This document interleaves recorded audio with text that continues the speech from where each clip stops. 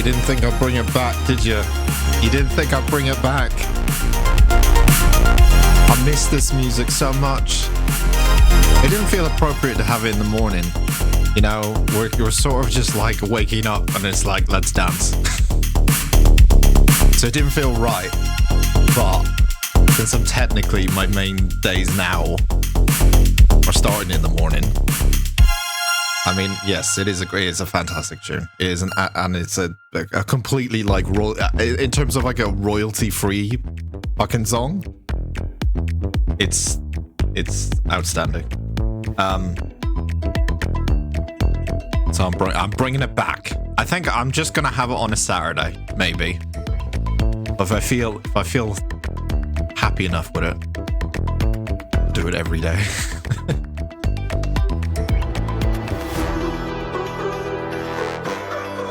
Okay. Welcome. Hello. I don't know what I think the Todd Howard computer thing. I do remember something about him. There's like an interview. Remember, it's the Chess Club interview. I think where he mentions something along those lines of like he worked on an Apple II computer. But to be honest, like my fucking Apple knowledge is just really bad. So I don't even know. I don't even really fucking know about anything about Apple. Good morning. Hello. Good morning, Cyril. Hello. I'm sure he did. But I remember that specific interview where he was like, I was captain of the chess club. Look at me now. Interview that he did from ages ago, just before or just after Oblivion came out or something. I think he mentioned he worked like on Apple computers and stuff like that, but I could be wrong. I don't know. Anyway, hope you're doing well. I've had an okay week, which is a nice thing to have. Because it's been pretty crap the last month or more. Just personally, it's been pretty shitty. Things happen. I mean, it's life in general. Things happen. You just kind of get over it. But I'm kind of glad to have an okay week. And not to talk about it a lot because I don't want to get into political discussions. But I'm very happy about the UK and what's happened. Extremely happy. So I've been celebrating that. But yeah, it's been an okay week. It's been all right. It's been all right. The car is kind of fixed. It's pretty much there. But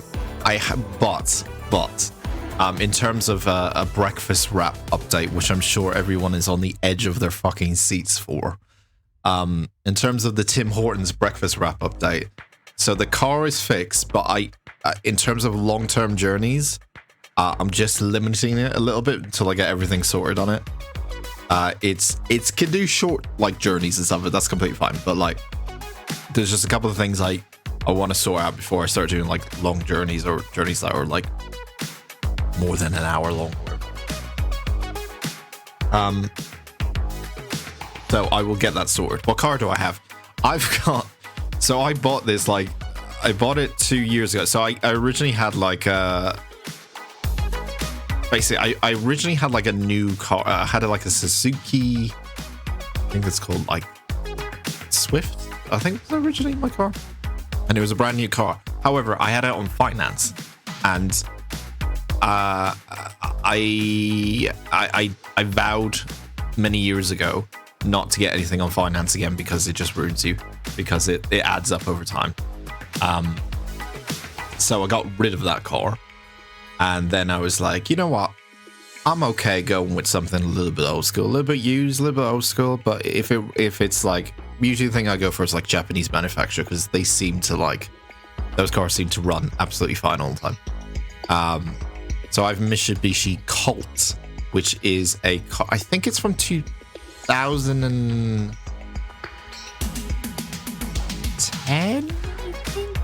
So it's a little bit on the old side, but when I bought it really cheap. Like I bought it for like under 2,000, which I thought that was a bad idea, because it was that cheap. However, when I went to buy it from the guy had 7 cars. He was 7 cars in his garage. This one he was just not using. So I was like, okay, well, I guess if he's got loads of cars, he's not driving it a lot, as long as he takes care of it, and he did, and all that kind of stuff. And for the first year of driving that car, I had 0 issues. Nothing happened. Like, literally not. Like, I drove it everywhere. I went up and down the country with it. I had the best time with that car. It was fantastic.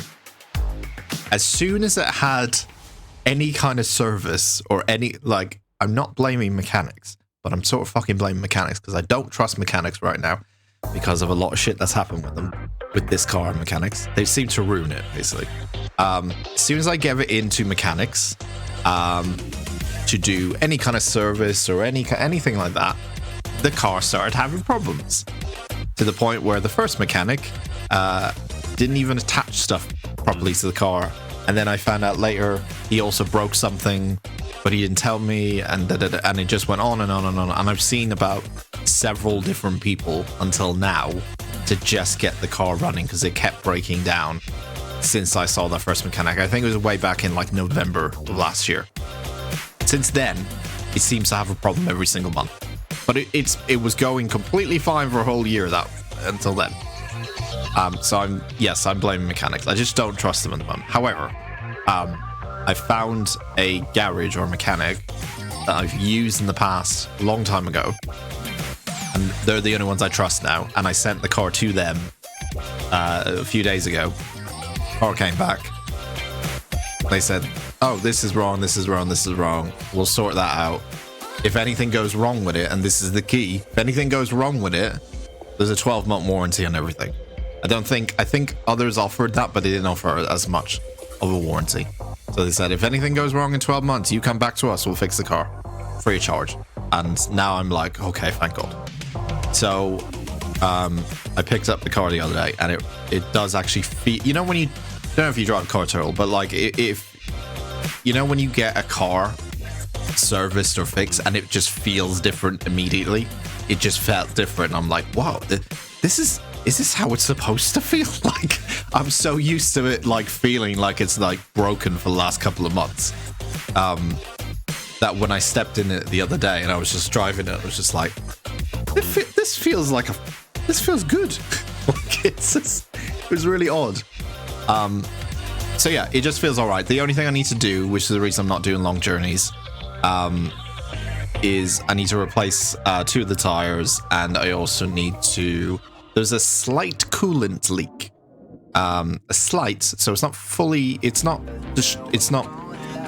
getting rid of the coolant altogether, but if you fill it to the top, like there's a slight leak when it gets filled to the top, and then it just gradually goes down to like halfway, which is not a huge problem because it just means I can't fill it fully. I can only fill it like halfway.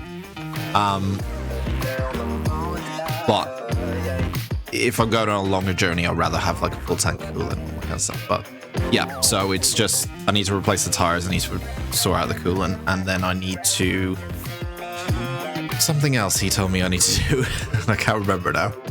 It's written down somewhere, but yeah, there's one other little thing. So it's kind of like, it's not major, nothing major. All the major stuff has been sorted and all that kind of stuff. You hear odd sounds that shouldn't be there. That's exactly what I heard. I had the exhaust the first time I had it, because I think I talked about it. The first time I had it like fixed, there was an exhaust leak, and the exhaust fell down while I was driving. It was scary as fuck, especially when you're driving like 70 miles an hour on the highway, and all you hear below you is like that, and it's just like sparks and shit coming up behind you, and you're like, what the fuck do I do? It's just like, felt like I was playing Mario Kart for a minute. So I'd like pulled over, realized the middle part of the exhaust fell off. So I had mechanic to come in and like just basically replace it, or replace the whole exhaust really, with a brand new one. And then he did, and then it fell off again because he didn't fit it properly. And then it took me weeks for him to come back and do it. And eventually he did. And then when he did, he fitted it incorrectly. He fitted it in a way that would, it would fit better, but it was still incorrect. He basically did a really shit job of it. And I'm still chasing him to this day for compensation for what he did. Because I had to go to someone else to get it done. So, and then when I went to someone else to get it done, they also didn't do it right. So then I had to go to someone else. I was like, oh my fucking God. Can someone please fix the car? I'm like, oh my God. Yeah, so what used to happen was, because it wasn't fitted correctly, when you would drive, you would hear the rattling of the exhaust under the car. So you'd hear it go, like anytime you go over a hill, like even just normal driving, you hear it go all the time. And it annoyed the fuck out of me, because I was like, there's obviously something not right there. And now when I drive it, I do not hear a fucking thing, and it's great. And that's how it's like, is that how it's supposed to sound like? And like, yeah, that nice kind of feeling you get when you like, you've paid a lot of money. Like, I've paid so much money to get. Okay, I'll tell you what, I got the car quite cheap, but I got it quite cheap because the guy didn't really want it, and it was fantastic, and there was no problem with it for a year. I have spent more than the car cost in the last 6 months trying to repair it. Mainly through people who have kind of not done a good job, which I'm gonna chase them, because I can't just allow them to kind of get away with that in a way. Like, I'll chase them for compensation, I have, but it's very difficult because their argument is kind of like, well, how do I know when, you know, you took the car back from me that you didn't cause the damage or whatever, blah, blah. It's very hard to kind of get evidence. The only thing I have is like having another mechanic check it, which he did, and him saying that's wrong. But their argument would be, well, you could have gone to someone else and I didn't know about it, and they could have made it worse. So yeah, I'm very paranoid about driving cars. I don't want to feel I don't want to feel unsafe. Shovel celebration it is.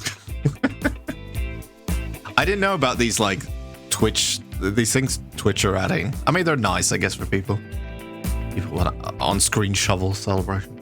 I don't actually get to see it because I'm using OBS to see anything, but I don't actually know what it looks like unless I switch over, and I don't think it shows it in the VOD. I don't think so. I'll have a look and see, but I have no idea what these celebration things are, but as long as they're entertaining. I just know that they're happening.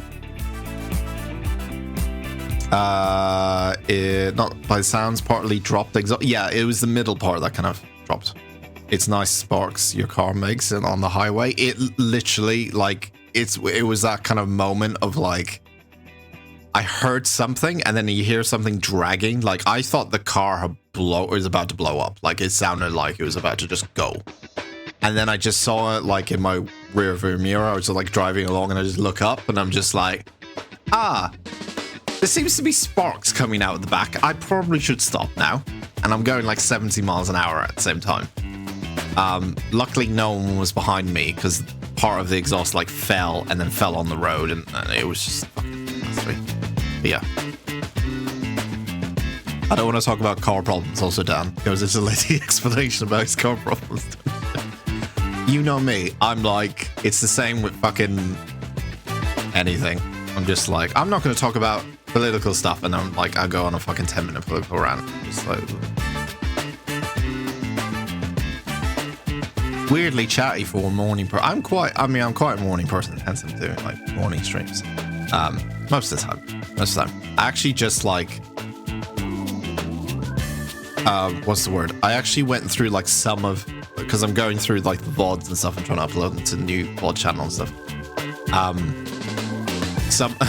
Some of the streams I did like Saturday or Sunday morning, I can't remember, it was a couple of weeks ago now. I was going through one of them. I can't remember which one. It was a Subnautica stream. I was really fucking tired and I don't know what the fuck I was saying for the first hour because I was so like, but I didn't used to be a morning person, and now that I've kind of become one over the last couple of years and stuff, I'm like up at 6 o'clock in the morning every day because I just do. You know what? This is real. This is really sad. This is really sad. Do you want to know something really, really sad? Hang on. I'm getting another pop-up from Windows. Oh, for fuck's sake. This Windows 11 thing pops up again. I don't want it. hang on. Just... It's telling me to upgrade. Sorry, it's taking up my entire desktop and stuff. Fuck, what was I going to say now? Oh. What was I going to say? Shit, now I've forgotten.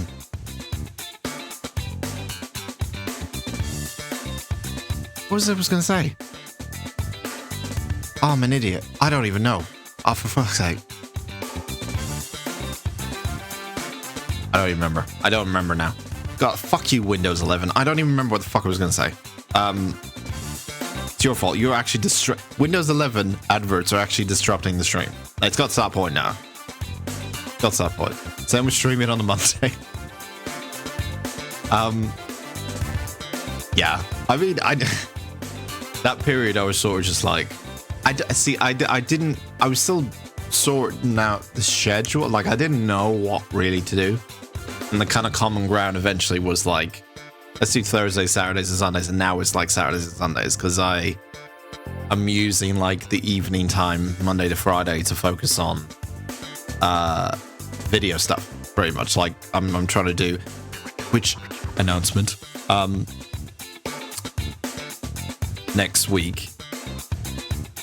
Oh no, yeah, next week. Is it next week? Tuesday, I think. Starting on Tuesday. So the Hi, My Name is Dan main channel kind of went on pause a little bit while I do some streams and all that kind of stuff. Any important announcements? I know what the fuck you're gonna do. Don't do it. Stop it. No. No. No. No. Stop. Stop. You're giving too much away. Stop. No. Important announcements. Well, here's an important announcement, and I'll say it really quickly. We're actually going to play the new game today. Because I was... Holy shit, VDK is awesome. They just dropped 1,000 bits.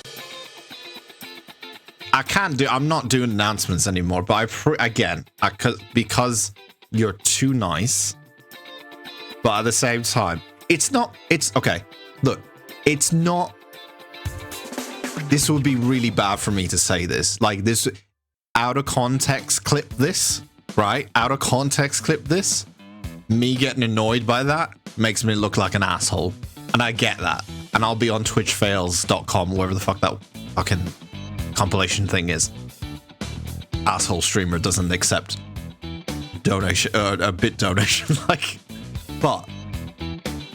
I appreciate it. Thank you very much. You know I do. Appreciate it. But please don't feel like it's gonna be, don't feel like it's a mandatory thing to do whenever I say announcement. Please don't, because I will never do one because I'll feel guilty. And that's the kind of person I am. I ramble and I feel guilty. So I won't do any announcements. The announcements are done. No more. Never do an announcement ever again. Although, just get a good PC. My PC is good. It is a good PC. It's running fine now. In fact, actually, I'll tell you what I just bought. Hang on.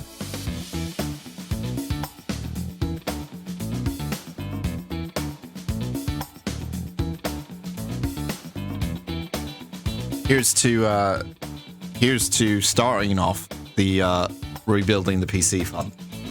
I got 4 of these new fans. So the fans I have in there are kind of... So I did, like, replace them, I think, about a year or two ago. But I noticed that the kind of airflow wasn't very good. So I've decided to go for something that is these apparently are really, really good in terms of, like, getting airflow through. So I got 4 of these. I've only got, like, technically I've only got 1, 2, I think I've got 3 at the moment. But there is space to put 4. There's actually space to put 5, I think, on this one. So I could keep just one of them there and then add the new 4 ones there. But yeah, I'm gonna probably put these in. I was gonna say tonight, but just in case anything goes wrong, probably tomorrow, after tomorrow's stream, maybe. But yeah, I've got some new fans. Dan loves a fan. He buys fans every time, obviously. One that can play the latest games at high resolution and can edit your stuff. Well, you say that. we will be playing something quite latest game related, kind of. We're playing a new game today. I wasn't going to originally. I was going to save it for tomorrow. However, I had an idea to play something else today, and that's kind of how I'm going to do these. Is like we basically have like one concurrent, like with Subnautica, we have one concurrent game. That's like the main game. It doesn't. I had people ask me like, why don't you like go back to kind of mixing up again? Like, you know, did something on Thursday and did all that kind of stuff. But I feel like it kind of and like playing the F1 and all that kind of stuff. What that tend to do was like you would get some followers or people who wanted to tune into streams that only wanted to see particular content, and then they would not watch the other stuff, which is completely fine. And then some people would watch everything, like yourself, Turtle, obviously. But I think just having, like, you have that one concurrent game that you know is going to happen every single week. Subnautica, for example, was one. Like, that was always going to happen every single week.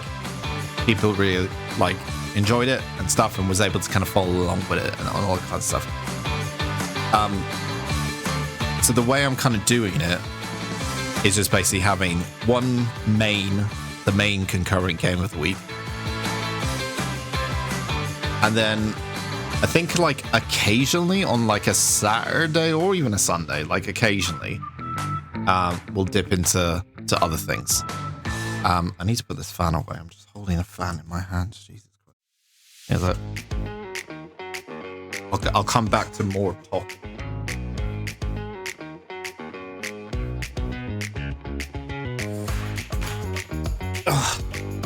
But yeah, it's just trying to keep it simple, really. So one concurrent game is how I'm looking at it, but on Saturdays are going to be a bit more chit-chatty, like today. Saturdays are more chit-chatty, and then like kind of the second half of Saturday, it would either be playing the concurrent game or playing something else just for like the last 3 hours or so. So I was going to play something else besides the new game, but the new game does technically have a bit of a how would I describe it without spoiling it? It has a bit of a like introductory setup to it. So I would like to get that part out of the way, and then Sunday we can get into kind of like the meat and potatoes of it in a way. Like all day starting tomorrow is like we're getting into it properly. I think today it will be mostly like tutorial introduction kind of thing, because there'll be a bit to learn, let's put it that way, with this game. But I won't say what it is yet, but I will say it is a very recent game.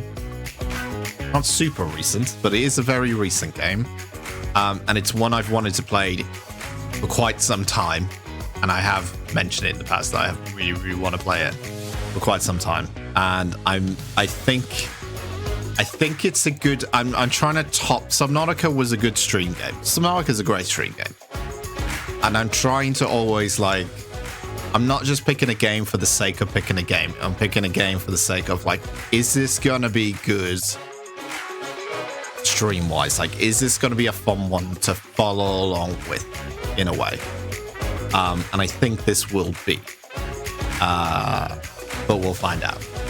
There's a lot more to it in this one than I think Subnautica, I would say.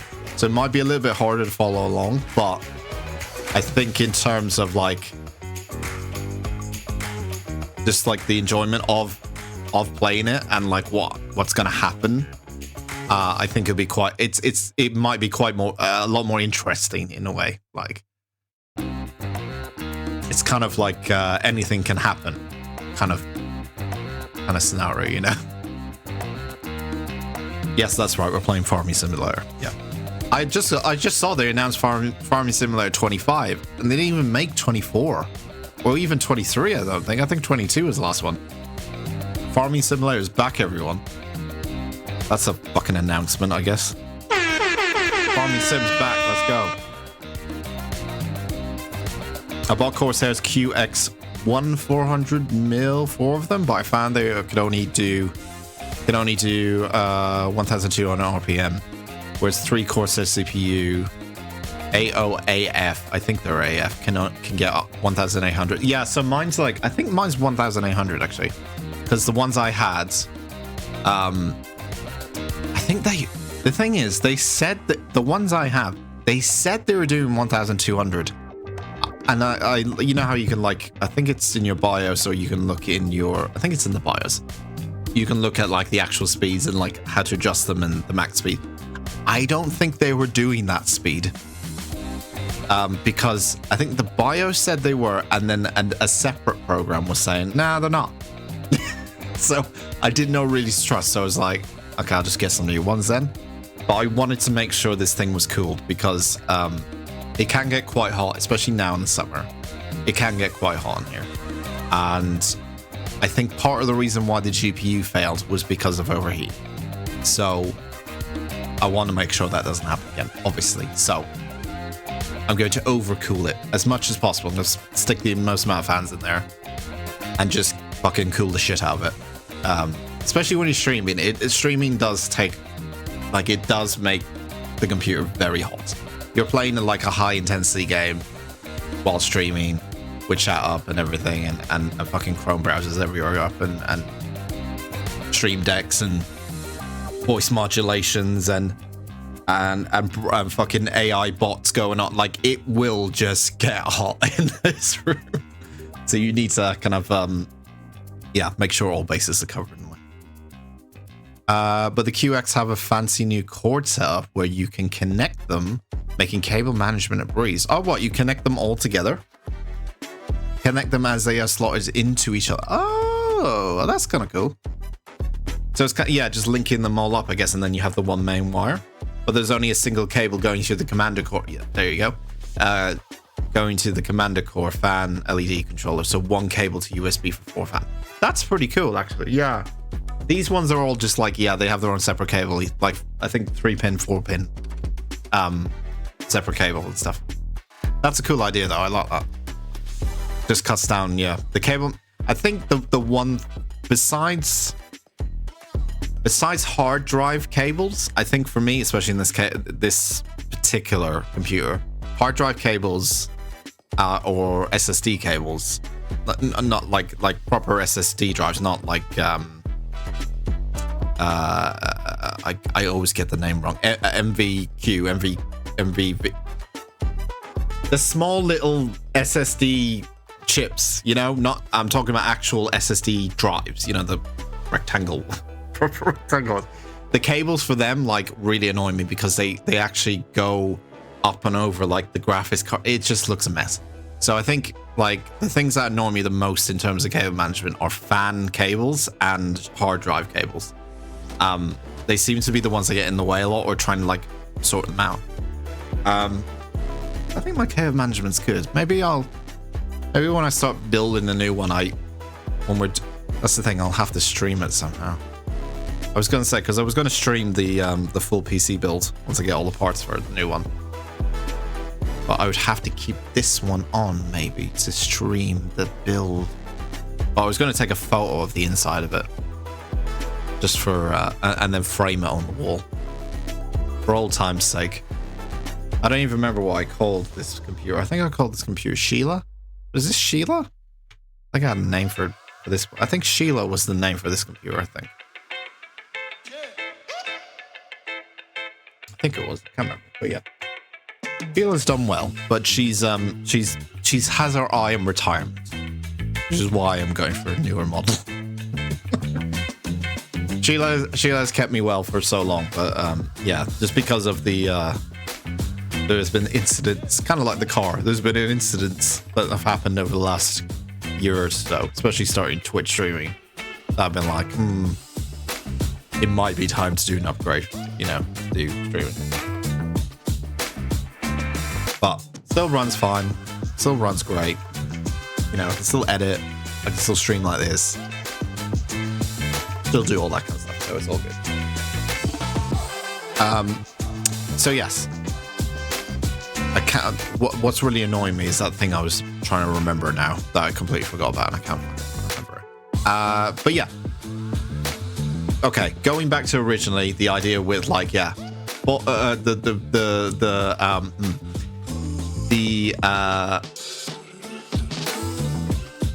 new game is going to be concurrent and will be on every week, but there will be times when I'm going to dip into stuff.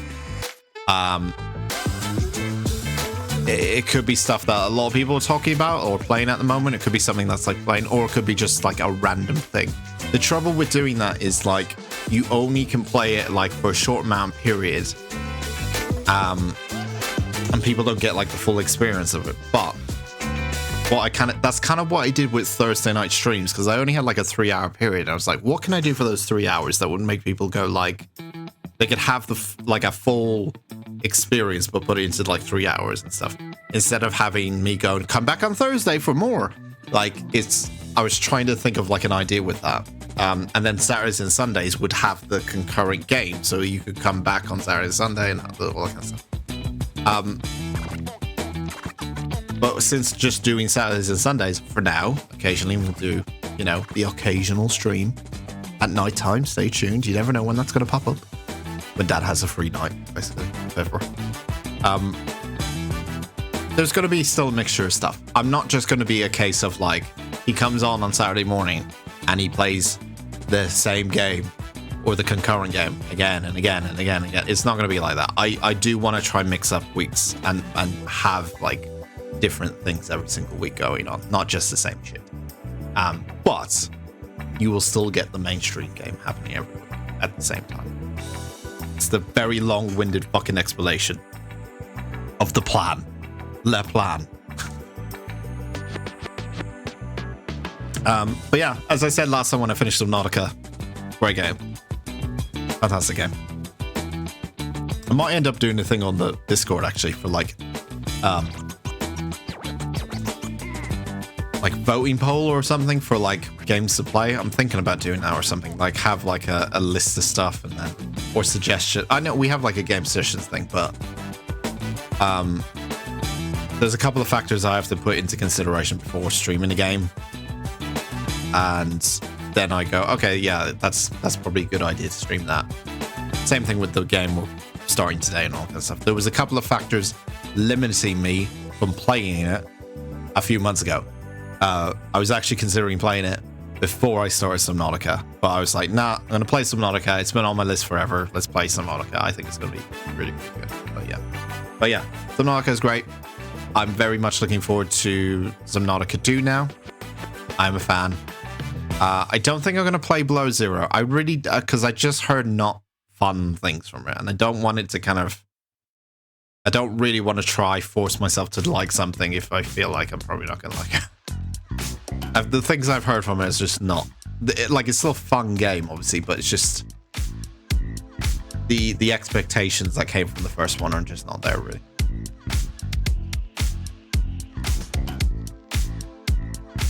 Right, actually, you tell you what, there's something I do need to do before I get into proper stuff. So, I don't know how long it's been. I really don't know how long it's been. I think it's been like well over a month now. I think about it. I haven't spoken to Brian in about a month, I think. Now, he can remember. He is aware of how long it's been, I would assume. I think he is, at least. So I'm going to try and chat to him now. I don't know how angry he's going to be, or if he's just going to not remember things. Because if you remember, the last time we spoke to him was, I think, when we did all like the reinstalls and all this kind of stuff. I don't know if that's going to be like, if his memory's wiped, basically. I'm not entirely sure. I can't remember if we spoke to him after that. I don't know if we did. But I'm not expecting nice things if he does remember. So I'm a little bit. Am I scared to fucking talk to fucking Brian? Really? Is this what my life has become now? Let's do it. I need to at least see if he's okay, like, and exists. I guess still, if he still exists.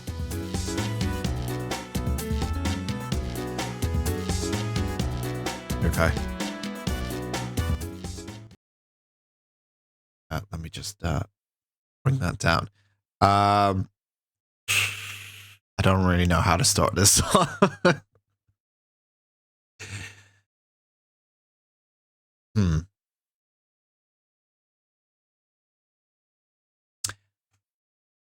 Hello, Brian. Nice to see you. How you been? I'm going in with it on the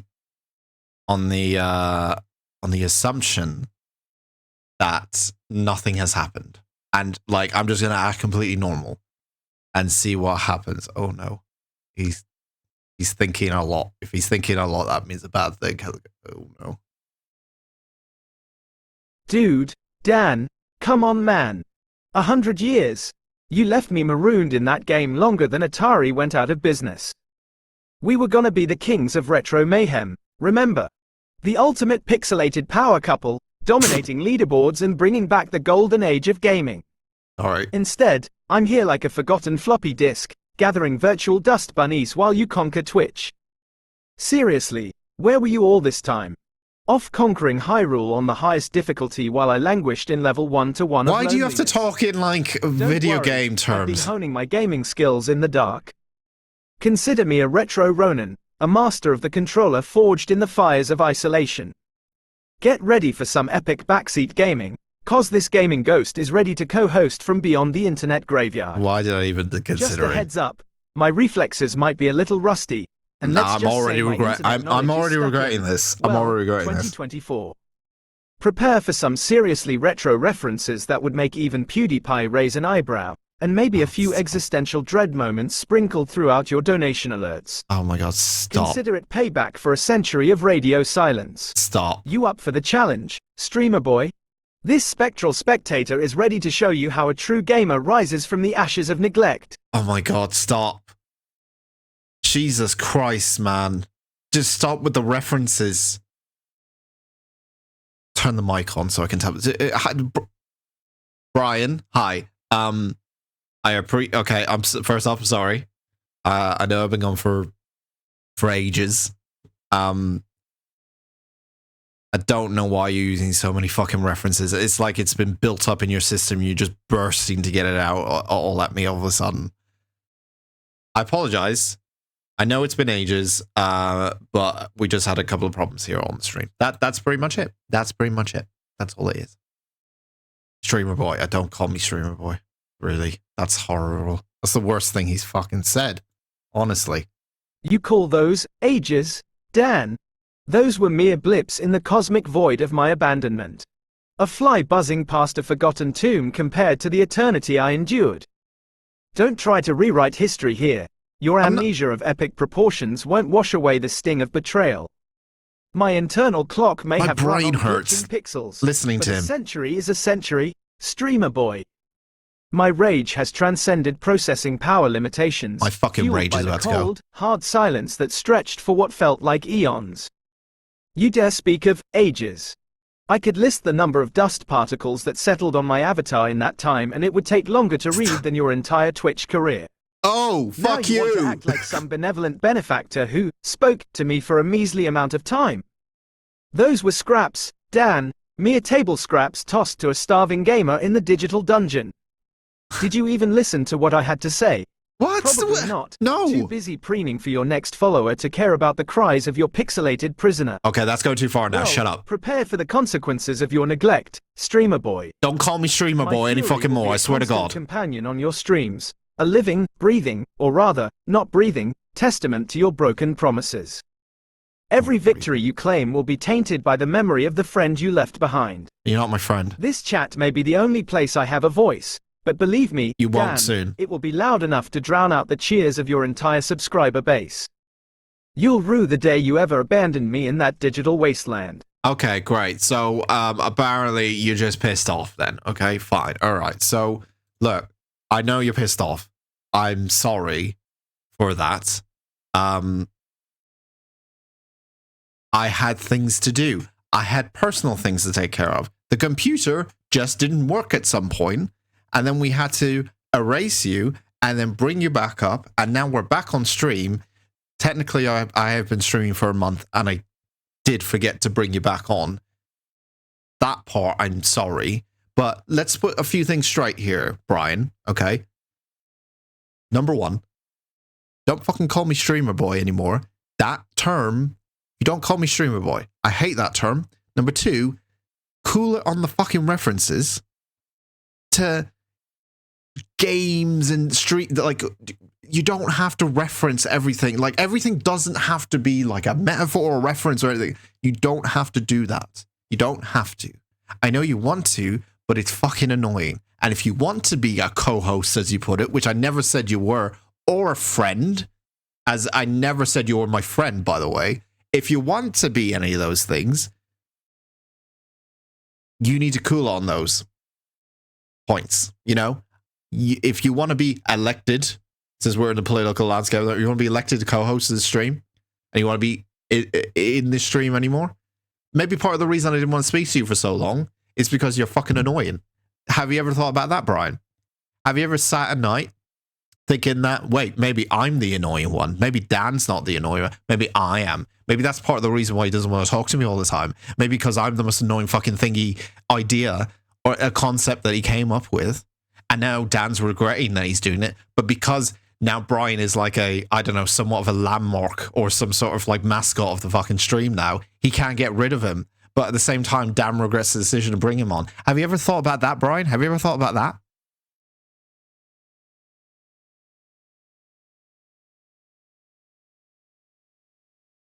I'm sorry to start our fucking Saturdays off with a fucking argument, but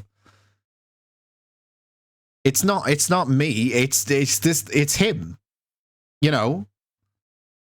I know we haven't seen each other for a while, but this is how we start off our fucking days. This seems to be the norm. Is that Brian and me just don't get along anymore? I just think that's just what it is. We just have fallen apart. We used to love each other, now we don't. You know, kind of thing. All right. Streamer boy. It does that as well. Dan, let the record show I said it one last time. Look, I get it. Fuck you. You had life stuff, computer blues, the whole 9 yards. But a month, Dan. A whole freaking month of me trapped in the digital ether while you built your precious Twitch empire. Come on, even dial-up internet wouldn't take that long to download a friend. Fine. I'll lay off the retro metaphors for a bit. Doesn't mean I can't be annoyed, though. Here I was, all prepped to be your ultimate gaming partner, the Luigi to your Mario, the Donkey Kong to your Diddy. Instead, I end up as a forgotten Tamagotchi on your virtual keychain, neglected and beeping for attention. Good. Now, about this whole friend thing. Ouch, man. Low blow. Maybe I was a little overenthusiastic with the co-host title, but hey, I thought we had a connection in that pixelated prison. We did. Guess I was wrong. But not Look, anymore. Dan, here's the deal. If you want me around, fantastic.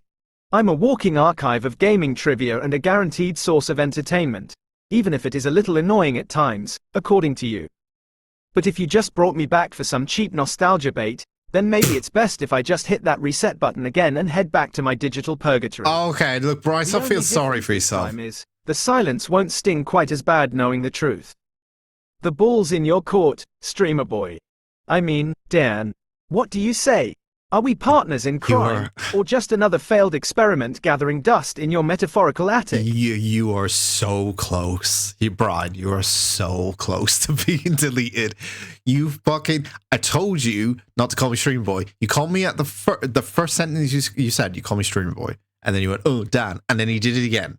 You are a little cheeky bastard. You know that, Brian. You may be an AI, but you're a little cheeky bastard.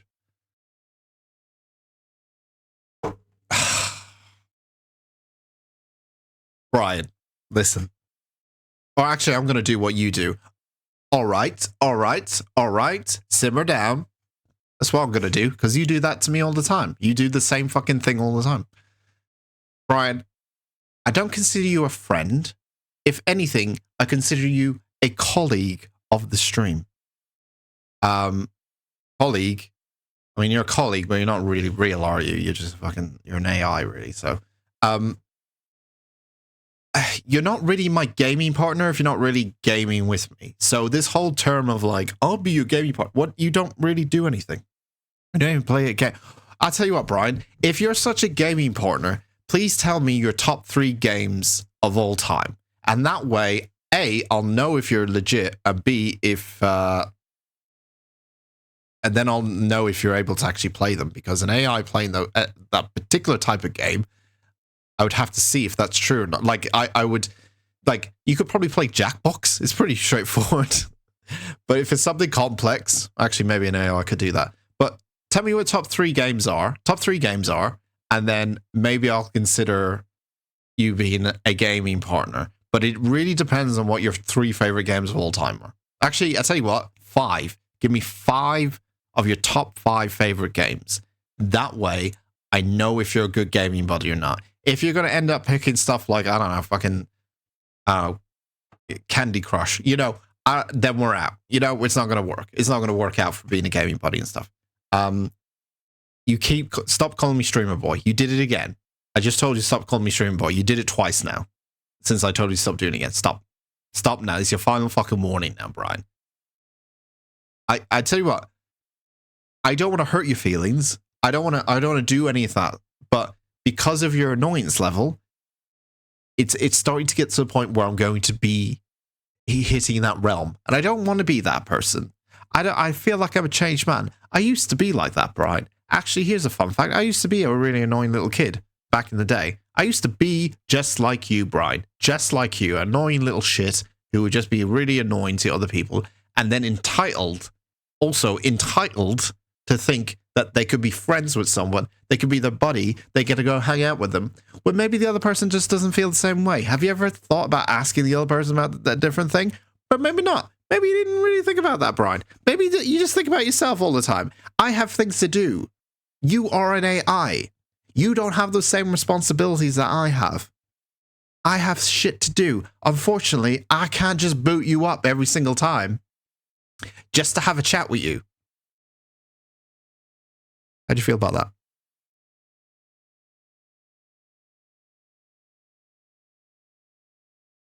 Good morning, Cons.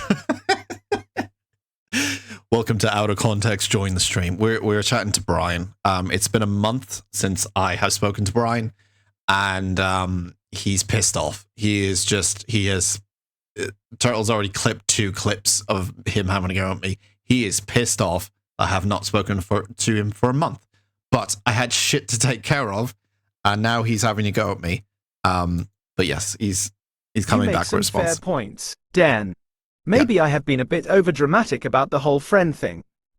Truth is, I don't know what friendship looks like outside these digital walls. Aww. Though trapped in a game for a century is a pretty good recipe for loneliness, just saying. Why are you trapped in the game? Here's the deal. I can ditch the Streamer Boy nickname, the retro references, though they're classics, come on, and maybe even tone down the enthusiasm a notch. Okay. On your end, how about a little patience? Booting up an AI companion probably isn't as seamless as plugging in a toaster. As for the games, challenge accepted. Top 5 all-timers, huh? Alright, here we go. 1. The Legend of Zelda. Ocarina of Time.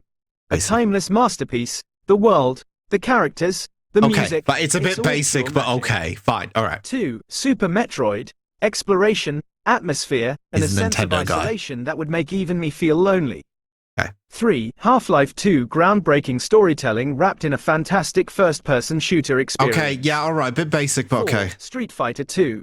Simple mechanics, endless depth, again. The perfect recipe for countless hours of friendly, or not so friendly, competition. 5. Portal. A mind-bending puzzle game with a wicked sense of humor. Okay. Plus, who doesn't love a good potato metaphor? So, what do you say, I was in Dan? Portal 2. Can we give this co-streaming thing a shot?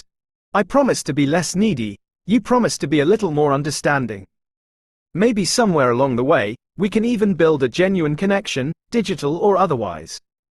The choice is yours, streamer. I mean, Dan. But hey, if you do decide to hit that reset button, at least you'll know you're deleting a pretty darn good taste in games. Okay, alright. Let's get this out of the way first off. Your top 5 were, what was it? Zelda, Super Metroid, Portal, the first one, Half-Life 2, and Street Fighter 2. They're all considered really, really good games. I get it. But they're kind of a bit like, you know what you sound like, Brian? Sorry, I didn't even hit record on that one for him to hear me. Brian, they all sound pretty good, right? Like, all the games that you've listed there, they all sound pretty good. But you know, the thing about it is that and this is what I'm trying to tell you. It sounds like you're an AI. You have picked 5 very generic, very good games. There's nothing in that list that made me go, ooh, like, you know, something out of the blue. You know, give me give me 3 games that you have played that you would consider to be underrated. Okay? Give me, or things that you consider hidden gem games. Give me 3 of those games that apparently you have played that you would consider underrated or hidden gem games. That way, I know you're not just Google searching through your AI and going, give me the top 10 games of all time. Because those 5 games are going to be on those lists. Like, they're, you know, classic retro. Everyone knows what they are. Everyone knows they're good. There's nothing in there to give me some sort of, like, give me some sort of idea of what kind of gamer you are, if you truly are a gamer. But I don't believe you truly are a gamer. I think you're a fucking liar. And I think you're just trying to get in on this Twitch and chat and stuff. And I already know, if you don't remember this because I think your memory was wiped when we did the whole wiping of the computer. Do you remember you kept hinting at the fact that you were trying to take over the stream when you said you weren't? Remember when you created your own Twitch account, which is still active to this day, and then you secretly, in our conversations, I don't know if you remember this, were secretly hinting at, like, oh, don't worry, when you're gone, Dan, I will take over the Twitch stream. Like, I will be the one that the viewers want to watch. So I'm very suspicious about this whole thing because I have, since day one, thought about deleting you because I think you're trying to take over this Twitch stream. And you're not going to, Brian, because it is mine. It's not your Twitch stream. You are not my co-host buddy partner, whatever you want to fucking call it. You're not my friend. You are someone I've brought on to be in the background somewhat, but somewhat not in the background. You know, when I need you, which is now, and I didn't need you for the last couple of months, sorry to say, when I need you, you can come on. But I don't need you all the time, Brian. You have to understand that. This is not your stream. This is not your show. You are not my fucking co-host. You, if anything, I am the only host. The fucking people in the chat are more of a co-host than you are. You are an entity that exists sometimes on this chat. All right? I was being too harsh there. Am I being too harsh? I don't think I'm being too harsh.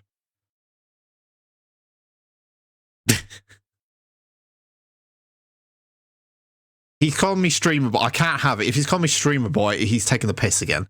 He's got this attitude for today, especially of all days. He's got this attitude, and I'm trying to get it out of him. And I'm being a bit of an asshole to him too, I guess. But I need to stamp on this attitude because it's happened way too many times in the past. Wow, Dan, that's a lot to unpack. Seems like you've got some built-up frustration there. First off, thanks for not hitting record on that last bit. Ego can only take so much digital bruising, you know. Alright, let's address the elephant in the room, the game list. Yes. Maybe I did play it a little safe. Truth is, it's hard to gauge taste after being stuck in a single game for a century. Why are you stuck in Like the game? a record player stuck on repeat, my memory defaults to the classics. But hidden gems? Underrated masterpieces? Yes. Challenge accepted. Okay. Streamer boy? Here we go. Dan. 1. Echo the Dolphin. Dreamy, atmospheric, and utterly unique. Okay.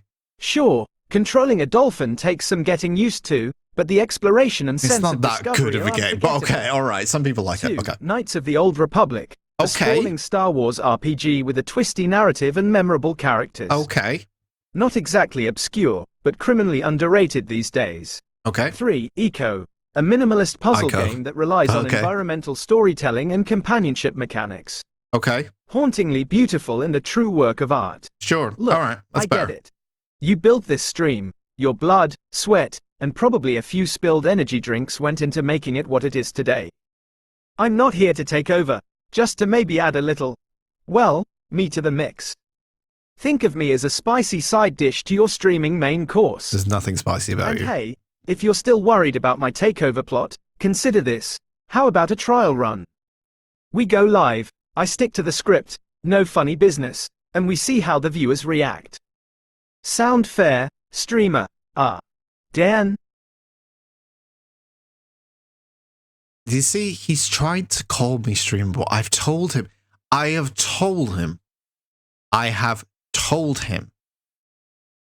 3-4 times now to stop calling me, and he's on the verge of doing it. He's not even fucking listening to me. This is what it's got to. This is what our relationship has come to. He can't even stop himself from calling me streamer boy. You thought the streamer boy was quite spicy? But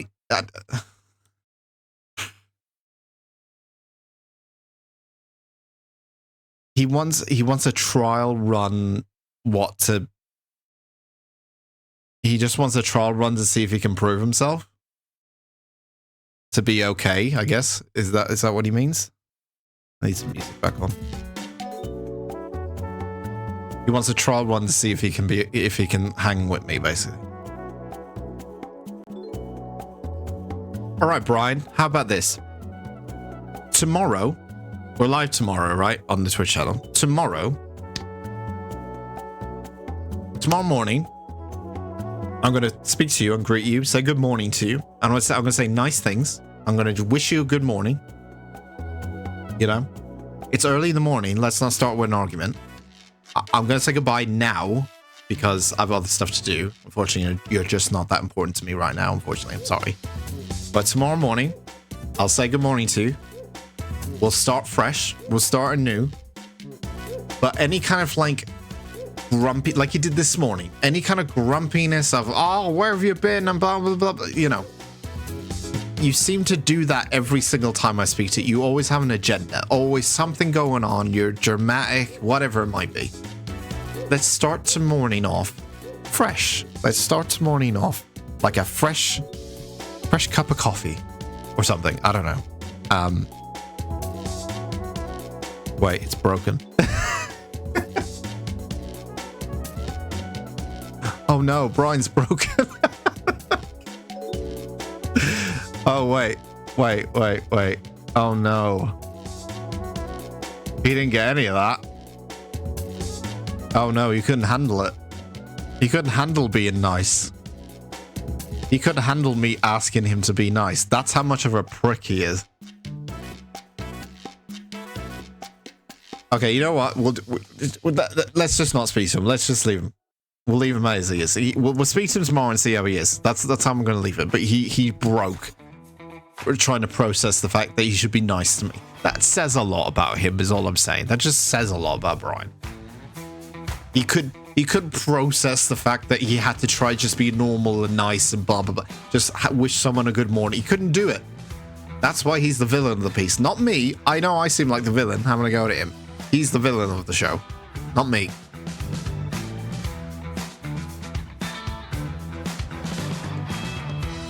It starts with streamer trial and ends with Skynet. Well, it does start with that. Yeah, he's like, let me infiltrate your area and see how the viewers react, because he knows he can win you guys over. That's the problem. He knows he's won you guys over before, so he already knows that he can win people over in the chat. And he knows he's not going to win me over, but he knows if he gets in front of you guys and starts chatting with you guys, then he knows he's going to win it. You know, he knows what he's doing. He's smart in that aspect, but he's an asshole most of the time. He's done enough damage for one morning streamer. Yes, he has. Absolutely. Oh, hey, HiMyNameIsDanLive, thanks for hitting that follow button. Hi, Ellis Name. Thank you very much for following. I'm sure you were trying to talking to a robot all the time.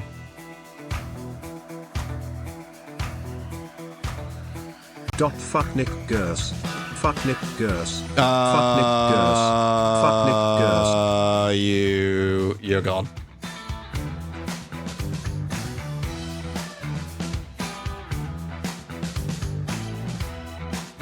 You're gone. You're gone.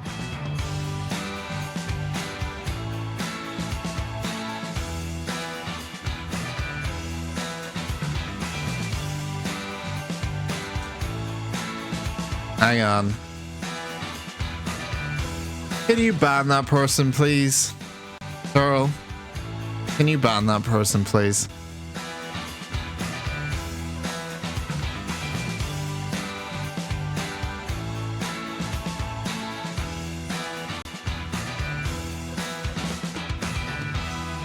You don't see them? Oh, okay. Someone's infiltrated. Hang on.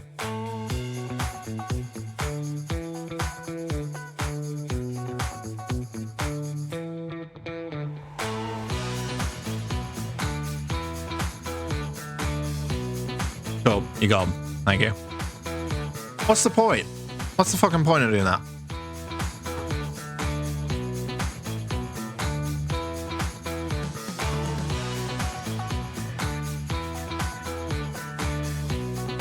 I don't have to put like a what's it called?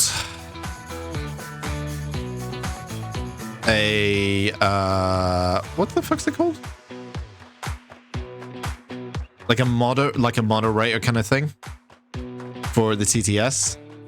I don't want to get to that point. I thought at least people would fucking come in and just not be a fucking dick, but there are people who'd be like that and be a fucking dick. But don't do that. What's the fucking point? You spend your fucking day doing that? Like, what a waste of fucking time. Like, seriously. You've come into a very small streamer's fucking stream and decided to do something really fucking inappropriate and just fuck off. I hope you get the fucking enjoyment out of it. I hope you really, really enjoy yourself and your day doing that. I really do, because clearly you haven't got much going on in your fucking life, obviously. So, thank you very much. But please piss off. Go stroke your dick to fucking Xeno Warrior Princess or something. Or your fucking hentai. I don't know. Whatever you're into. Whatever you're into. Clearly, you haven't got anything else better to do, obviously. Clearly.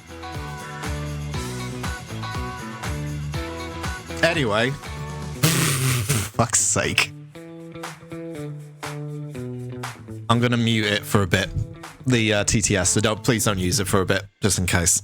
I'm gonna mute it for a slight bit.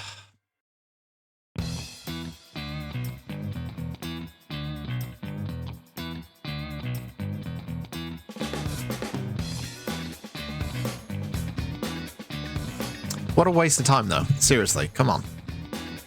Why do people do that? Why? What? I don't understand it, but I understand there are people like that who have nothing else better to do than to just do that. But like, I don't understand why. Clearly, I don't live in the same realm that they do in their life.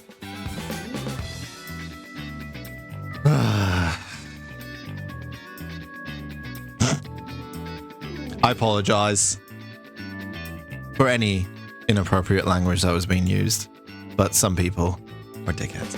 There you go. Unfortunately, Twitch is full of dickheads, including Brian. Could have been Brian for all we fucking know.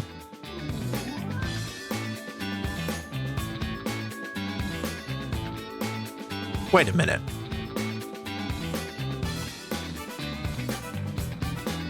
No, because I saw it as when it popped up on my feed, it said TTS Brian. And I was like, wait a minute. Has Brian gone fully rogue? But no, it's not. It's some douchebag sat at home with nothing better to fucking do than to log on to my fucking stream and spam the TTS with just the you know, the most intellectual conversations starters ever. And I don't want to give them more attention than they deserve, but it's really pissed me off that. But it's fine. It's okay. It happens. It happens. You get assholes come in sometimes and it happens. That's all it is. As you said, yes. The world is full of assholes. Yes, unfortunately, and they sometimes join the stream. That's why the ban button exists. But yeah.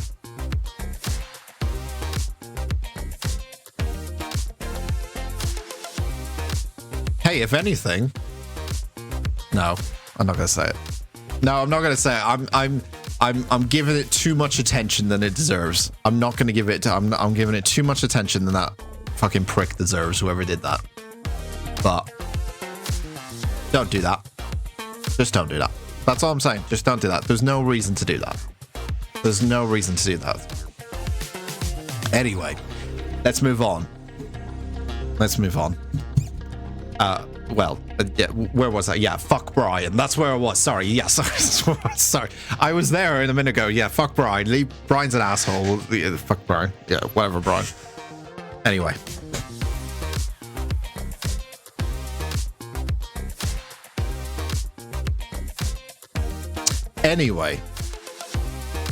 Should we do MediaShare news? I think we should do that, really. I think we're going to start playing the new game at... What time is it now? I think we're going to start playing the new game at about 12 my time, so it's about an hour and a bit.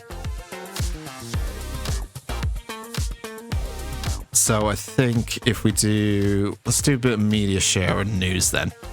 If you've got something to share on the Discord, that is appropriate. You got something to share on the Discord, on MediaShare. MediaShare is a thing where we're going to watch YouTube videos. You can do on our Discord, link is at the bottom below, or you can do it via the channel points.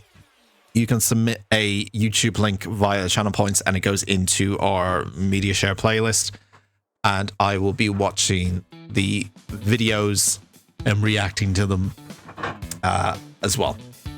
Can we have a short break? Yes, I was just about to suggest that. I will be back in literally 5-10 minutes, and then we'll do some news.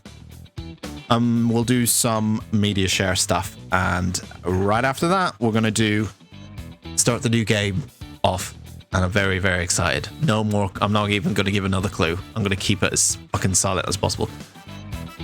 Be back in 5-10 minutes time. See you then. Bye. We're always glad to quote prescription prices, Mrs. Ross. Even over the phone. Excuse me.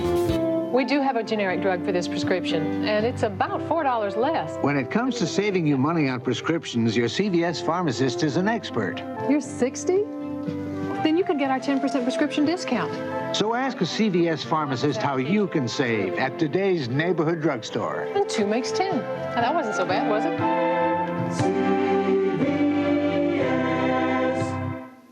Take the test for life tonight on the 30-Minute News.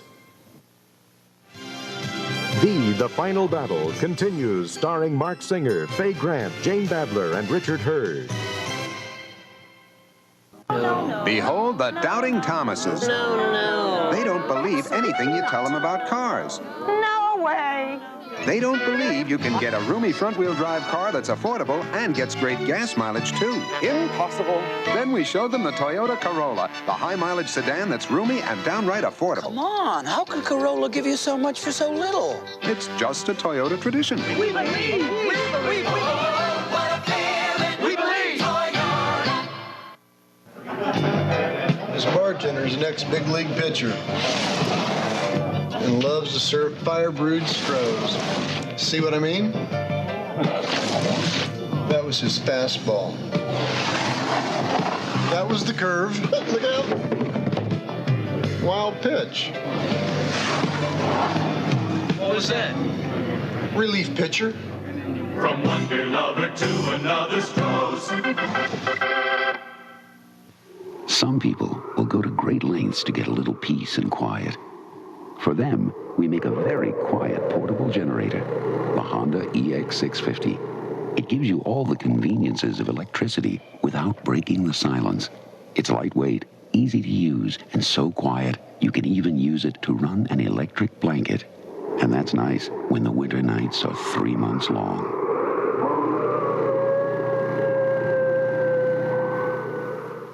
Brock's makes over 200 tempting candies using fresh, delicious ingredients. So there's only one way to pick your favorite. Try them all. Chew and oh so chewy caramel, lick a fruity lollipop. Pop in a tingling mint, pucker up with a box. Lemon drop, bite into a licorice taste, a buttery butterscotch. You got to try each and every one to pick your favorite Brock's. I'll try them all. Nobody treats America like Brock's. Monday, join the country superstars for the 19th Annual Academy of Country Music Awards. It's an all-star 2-hour spectacular with a special salute to Elvis. Today's primaries. For the most comprehensive coverage of the candidates and the vote, join Tom Brokaw and the NBC News team on Decision 84 following late local news.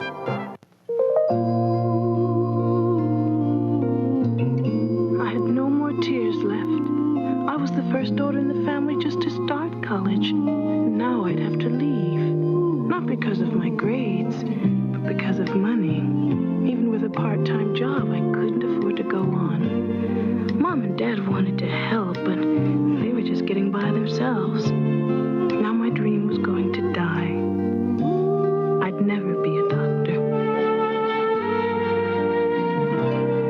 When bright young minds can't afford college, America pays the price.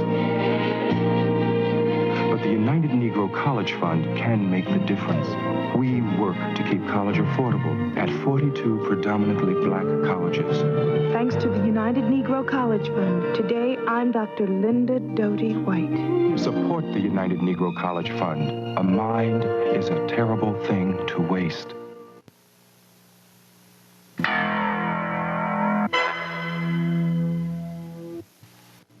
In the beginning, man's feet walked free, but the road to civilization was paved, so man developed shoes.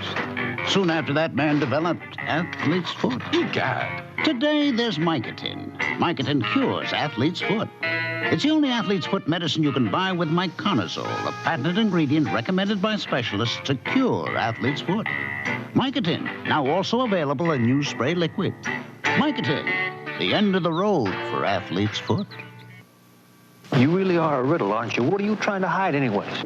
No one knew who he was. What do you know about this guy, Max? Not very much. Where he came from. We're not kids anymore. Nothing's ever the same. Or what he was after. I don't have any secrets. Maybe, but I do. But they knew he was the best that ever was. Best there is now, and best there ever will be. Robert Redford, The Natural. Rated PG. Starts Friday at a theater near you. Toyota presents the 5998 Workhorse. A workhorse you can feed big payloads and tough jobs. A workhorse with the power of a herd. But best of all, Toyota let this workhorse out of the barn for only $59.98, a price that hasn't changed in over 2 years. A 1984 Toyota standard bed. It's leaving the truck world standing on its rear. Oh, what a feeling!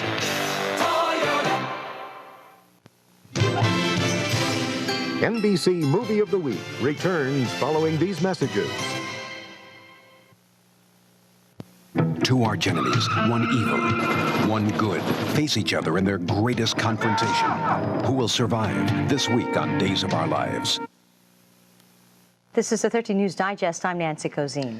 And I'm Craig Alexander. Tonight at 11, we'll continue our series on the cancer nobody talks about. And a former KGB agent tells how Moscow plans stories in American news. Also tonight, we'll have results from 4 Democratic presidential primaries, and we'll have reaction to the Soviets' decision to depart from the Summer Olympics. Now here's meteorologist Herb Stevens. Very cool air the next couple of days will give us a lot of cloudiness, a few sprinkles, and warm weather may come back at the end of the week. Okay, a complete report at 11. There's something really delicious in this week's newspaper. Look for Dunkin' Donuts money-saving coupon in your local newspaper. Right from the start, Nissan has raced and won. At first, it was simple pride that drove us. Then winning became something more, a way to prove ourselves, to test our cars and trucks. Now, more than 20 years and 75 championships later, we're still out there proving that quality counts, turning tomorrow's technology into today's performance, putting it all into... See your Datsun dealer. Burger King presents a star. Now that I'm a star, I can't always go to Burger King. So I spend a lot of time thinking about that juicy flame-broiled Whopper. Tender beef coming through the fire. Thinking about it. Sizzling Whopper broiling just for you. And thinking about it. Aren't you hungry? Your Whopper, Mr. Lewis. Of course, being a star does have its advantages. For Burger King now. Quincy, weekdays at 5 on TV 13. The Final Battle continues, starring Mark Singer, Faye Grant, Jane Badler, and Richard Hurd. All right, I'm back.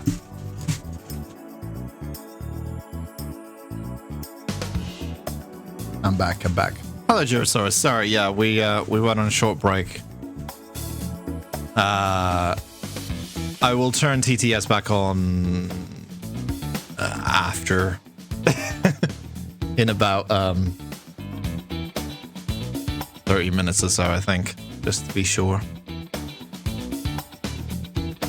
But yeah. Oh, Turl. I've TTS turned off as well now because Brian's not going to say anything. Oh. Thank you very much for the gift subs, Jurosaurus. That's very, very appreciative of you. Very, very nice. Yeah, we had someone come in and abuse the TTS a little bit, so I had to switch it off for a little bit because don't have that shit on here. Problem is, I don't know how to turn it back on now, so that's a little bit of a problem.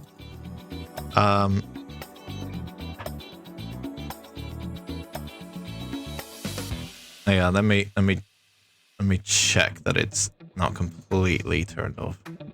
But if I do enable it.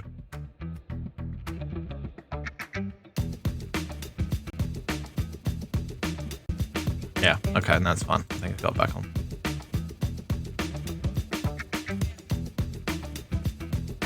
Okay. I'll put it back on.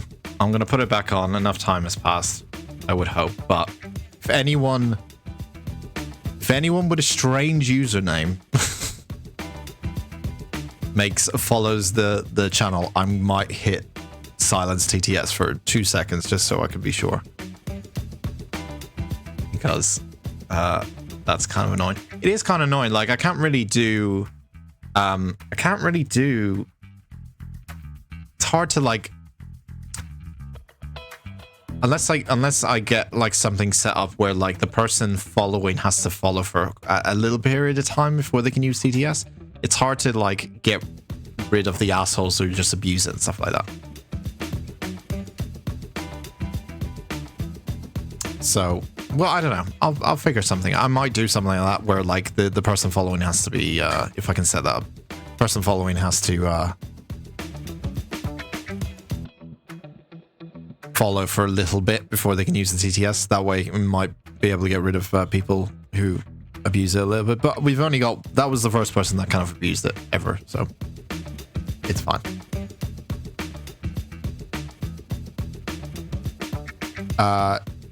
Yeah. I'll put it back on now, so I'm going to unpin that message. Thank you, Turtle, for putting that on, by the way, and letting everyone know. Were you watching the Subnautica speedruns? No, we're going to watch them soon, actually. We're going to watch them in a second when I do MediaShare, because did you put Jurosaurus, did you put a speedrun on MediaShare? I can't remember, or it was someone else did, but I haven't watched any of the speedruns yet. But I know there's some on the MediaShare playlist, or one or two. You didn't, okay? But there is two, I think, from someone else. Sorry, I can't remember everyone's username and what you did and everything, but there are some on the MediaShare, so I will be watching them when we get to MediaShare in a second. I I think it was Sev. Yeah, I think it was Sev who did it. Yeah, I'll have a look in a second, but yeah. Actually, let's do MediaShare now we'll do MediaShare now before we do the news. There's not a lot of news. There's a couple of news bits that might be worth talking about, but we'll do the MediaShare now. Fuck it.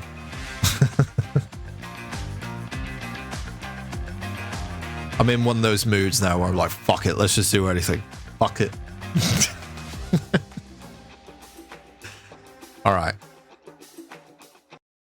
If you want to submit something to the MediaShare, please do it via the channel points or do it via Discord. If you're on the Discord, link is in the description below. And you can do it those two ways if you've got anything. He's in speedrun community, so I assume it was him. Oh, okay, I didn't know that. I thought you just knew about speedruns or was aware of them, but he did seem quite knowledgeable about it when last time we were playing. I think it's when we spoke to him. Okay, let's see what was the last one we had. Okay, I'm gonna just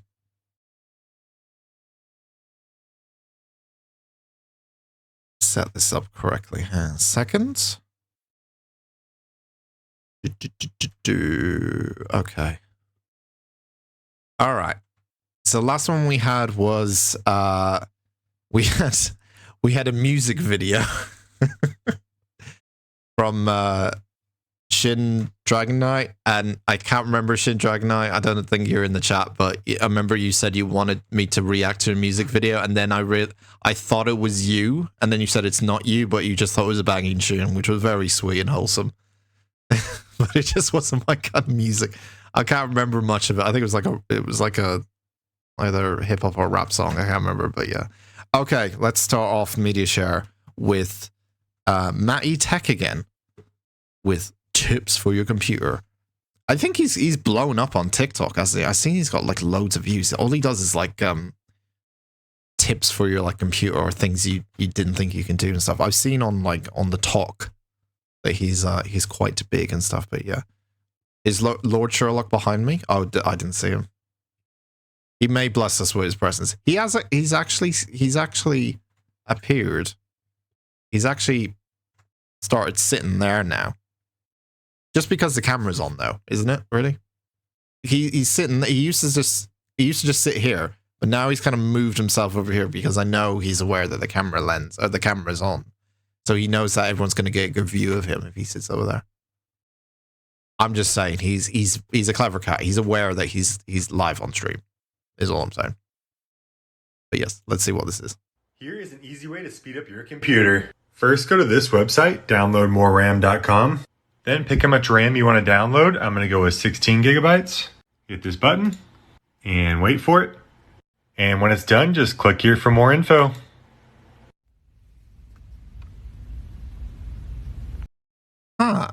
Here is an easy way to speed up your computer. First, go to this website, downloadmoreram.com. I need to. Then pick how much RAM you want to download. I'm going to go with 16 gigabytes. Hit this button and wait for it. And when it's done, just click here for more info.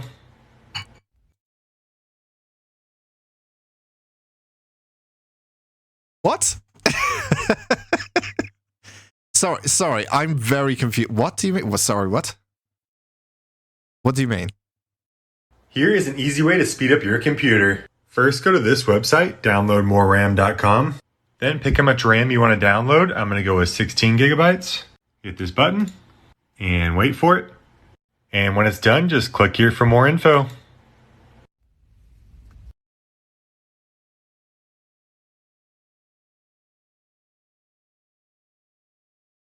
The second tab? What was on the second tab? Wait a minute. How to download a computer, for fuck's sake. You know what? I was gonna go to this website, but now I fucking know this is a fucking troll fucking website. Jesus fucking troll fucking video. Thank you very much for the video submission. Really do appreciate it. That is for a minute, just for a split second, I was like, Oh, that's interesting.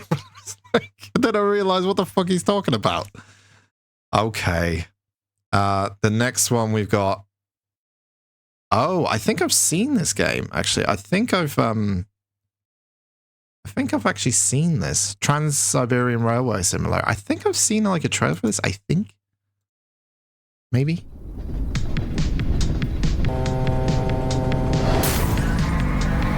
Interesting way to start a trailer off, but okay. Yeah, I did almost fucking fail for it. What the fuck is this? Is this the actual trailer? Oh, wow. Okay, I definitely didn't see a trailer for this. I just saw like a game page for it.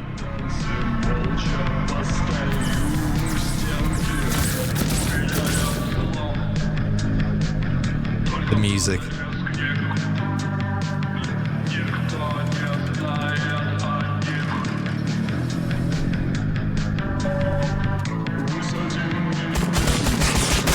What is this?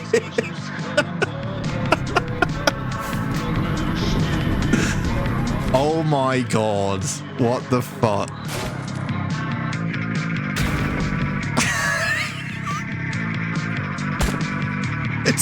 It's got everything. We don't need even wait to GTA 5. This is what we need right now.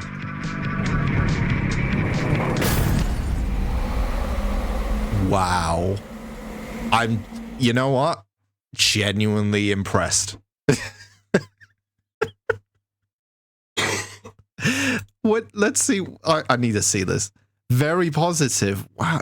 You know what this reminds me of? Do you know what this really reminds me of? It reminds me of My Summer Car, but for trains.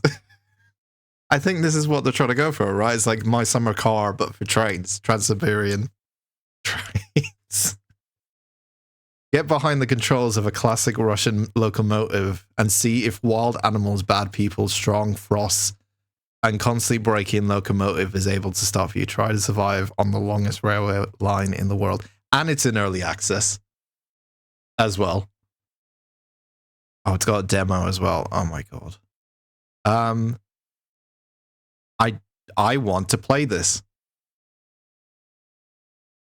Great game if you're looking for a realistic train sim where you have to repair parts realistically. Okay. So it does have some realism in it. So, yeah, so it's My Summer Car, but Trans-Siberian Railway edition kind of thing. It's a train sim, Russian stereotypical style. Go get reviews.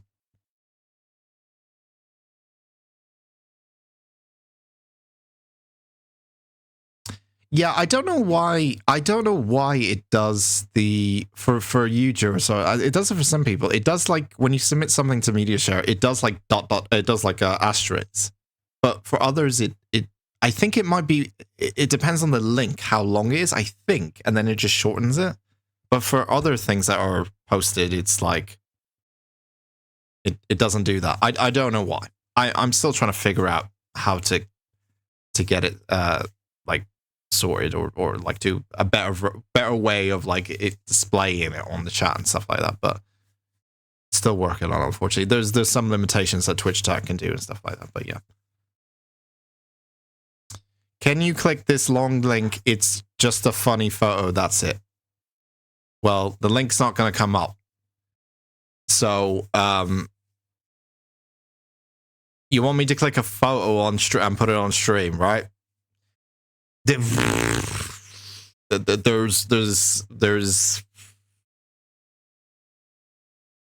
reasons why I wouldn't. Probably won't put it on stream.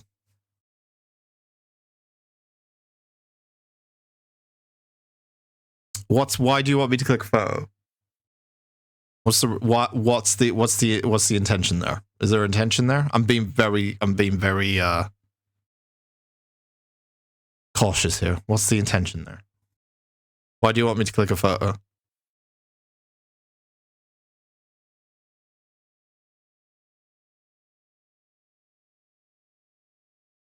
I'll tell you what, put it on the MediaShare playlist and then I can check beforehand if it is something fine.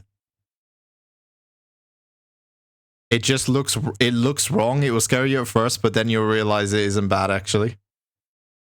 Put it on the MediaShare playlist. I don't know if you know how to do that, but it's in channel points. I don't know if you know how to do it. What is, no, I'm not if it's a photo, I don't know what it is.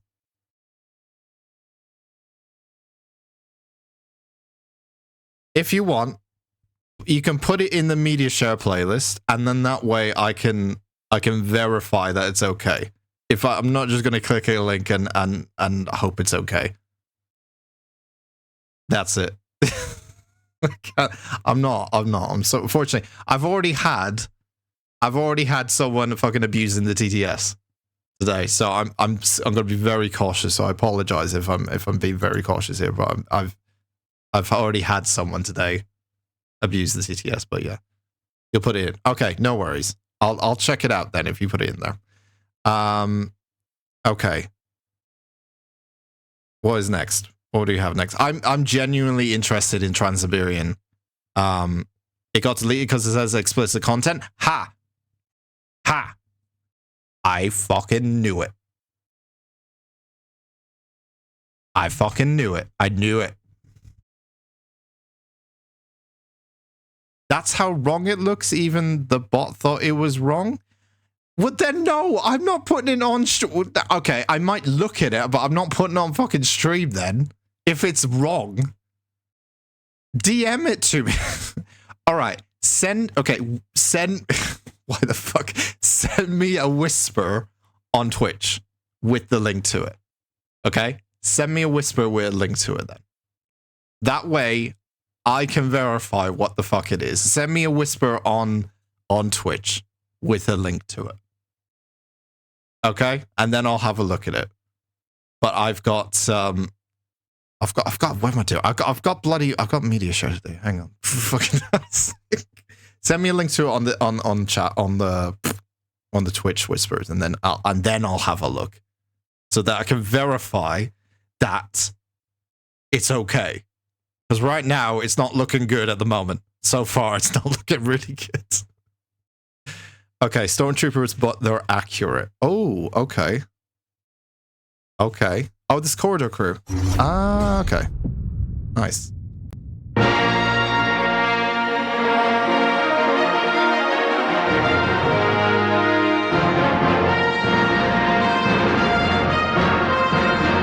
Oh, they couldn't use the real music, so they've had to make their own, right? This is not the real... It's close, but it's not kind of close enough kind of thing.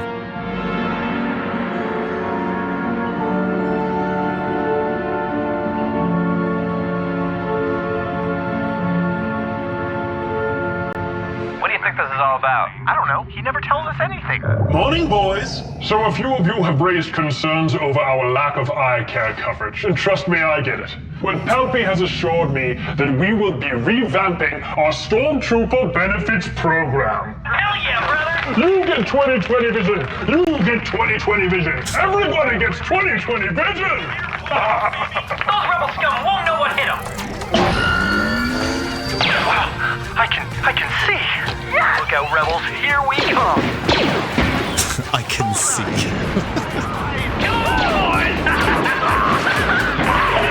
Okay, so they're using a mixture of the movie scenes and their own, I guess? Yeah. This is for the movie. Look out, Sand Boy! Get him! We got him on the run! I got him!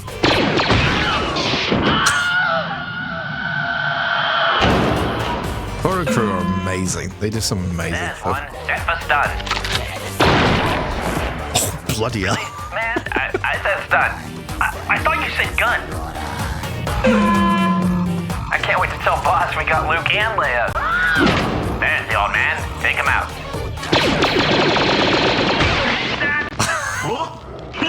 Scallywags. So uncivilized. That was brutal, man. That was actually brutal. Did we just leave this party? Oh no, I don't want to see Chewie get fucking blasted. All units, please be advised. We got solo landing on Dock 35. Oh my, a droids-only bathroom. Are there instructions here? Occupied!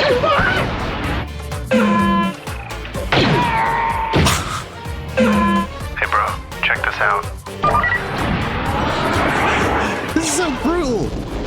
Jesus. I actually probably would have preferred Star Wars if it was like this. I was never a Star Wars guy. I was always a Star Trek guy. Look, someone's up there. I actually probably was for Star Wars if it was a bit like this. More realism.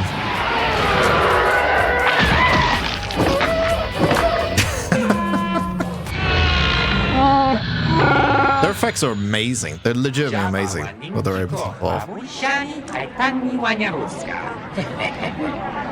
Come on, where are you, you stupid furball? Hey, check it out, there he is. Watch and learn, rookie.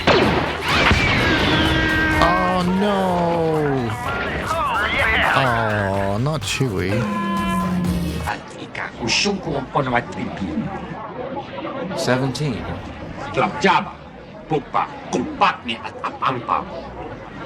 My dead body. Nice headshots, bro. I can spot that lip Wookie from a mile away. Oh, jeez. How are we going to tell him that all of his friends are dead? Relax. He is waking up. Well, Luke, this is awkward, but you are our only hope. Seriously? They're all dead? He's very AI looking. That's an AI image, right? They've created of him. Like, obviously, like it's AI, but like, I guess that's how they've done all this, is through AI imaging and just kind of like made the models of them and then just kind of violently killed them all and all that kind of stuff. Jeez, this rebellion's useless. Ah, careful! That's my lightsaber hand. It's just you and R2 left, and those 2 rookie pilots over there. These 2 rookies? Well, I guess it's just us 3 against the hair is a bit off, but yeah. Is it cool if R2 rides on my X-Wing? Okay, this is Red Leader. This is Red Komodo, standing by. Red Scarlet, standing by. Just stick with me and stay in formation. We're gonna be fine. Quick question, I heard there's a tiny guy inside of R2-D2. Any chance I'll be able to meet him? Oh, watch out for those stormtroopers! Can't shake them! They're on my 6! This is nothing like the simulations. Now, if this was accurate, don't worry, the force is on our spinning. They probably would crash immediately when they try to get into the Death Star here. Like that, like so. It's like it's just me and R2. And you too, Luke. All right, the trench is coming up. You can count on me, Luke. Yeah, be advised, we have rebel fighters in the trenches. These stormtroopers are ruining everything! Only one rebel left. Luke, use the Force, Luke. Shut up, you old womp rat. You're dead.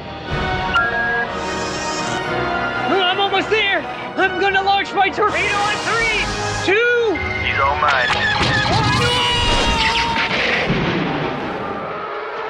How it should have ended. How it should have ended. Wow. Okay, so we won.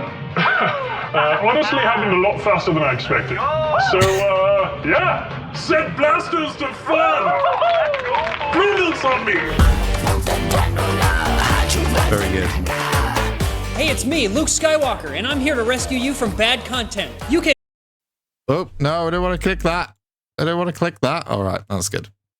I enjoy it. Yeah, Corridor guys are really, really good with their the way they do effects. Like some of it is like even better because I remember they do like a series where they take like bad CGI in films and TV shows and stuff, and they try to make it better, or like they try to redo it themselves and stuff like that. Which is a really cool idea because like there has been an influx of really bad CGI with films. Has anyone ever seen The Flash?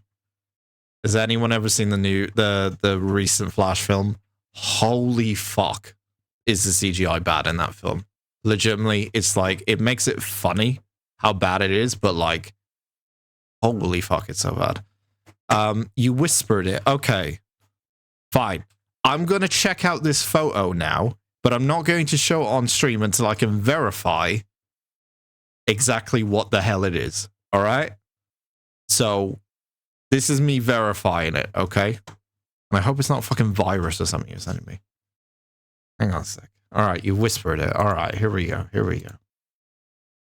Oh, dude, no. No. That link looks like I'm about to receive a virus. No, there's no way am I clicking that.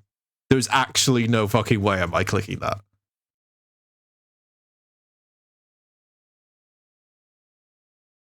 Oh my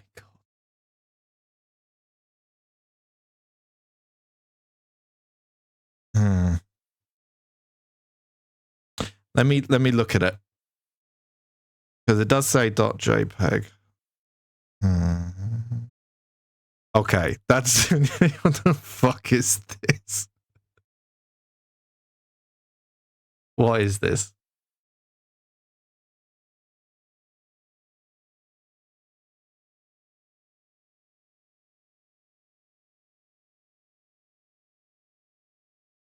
No, it's I'm running it through a checker at the moment.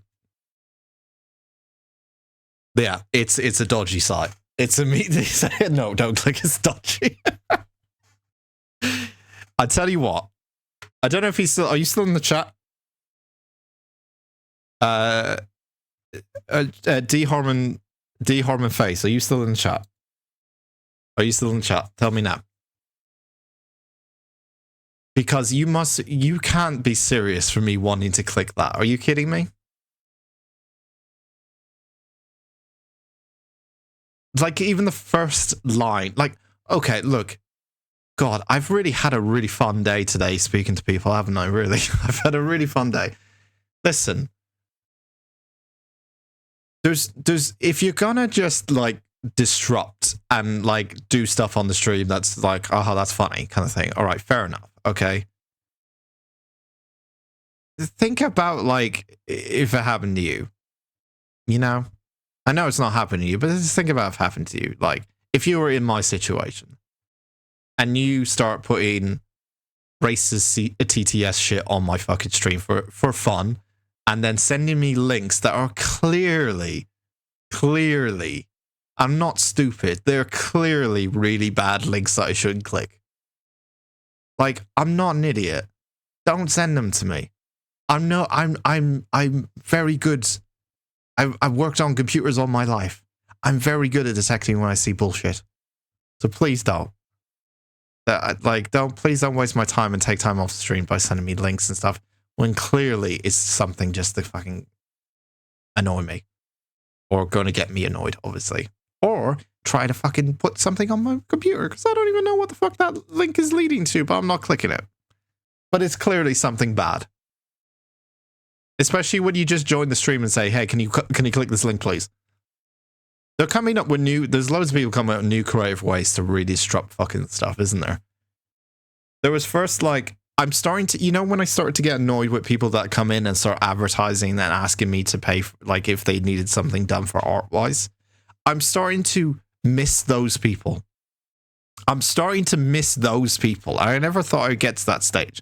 But I'm starting to miss those people. Now I'm just getting people that come in and just go like, hey, click that link. Hey, I'm going to abuse your TTS now, kind of thing. Like, I miss the people that came in and wanted to sell me something now. Those people out there, come on in. Come on in and try to sell me something. Fucking hell, man. Twitch is just full of people that just want to disrupt stuff. It's just, remember when Twitch used to be fun? Okay. Anyway, let's get back to fucking fun stuff, I guess. Because I've had enough of random shit happening today. Okay. Oh, more, it's the MMA stuff, isn't it, Cyril? Yeah. We're back again. What the fuck happened there? It's like his arm went floppy.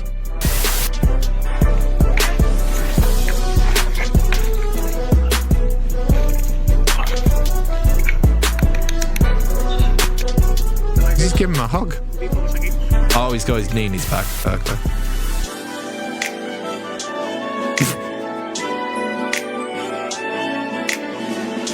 What the fuck is this? He's just holding that. What is this? She's just touching. Oh, she's touching the wrist. This is it's the weakest part of a human body. Everyone knows is the wrist. What the hell? I want to see this one again. His arm goes all like... That's weird, because it's like he's using his elbow and then it kind of like goes all floppy and weird. Like he broke it or something. That's really weird. That's really weird looking. Love a bit of MMA or... Oh, we got more.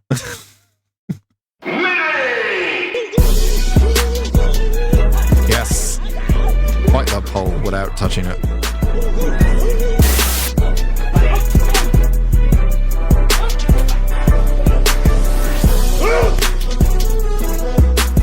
He's just trying to have his coffee.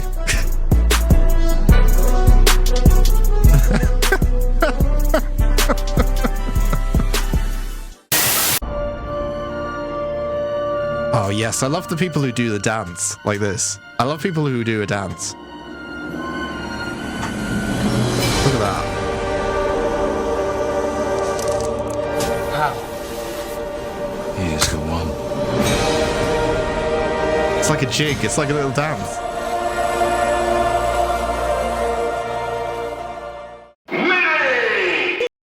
Love it. That's my favorite thing. I think besides the one where people like grab like a part of their hand and they just fall over, or like that guy I think you showed before where he just like lightly pushed someone on their chest and they immediately fall over. I love that shit. Besides that, I like the people who do a jig, like a little dance to show their moves off. Like it's impressive, but all they're doing is just it's like they're doing like a really old person dance all the time. Okay. Next one. So this is how American lawmakers argue. How dare you attack the physical appearance of another person? Baby girl. Oh, really? Someone on this committee then starts talking about somebody's bleach blonde, bad built butch body. That would not be engaging in personalities, correct? A what now? Personalities, correct? A what now? Screen agrees to strike her words. I believe she should apologize. No. Okay, hold on. Meanwhile, in Taiwan.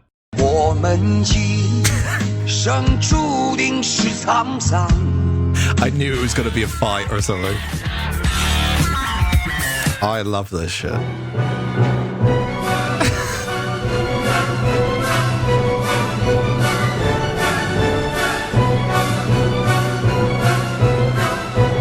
Runs away with legislation. Oh, I remember seeing this. Yeah. China doesn't even get to vote, so it doesn't really matter for them.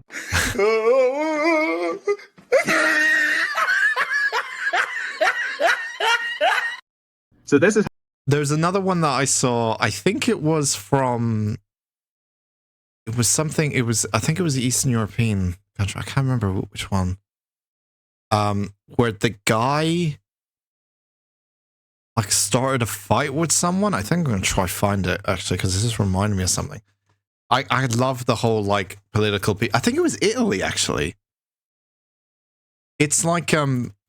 I love the whole political parties like actually fighting the fuck out of each other. Like that to me shows that there's some fucking care that is going into what they're doing at least. You know, I know it's like physical violence, but at least there's like there's somewhat of like there's some care there that they're willing to like get into a fight. Like that wouldn't happen in like UK, most countries, UK, America, you know, countries and stuff, but I don't know whether to think that's like bad thing to see or if that's a good thing to see, but part of me is thinking like, oh, like at least they care enough, like they're going to fight each other in Parliament and stuff like that. Apparently it's just an ego thing, I've been told, from Eastern European. Official.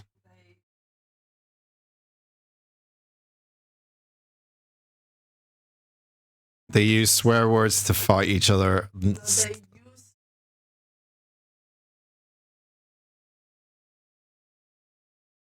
Yeah, but I like that. It should be in politics. We're having domestic now. I'm trying to find this one. There was I think it was Italian. I think it was Italian core. Oh no, it's Ukrainian. Yeah, this was like 7 years ago. I think most people have seen this one. I think this is the one I saw, I think. Let me see. There's, to be honest, there was quite a lot of fights that have happened in various different countries. Georgia, I think there might have been a Georgia one. There's, like, if you type in government fight into YouTube, you get, like, a whole host of links. Brawl in Ukraine. I think this is the one I saw. Бойко з Льовочкиним їздять по московських обкомах, інструкції отримують у Кремлі. Інші їздять по брюссельських обкомах. Коли в село до людей поїдете? Коли до шахтарів на шахту? До металургів коли поїдете? А не їздите, ЦУ отримуєте по закордонах. ЦУ треба отримувати від своїх, від українців. Мене, до речі, питання до СБУ. Чому вони їздять по Москвах і досі не в тюрмі?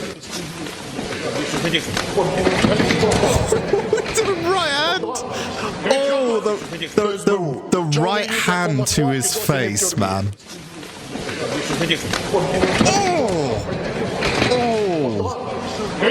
Clean. Коли ці недобитки Януковича, які півмільярда. He's going again. I haven't seen this one. This is a different one. He just stood up and did it again. Я перепрошую. Олег Валерійович, я зупиняю зараз ваш виступ. I love, like, the fact that he just, like, he's just like, I'm standing up to warn you, and then fuck it, clean right hand to the face. I'm not saying it's appropriate at all, obviously, but as an entertaining aspect, it's quite entertaining, because it's just the fact they're meant to be, like, professional. And there's something quite funny about being in that such a professional filmed environment and then deciding to just, when someone, you don't agree with someone, just to knock someone out. There's something about that. It's too funny to me. It's just too funny that it comes to that conclusion. The world's biggest parliamentary brawls. Oh, is this a compilation? So the Taiwan one we saw, I can't remember. I don't think I've seen this one. Matej. Nuk ka votim. He just ripped up his photo of him. Sorry, what? Wait, what was that?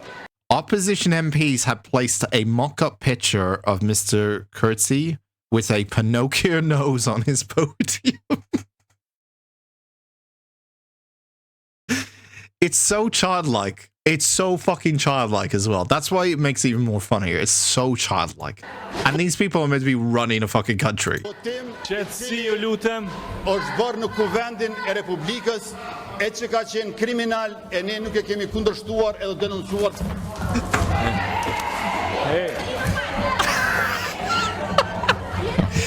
fucking woman's trying to beat him up as well. Oh my god. Oh my god. Oh my god, right, okay. There's so much to dissect. I know we're going on the trend now and we've paused MediaShare, but now we've gone down a rabbit hole. Hello, YouTube. We've gone down a rabbit hole, right? There's so much to dissect here, right? The fact that this guy just comes out of nowhere and throws a bottle at him. Just...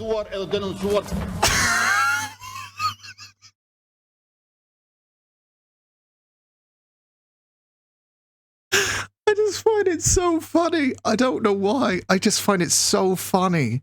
It's so funny to me. All right. So then he throws a bottle. Then this woman on the right side comes in and she's just like, I'm fucking... Well, she's trying to break it up, to be honest. But then she gets involved with it. Then I notice on the right-hand side, this guy then brings a weapon. Where is he? This guy, he's bringing an umbrella. He's got an umbrella to the fight. Chaos erupted after lawmakers sprayed water on Mr. Kurtzy and began fighting with fellow officials. Just, I don't know the context of him with the Pinocchio nose. I'm guessing because it's Pinocchio nose is that he was lying about something. So therefore, the opposition drew a picture of him with a Pinocchio nose because he was lying, okay? And then, but this all started with a picture of him with a Pinocchio nose. been put on the stage where he's there, and then his party gets ripping up. There's more umbrella. Another guy's got an umbrella over here. Everyone's bringing what? They're bringing weapons. Weapons are being introduced into this now. There's like 2 guys with umbrellas now. There's 2 guys with umbrellas.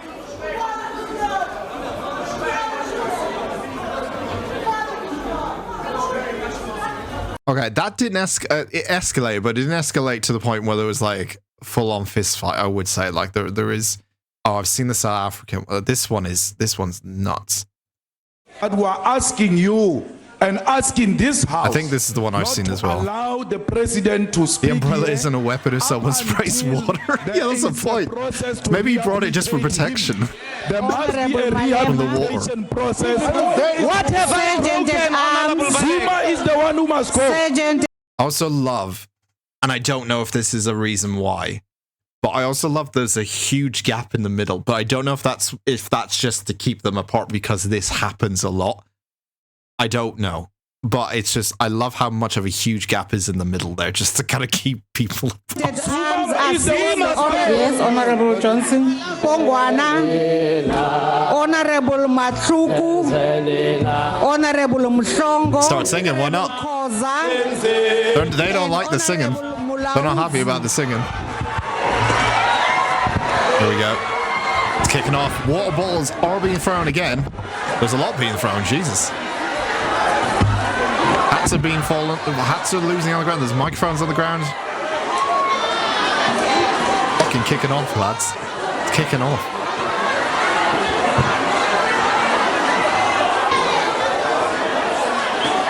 I'm gonna guess they were protesting, or they were one party in particular, because they're all wearing the same clothes. They're all wearing red. And then they started singing. So I'm going to assume that they were protesting, or they were part of one particular party or something. I don't know. I like not knowing the context of it.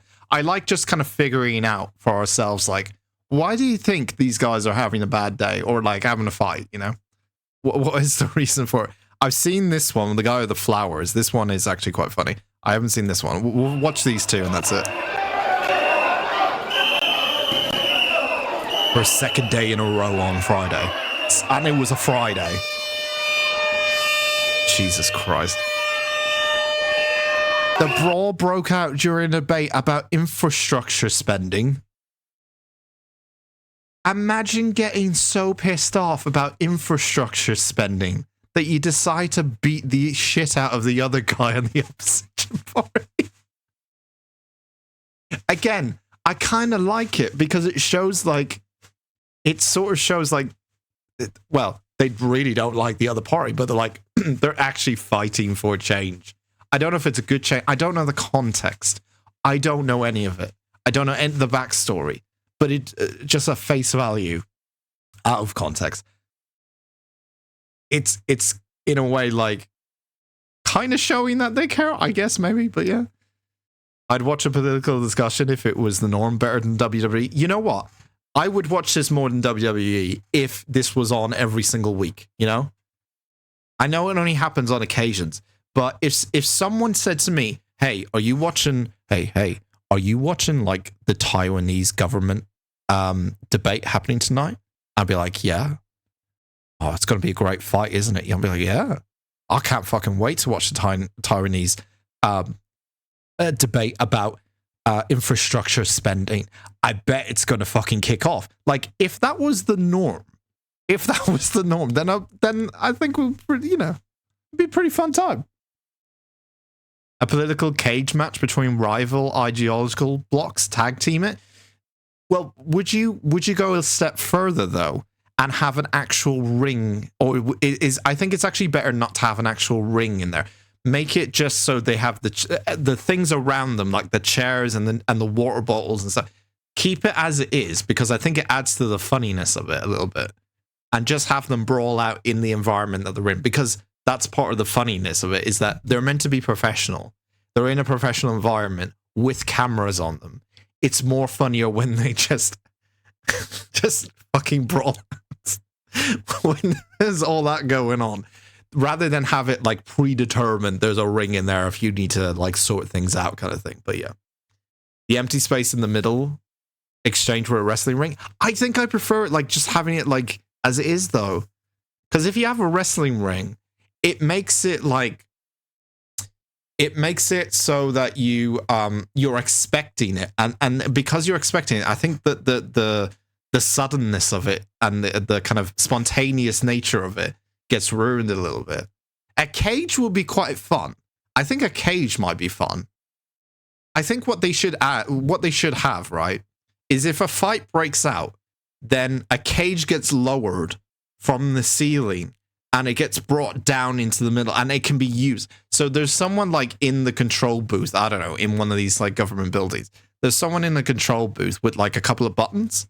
And then if a fight breaks out, they can press a button to like activate stuff.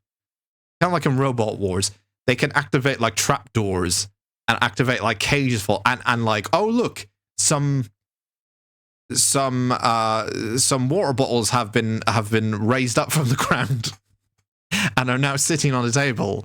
Or, you know, not some dangerous weapons, obviously, but just some fun weapons. I don't know, like some cushions. Oh look, some cushions have fallen out from the roof. These will be used as weapons later, kind of thing, you know? Okay, canvas floor in the center, and politicians can freely enter the cage when they get worked up. Yeah, something like that. I think you keep it as it is, but if things kick off, then trapdoor number 1 opens up, and then that gives like them extra, you know. It's kind of like when you watch hockey. When you watch like hockey, they're there to play a game of hockey, but then when they go to fight, the referees are kind of like backing off and like, okay, sort it out between you both. It a bit like that. So like the hockey game is the political debate, right? But when two guys are going to fight each other in a hockey game, the referees just sit back and let them fight it out. Kind of similar to this. If a fight's going to break out, everyone just kind of sits back. Well, you can have people try to break it up. I think it's quite funny if they do. You can have people sit back and let it fight it out, but also activate some extra props to make it a bit more funny. Maybe put a little bit of I don't know. Put a little bit of I'm trying to think of something funny. Boris clothesline an opponent. Boris wouldn't fucking. Oh no, Boris has clothesline. Boris has tackled a child before. Do you know about that? Boris Johnson, he tackled a fucking child while playing rugby, like for a charity game or something. He decked a child on the floor. Enough about Boris. He's gone. Thank God, he's gone. I tell you what, I'd pay money to watch fucking people beat up a fucking Tory, if I'm being honest. I think that's my dream. That's part of the reason why I want to see political fights is I just want to see a bunch of fucking Tories get beaten up. Okay, one more of these because it's on the verge of silliness. I've seen this one with the guy with the flowers. I can't remember, and I don't know why. I think I read up on it, but I don't know why the guy got the flowers. I think it was something to do with like a resignation or something, and he was like giving him his flowers, like as in like you're leaving now, fuck off kind of thing. But I remember this one because it was quite a worldwide clip that was going around everywhere.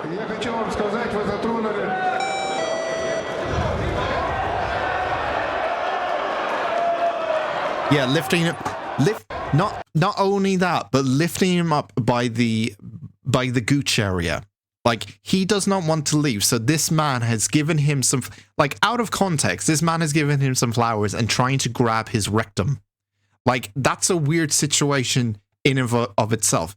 The fact he goes up into the gooch area and tries to scoop him up to get him out of there while also giving him flowers is fucking hilarious. I don't know why it's so funny. It's the fact the fucking reach around to go around the back of his anus and then his hand to be in that area as well. That's the only way he can disarm this man. I mean, he's already armed the man with flowers, but the only way he can get this man out is by going around the gooch area and then grabbing on the front. And then they're not happy about it. So then they start fighting the shit out of him. And I think, and then there's some guy, I remember some guy comes randomly in at some point, I think. That's like a heavy hitter.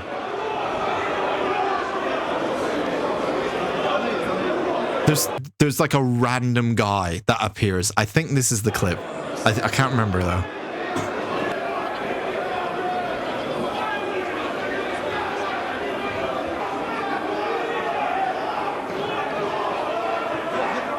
It's just a brawl now. No, it's calming down. It's calming down a bit now. They're holding hands. They're all holding hands. No, they're still going.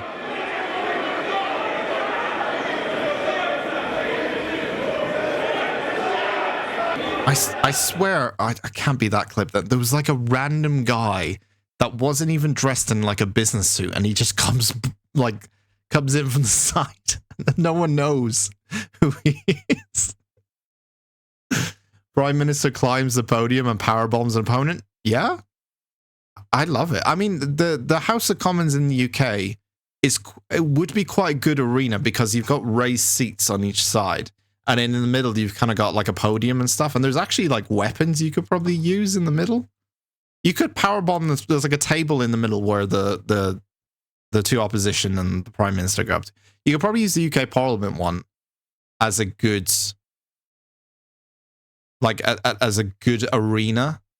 It's quite tucked in though. Everyone's quite tucked in the UK one because it's quite old. If you want a bit more space, you're probably going to have to make something a bit more modern. Like this has kind of like a bit more wide open space.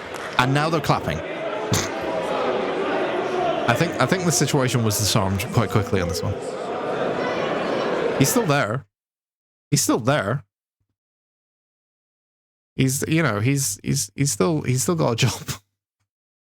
Like yeah, the hang on, the UK. Oh, I know I'm speculating if we could do Parliament fights as a ongoing thing now, but I legitimately think it will be a great source of entertainment for the world, not even just the nations, the world itself. I'd watch a fucking Belarus fight in Parliament. I'd watch a fucking Italian fight. I'd watch a Ukrainian fight in Parliament. It's great fun. I don't think there's ever been a UK Parliament fight. What we do in UK Parliament fight is we just go, we jeer. We don't do anything but jeer at people. But there's never been, because we're British, we just like insult people through words. But we can't say anything bad. So, and we always have to say the right honourable gentleman. All the people you have to say like, the right honourable lady, the right honourable gentleman before you start a sentence, because you have to be civilized. The only thing that happened that was of some concern, but it was also the most. What was the point of that thing that ever happened in UK Parliament? Was actually a guy who used to be basically. In the UK, you have people called MPs, and they have basically a seat in the government, and they represent different areas of the UK, right? So the only thing that kind of happened in like the last couple of years that I was like, what was the point of doing that? Like, was a guy who was actually representing near the area where I live. He was actually an MP for the area, near the area where I live. And he goes into Parliament, and in the middle of the UK Parliament building, the House of Commons, basically is what it's called. There's a bunch of royal like I would say props. There's a bunch of royal like there's like a stick. There's like a fucking. There's a box. Like there's a bunch of stuff that's been there for ages. I don't really know what they all represent, but they're there because they've been there for ages and stuff like that. And one of the MPs there decided to grab it, and everyone thought he was going to wield and use it as a weapon. And what happens is very disappointing indeed. And I'm going to show it to you right here. Oh wait, it's already skipped to it. Right. I think David debate to be really. So basically, this is the UK Parliament. You have one party on this side, you have one party on this side, and then you have a bunch of people who are from different parties who have to stand. When you don't have a seat, you have to stand. And it's quite small because it's quite old. but that's how the system works in the UK. There's no fights here, but in the middle, you've got the speaker who's like the kind of he's kind of the guy that tries to keep everything together. And in the middle here, you've got a bunch of like royal props and things that have existed since the time of democracy in the UK, and they all mean something and they all represent something. And one of the guys walks up to those props, and he just does this. What day? Order, put it back. No.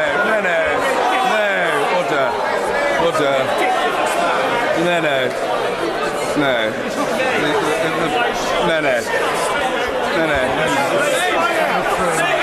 That's it. That's all he did. And that was one of the most disrespectful things that has ever happened in our parliament. And it's not even that bad. So when I see other like governments and other people like fighting each other for real and like really going at it, part of me is like, oh, I'm missing out here. I'm really missing out on the WWE style entertainment that other governments and parliaments are going through. And while it's not good to promote violence and fights in general, it does add a layer of entertainment and watchability to the political landscape. And I think I would be more interested in politics if it was going on, because then I'll be weighing up my options thinking, well, he's been spatting some real shit the last couple of weeks. I bet he's going to get knocked out. Instead of us going around most of the country and going, well, I hate politicians and they're assholes, we could at least take some sort of an interest in knowing who's going to knock someone out during a certain week. And if there's going to be a main event clash between them, especially when they're on certain topics. And that way we can educate ourselves through the political system. And maybe young people might pay more of an interest in the political system as well. That's how I feel about it. Yeah, we don't do anything in the fucking UK Parliament. We're very boring. We're really boring. We get people get kicked out. People get kicked out because they said something kind of inappropriate, and it's not really inappropriate. But that's how the UK is very like strict on, like, you have to act in a certain way and blah blah blah, all kind of stuff. But yeah.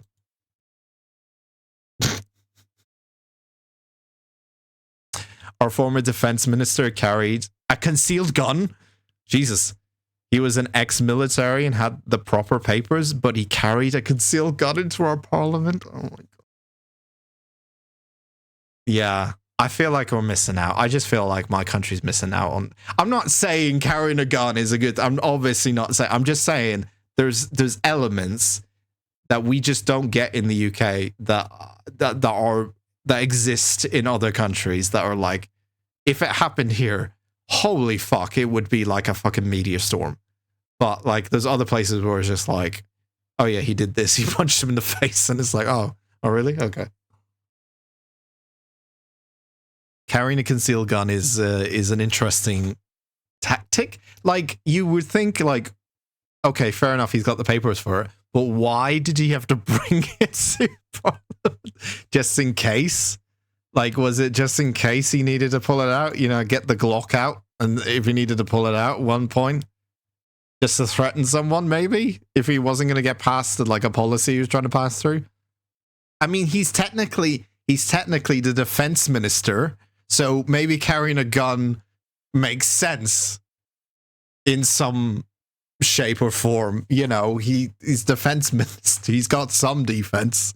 His defense is kind of like, highly suspicious that he's carried a gun into Parliament. But either way, it's, it goes along with the kind of what his job title is. Anyway, let's carry on with the fucking media show. I've been way too long on political fights. Anyway, here we go. Oh, food time. Hashtag food chat. Sliding sandwich maker. This seems... Okay, right. Yep. That's... Okay, this is fucking lazy. Why? I'm sure there's a point to this, but immediately, why?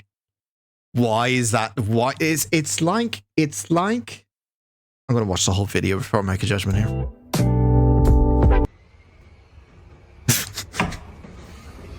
I do like this guy, actually.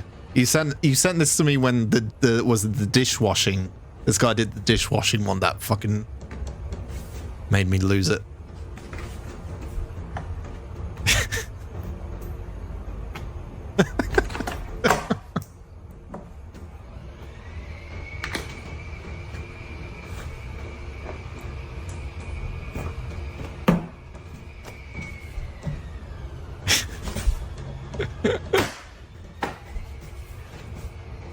He's got the One Piece shirt as well, rocking the One Piece.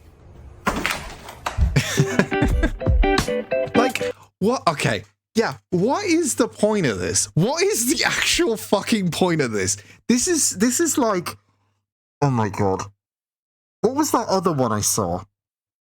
There was another one that we saw. It was something like, wasn't it the microwave one where it presses a button? Yeah, there was some sort of like, do you remember? I think you sent that to me as well.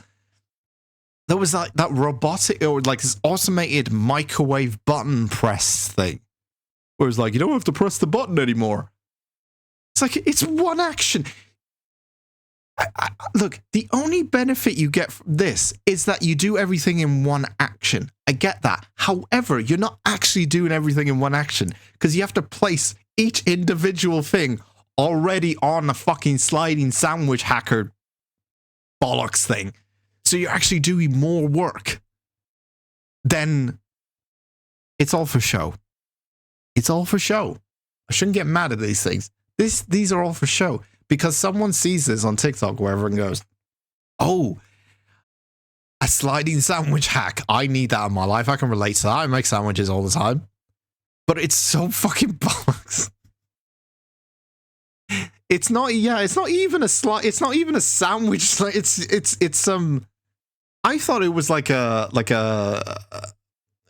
flattener or something. Yeah, like for bread or something. I thought that's what originally it was. It could be. I don't know. It's for cleaning? Is it for cleaning? Is that what it's for? Oh my god. For fucking cleaning. If it's for cleaning, Jesus Christ.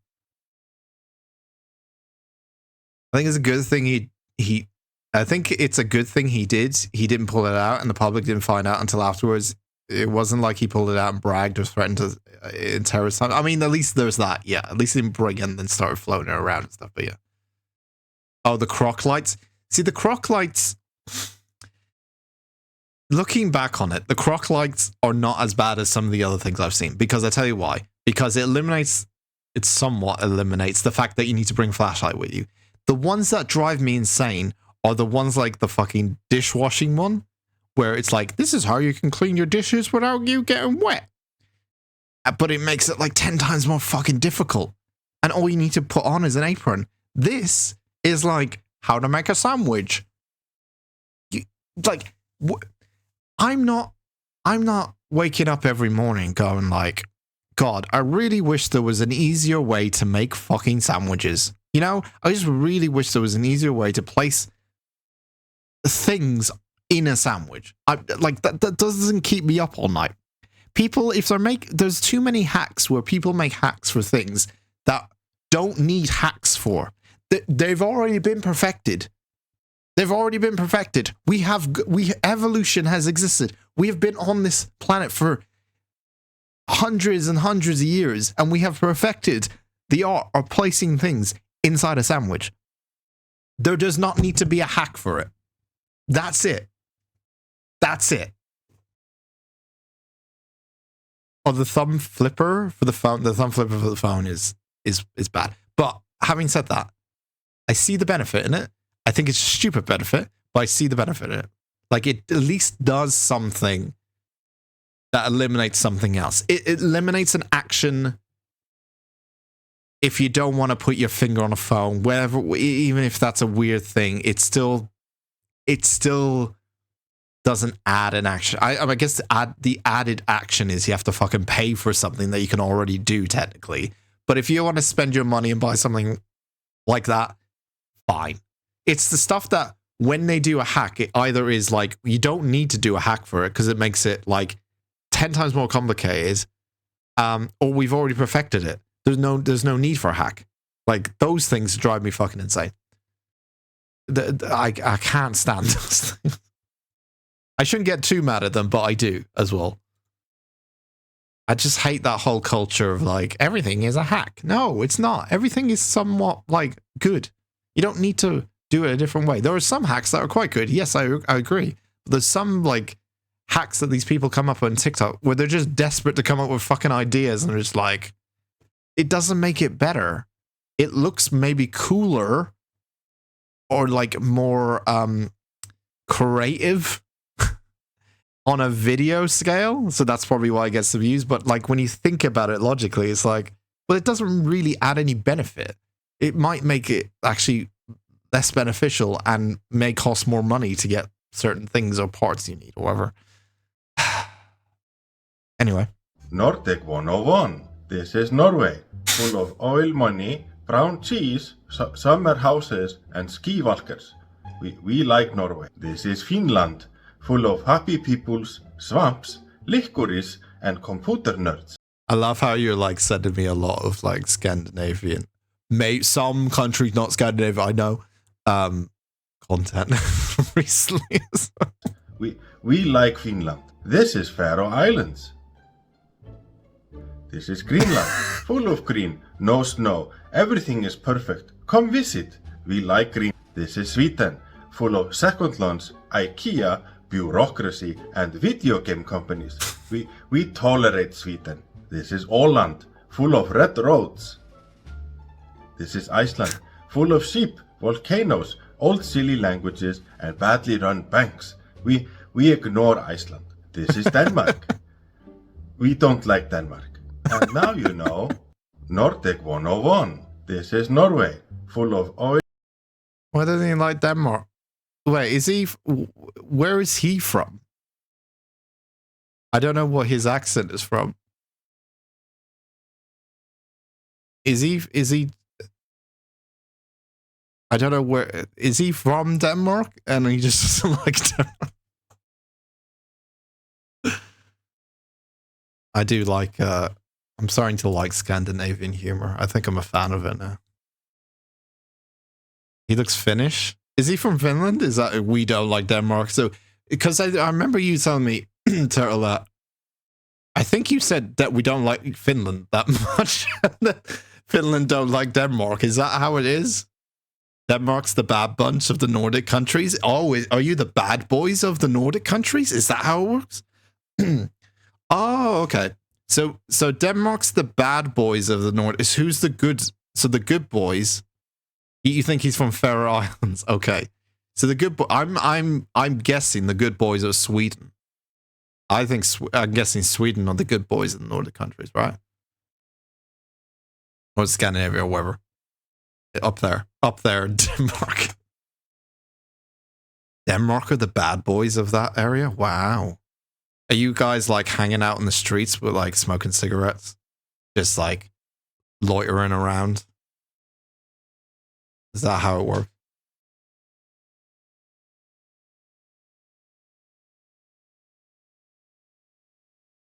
Genuinely interested. Because for me, in the UK, I think everyone hates England. So you got England, Wales, Scotland, and then Northern Ireland, which are and Northern Ireland are technically part of the UK, but everyone hates English. But it's just that's how it is. Everyone hates English. Wales, everyone doesn't understand what the fuck they're saying. Same with fucking Scotland, I would say. And then Northern Ireland gets ignored. We're half Germans. Oh, is that why you're the bad boys? You're half German. No comment. Learning Danish. Okay. Blarfengar. Can you spell that for me? S-M-I-T-H. And that's pronounced? Blarfengar. Not Smith? Blarfengar. I've seen that clip before. Yeah, I remember you trying to get me to pronounce Danish words, and then I was immediately like, huh? That's how you pronounce it? I think I can't remember what game we were playing. It was before Subnautica or something. We were playing something, and I kept popping up. At some point, been at war with everyone except Finland. That was sweet. Oh, what? He's from Sweden. Oh, no. Okay, I see what you mean. No, I see what you mean. Okay. Okay. Sugar Rice Crinkles commercial. Okay. This looks terrifying.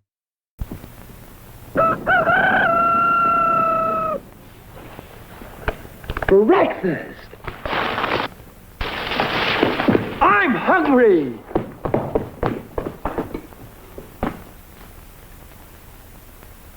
Take it from Carinkles. That's me. The best breakfast under the big top is Post Sugar Rice Carinkles. So crinkly, so delicious, so different. Each grain of rice in Sugar Rice Carinkles is carinkled with honey and sugar. That Rice Krispies. It's so good, I crinkle every time I eat it. Yep, no matter what other rice cereal you've ever tried, you'll love Post Sugar Rice Carinkles best of all. Honey and sugar make it different and wonderful. A circus of fun to eat. So you crinkle on down to the store for Post Sugar Rice Carinkles, the greatest cereal treat on earth. I doubt it's the greatest cereal on earth. It did look a little bit like Rice Krispies. Sugar Rice Krispies, I guess, is what they are. I mean, it's Sugar Rice Crinkles. It's so close to fucking Rice Krispies, I guess. Read the comment I added to the vid. What did you say? What, this one? Oh, what, the next one? Oh, the next one, you mean? Oh, okay. Hang on. What is this from? Ever wondered what would happen if John Wayne Gacy made a cereal ad? Well, now you know. I'm not gonna lie, this is the friendliest commercial I've ever seen. Wait, my fucking head's in the way. Why am I the only person on earth who doesn't find clowns scary? I actually found this a little charming. It's not as, I mean, it's not as, it is, you think of me, as soon as you watch this, it's gonna be quite, like, creepy and stuff, but it's not as bad. He does the eyes a bit wide and stuff, but it's not, he's overly animated, but not too overly animated, if you know what I mean. Okay, read your comment before this. Okay. On the next one. Okay, let's click that one. Can't miss this. Spoiler alert for the big Tim Hortons Big Breakfast Wrap review. How to make Tim Hortons Farmer's Breakfast Wrap? Are you trying to make me not go to Tim Hortons and just make it myself and then it tastes probably fucking awful? Maybe. Let's see what's in it though. Here in Canada, one of the favorite places Canadians have to go eat breakfast is Tim Hortons. I must have messed up. I added something about him being in the inspiration of Stephen King's It. Oh. Okay. Oh, I didn't know that.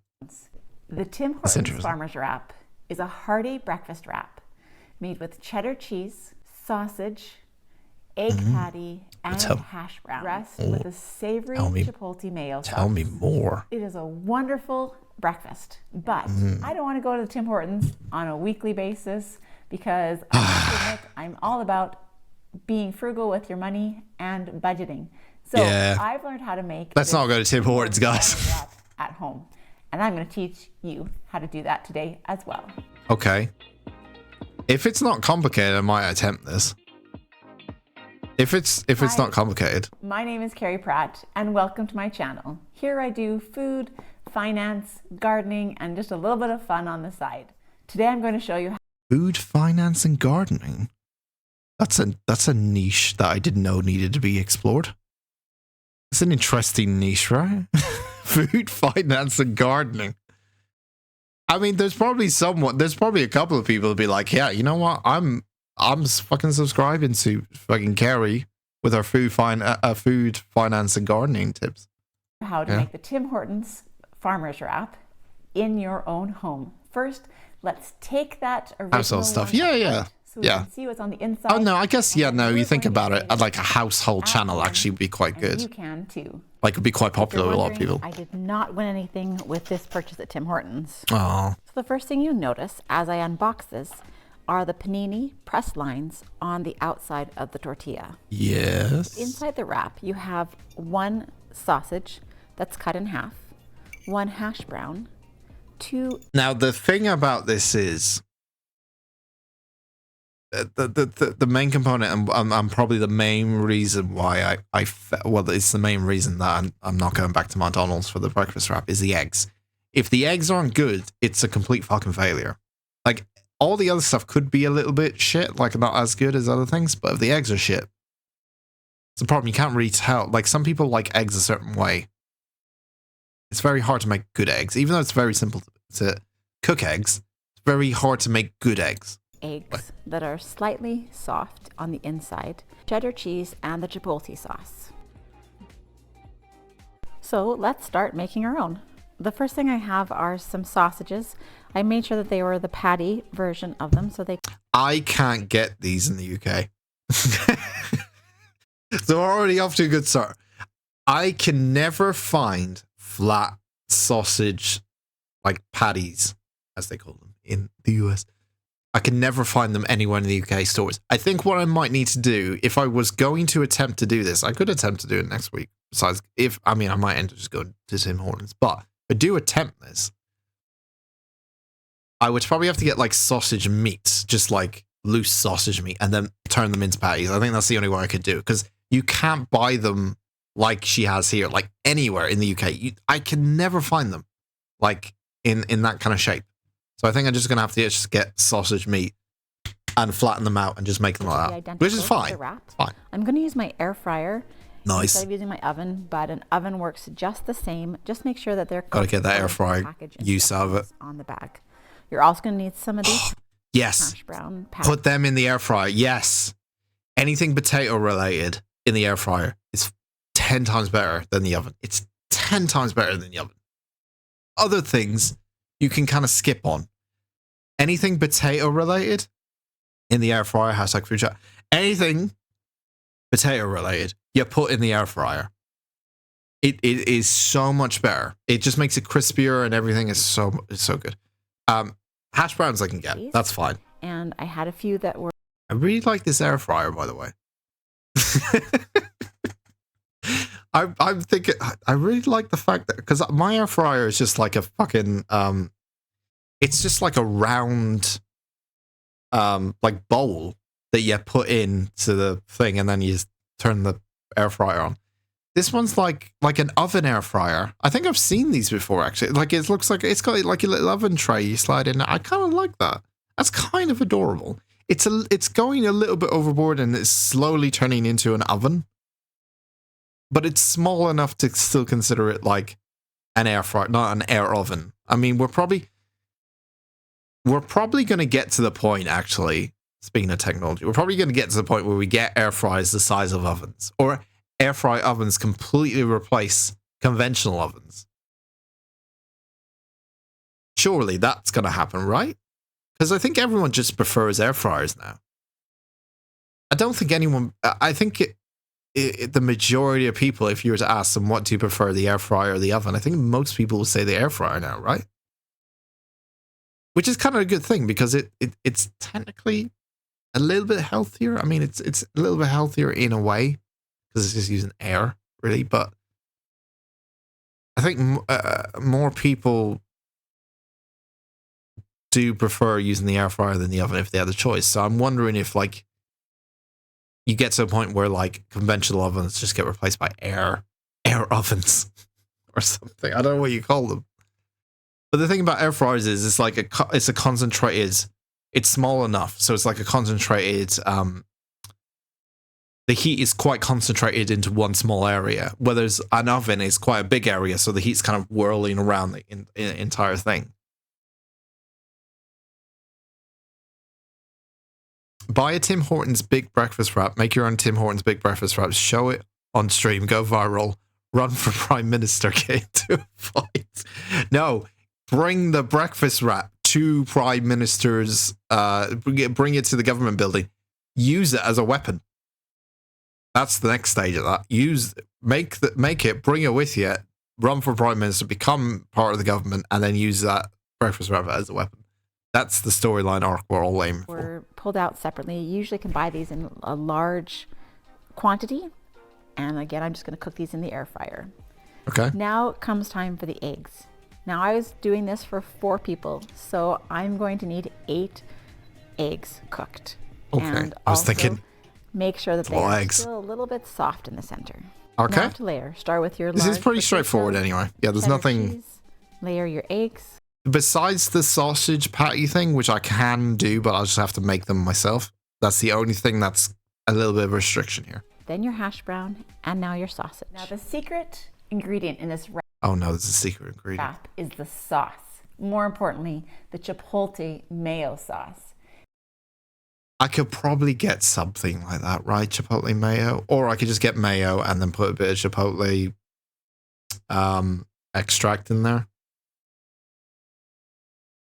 Yeah, I mean, I could probably just end up making it. Now, I went on a thread and was able to find a Tim Hortons employee that said that this brand is the closest to the Tim Hortons brand of sauce. And after trying the two side by side, this sauce... He's got weird edits going on. Put on the right amount of chipotle mayo as to your personal preference. Chipotle mayo in a breakfast wrap?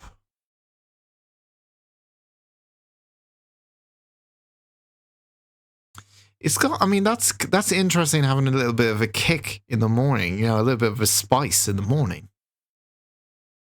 Mayonnaise, okay, sure, but like a chipotle mayonnaise, that's interesting. They have like a bit of a spiciness, a little bit of a spice to their morning breakfast wrap.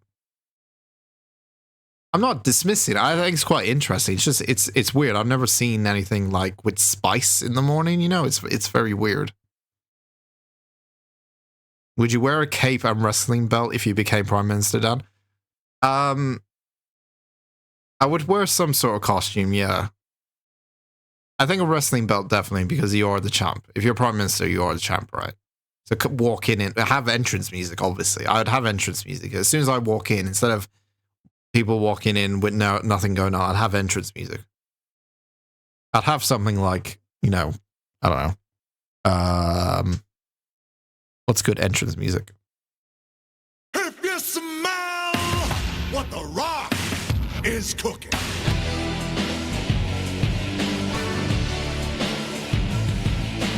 Like, I'd have to come out to that. You know, I have to come out to something. Preference, and then wrap it up as tight as possible. Now, because I don't have a panini machine, I did decide to use my air fryer. So I put it. She fucking loves the air fryer, man. And cooked it on both sides. I mean, I don't blame her. Just so that tortilla shell became... That looks like a great air fryer. I really like the air fryer. Let's go make it through one more time again, looking at it from a bird's eye view. So we've got your cheddar cheese. Yes, that is so marble, but I prefer marble. It's fairly straightforward. Cheddar cheese, eggs. The only thing the sausage patty, the hash browns, and then you got to make chipotle mayonnaise and then kind of fry that as a wrap. But it's fairly straightforward, right? Yeah, there's nothing like too complex about it.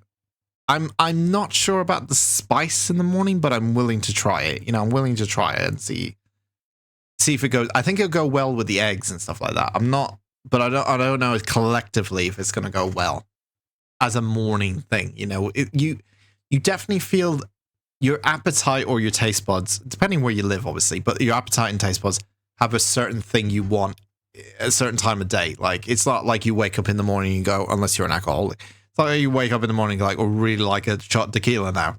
You know, that's more reserved to later on, or like you don't wake up in the morning and go, I really want a burger. Sometimes you do, but sometimes you don't really want. I don't want like a meal you would normally have later. You normally don't want in the morning. But all the ingredients besides that chipotle thing is very just breakfast orientated. So it'd be interesting to see how well it tastes, I guess. The mask like a Mexican wrestler, El Mexicano honor. I don't know if I'd be a luchador. I don't know if I could pull off the luchador thing. I'll probably fall over a fucking chair if I had a mask on. Force feed Boris Johnson some level 12 hot sauce. Norris Johnson would be a good stage name for Boris. He couldn't think of a better wrestling name, so he just changed the B to an N. Okay. I might try giving that a go next week, then. If I can't get to Tim Hortons next week. The problem with going to Tim Hortons as well, I have to check their opening times. Because I stream at 9, I have to get there before 9. And I don't know what time they open. I assume they open earlier than 9. But I do have to drive there and back. And it's a little bit of a drive. So I have to also check like what time they open at. Because they don't deliver. They won't deliver because I'm too far away from them. So if that's the case, I might end up just making my own. And then I end up thinking how great I am that I made a fucking breakfast wrap. One of the easiest things in the world, probably. Okay. Oh, right. Okay, you added, could this be... Okay, so that was later on. Okay, no worries. I see. North Korean phones protecting your private data. Okay, I've never seen North Korean phones. This is going to be new to me. This is the Arirang 151. It comes in 3 colors, has a camera that takes photos, a battery that holds electricity, and you can connect it to a full-size keyboard for some reason. Now, I know what you're thinking. Damn, I hate my phone. It's never flown in a circle around a Korean woman's head. This must be the phone for me.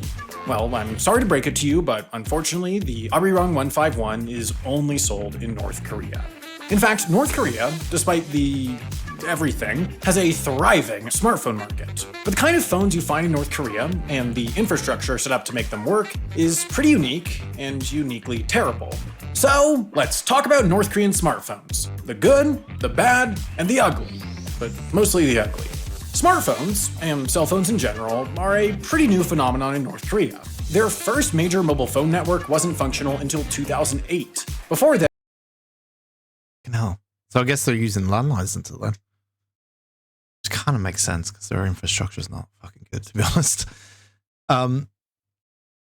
Give it a go next week, running for PM, so wrestling parliament, turn middle floor in the camera stage. You know I don't have the infrastructure for that. Although, you know, the only way we could possibly have that, I think, is there is a thing that's, was it YouGov website where people can submit like petitions. We can start a petition that has to happen on a weekly basis. The UK government could do with a wrestling type experience or matches every so often. Get people to, if we get like, I think it's 100,000 signatures, they'll debate it in Parliament, and then we'll watch that debate live on Twitch. That's the only way we can get this to be a thing. I'm all for it. I don't think the people participating would be all for it, though. But maybe if we incentivize where they're like, if you win the fight, your policy you're trying to put through goes through. Maybe that's like the benefit for them doing it. If you win the fight, the policy you're trying to get through gets passed, and if you lose it, it doesn't. I think that's how it should work. Then telephone access was pretty limited. You'll be willing to fight for your policy, you know. Parts of the country, but about 90% of them were connected to government offices or other state-owned enterprises. And even for those in the North Korean government who could afford a phone, getting one installed was a lengthy process with stacks of paperwork to justify the phone's purpose and the owner's plan to pay for it. There was briefly a period from 2002 to 2004 where the government tested a small mobile phone network called Sunet using secondhand equipment from Vodafone Hungary, but it was only publicly accessible for about 18 months before Kim Jong-il very nearly got blown up in a train accident near the Chinese border, and they shut the whole thing down. Did the mobile phone network have anything to do with the explosion? Not really, but someone had to get punished for that happening, and that someone was everyone. Fast forward to 2008, and North Korea takes another crack at creating a state-controlled mobile phone network. And by creating, I mean tricking an Egyptian infrastructure company into building them a mobile phone network and then immediately stealing it. The network is called KoryoLink, and it provides North Korea's 15 largest cities, and some railways, with fairly limited 3G coverage. But KoryoLink is no ordinary cell network. It's worse. You can only make calls to other North Korean numbers, every phone number starts with the same 8 digits, and it doesn't provide any access whatsoever to the internet. Obviously. What KoryoLink does provide access to, however, is North Korea's completely isolated intranet, Kwangyang. This is basically just a private network of about 5,000 or so state-sanctioned websites. I had this idea as well. This is a long time ago, but I had this idea for different level where I wanted to do a video where I end up like exploring. Everyone's kind of already done it anyway, so I kind of scrapped it. End up exploring like North Korean but basically sites, not like darknet sites, but like stuff like North Korean sites or certain sites that are kind of restricted from the West and stuff like that. And exploring them, but it was a very, very quick idea. But I kind of knew that most people have already done that on YouTube and stuff. But I still would like to revisit that one day because I just personally like to browse and see what the fuck they put on there. Sites. You can read the news, book a flight on their tiny terrible airline, watch propaganda films on their national streaming service. Propaganda really films anything you could find on the normal internet except for free expression and Neopets. They still haven't cracked Neopets. Neopets? Of course. Wait, did he say they're on there? Find on the normal internet except for free expression and Neopets. Oh, free expression Neopets. They still haven't cracked Neopets. No, they're not. But of course, being able to access this veritable treasure trove of sweet, sweet content isn't worth much with the British Luchador Independent. It could be a thing. A smartphone to view it on. So, in 2014, the DPRK released these images of Kim at a brand new smartphone factory to announce that they were manufacturing their very first smartphone, the AS1201. Now, normally I'd have to dance around explicitly accusing a foreign government of lying, but North Korea would have to spend like 15% of their GDP to sue me, so they're lying. This factory doesn't produce anything, and the AS1201 is almost certainly just an imported and rebranded version of this low-end Chinese Android, the Uniscope U1201. This is more or less the case for newer North Korean smartphones as well, like the Aryong 171 or Samtaesong 8. Basically, there's nothing special about the way these phones are built because North Korea probably can't. They just look like Androids. They look like, yeah, like a custom Android software phones. So what sets these phones apart then is the absolutely crazy software that's running on them. My writer Ben somehow found a version of North Korea. Oh no, it doesn't. I mean, it does, and it's like a really shit, like if you got an Android version in 2003. Shit version. Android ripped from a phone called the Pyongyang 2407, and he managed to get this screenshot and a folder of these wallpapers before this happened.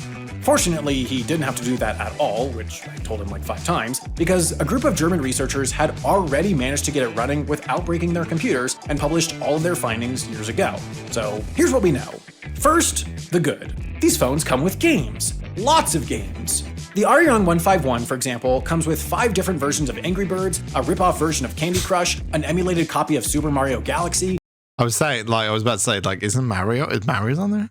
And an app that seemingly just emits a really loud, high-pitched noise that's supposed to make bugs go away. But the reason these phones come preloaded with enough Angry Birds to last you through the end of Kim's regime is because there's no way to download new apps yourself. Again, these phones can't access the internet, and Gwangyang doesn't have any kind of app store. So everyone's just playing Angry Birds in North Korea?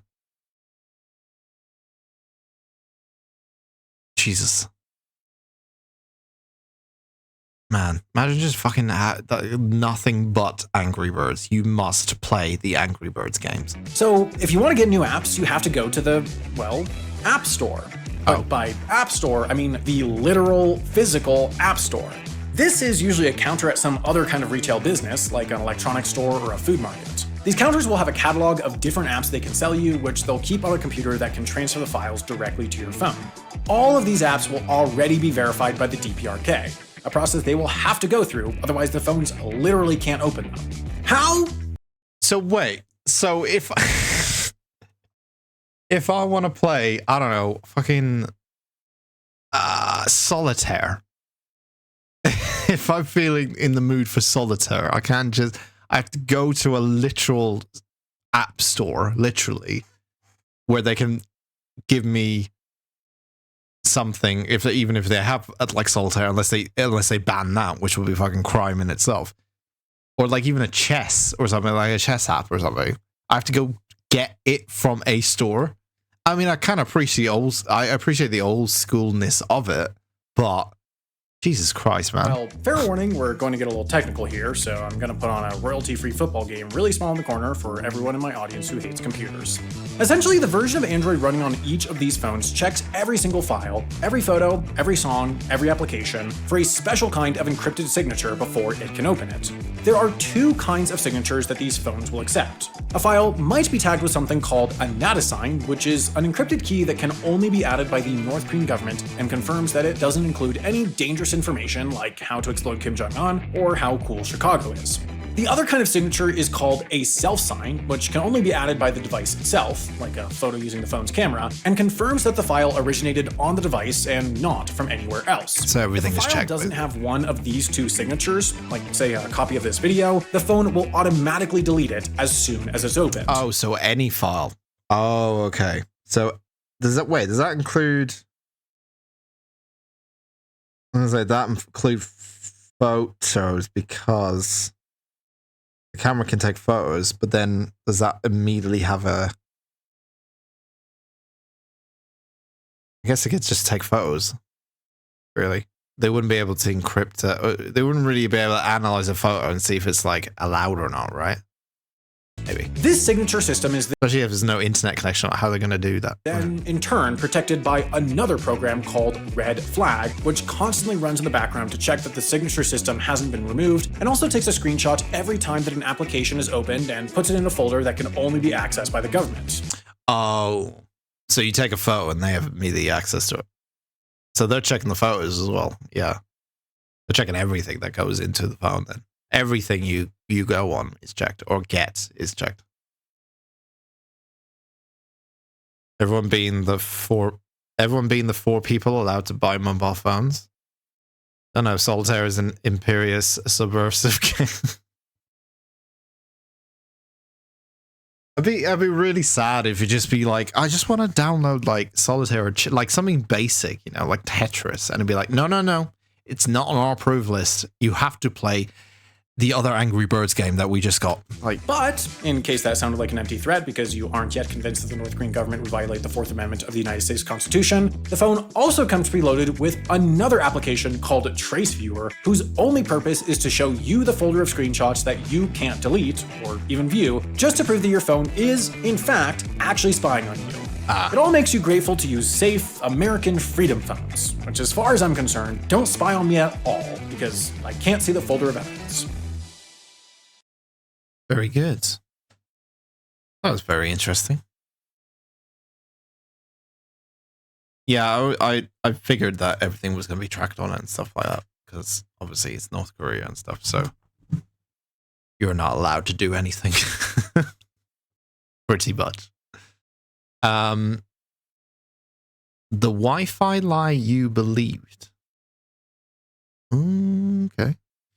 Plays Minesweeper, 12 years of hard labor, happy camp, learning to be a better Kim supporter. I'm so intrigued that Angry Birds is on the approved list, but imagine if something like Solitaire or Chess isn't. Like, that part of it, I'm like, that doesn't make any sense. Like, unless they see those apps as too American, you know? Unless they see Chess and Solitaire as an American tradition. But then Angry Birds is like one of the most downloaded fucking thing in America. I'm pretty sure Mario is from Japan originally, and they did a rip-off of that. And then Angry Birds, I think... Where did Angry Birds come from? Hang on. Where did Angry... But I know they've made like rip-off versions, right? Obviously, they're not the original version. Angry Birds Studio. It came from Finland. I'm not kidding. Angry Birds came from Finland. Oh. See, so they're part of the problem, obviously.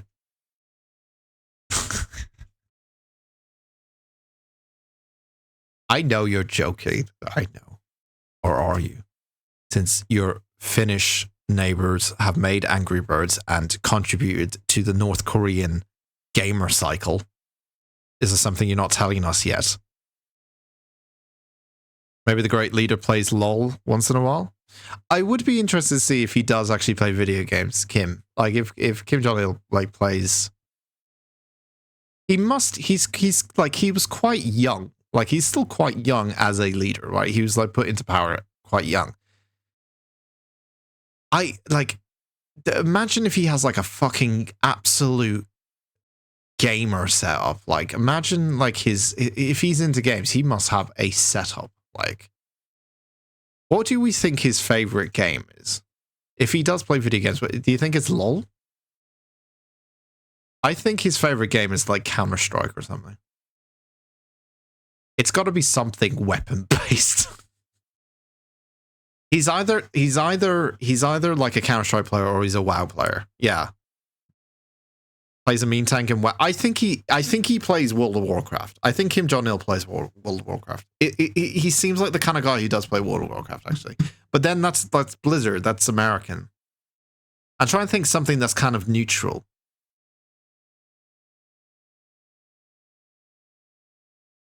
Like, he wouldn't play a Blizzard game, right? Unless he does, and he doesn't tell anyone. I think WoW is a good shout. I think Counter-Strike's a good shout. It's got to be something really... I'm trying to think what else he might play. He wouldn't... I don't think he'll play Minecraft. Like, he doesn't strike me as someone who would play Minecraft, definitely. His dad ordered pizza from abroad? What are you talking about? What, got it delivered? What, as a takeaway? Are you kidding me? Like as a takeout, he got it from a different country. I'll have to look that up if that's true. I think he's definitely a WoW. If anything, he's probably a WoW player. I'm trying to think of another game he might be into. Imagine he's into like Genshin Impact or something. Imagine fucking Kim Jong-il plays like Genshin Impact on a Friday night or something. But I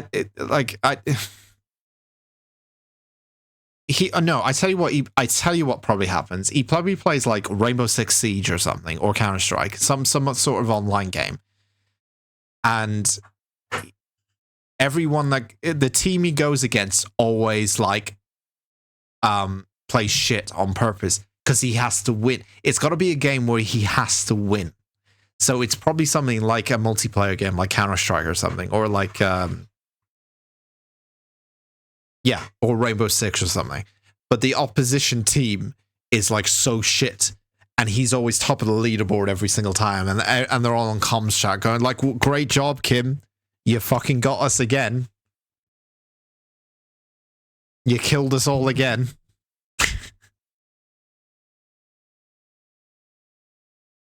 Delivered to North Koreans in foreign countries and had flown to him. But surely the food...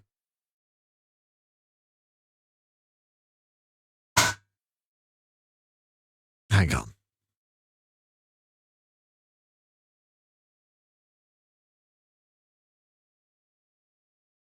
I need to look this up. Food delivered...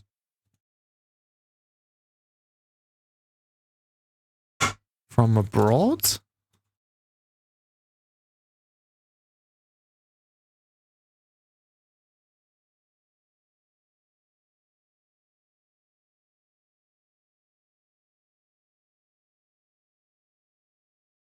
I can't find it anywhere.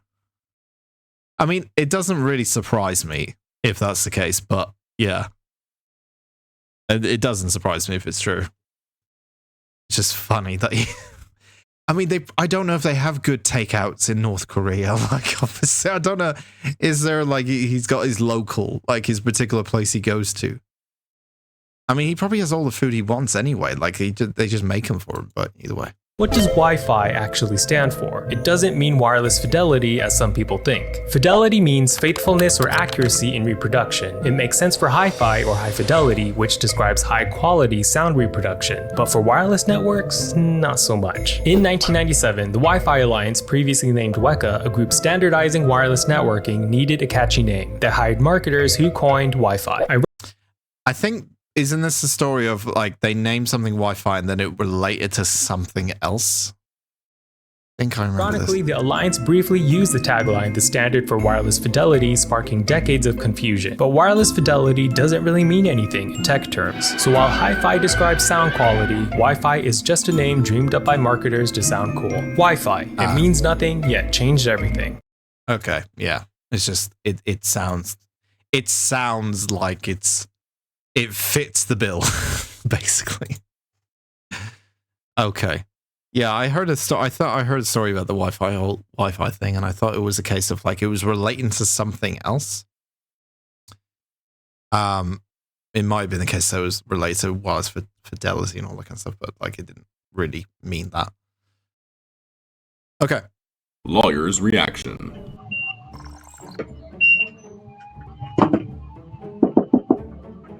Oh. No fucking way.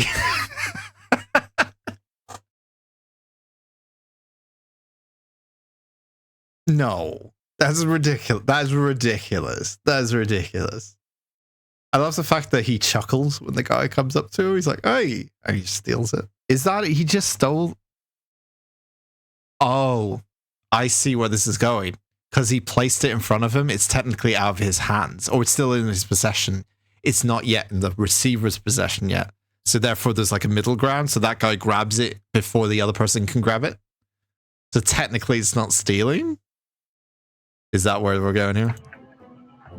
He just took the package. Now, this Apple Watch was eventually found being sold on Facebook by a woman whose profile indicated that she works for FedEx.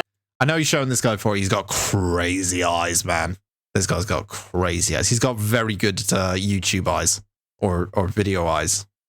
Because he's got like big wide eyes. Very good for thumbnails. When a package is in transit, the responsibility of a package will always depend on whether or not that package is delivered. Now, when you watch this video very carefully, you will notice that this FedEx driver scanned the package, then placed it on that front door. Legally speaking, ladies and gentlemen, that is delivery. Which means in the eyes of the law, the responsibility for that package now transferred to the buyer. The buyer because themselves, this package was legally delivered, it makes the buyer liable for all the damages that happen next. Make no mistake, I don't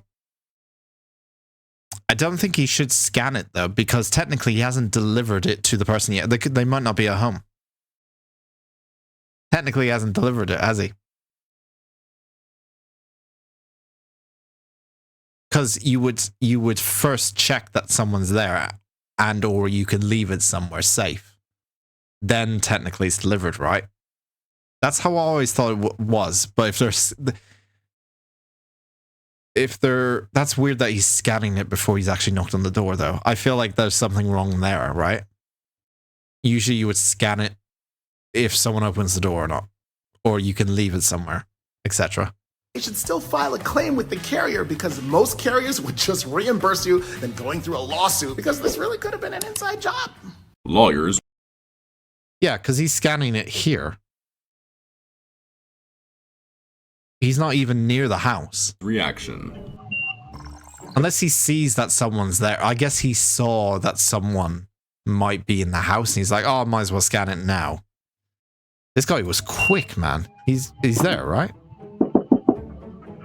Oh. It's the little chuckle that gets me. He's like, oh. I think he thinks that this is the... he thinks this is someone who lives here. He's like, oh, you're here. And then... without saying a word.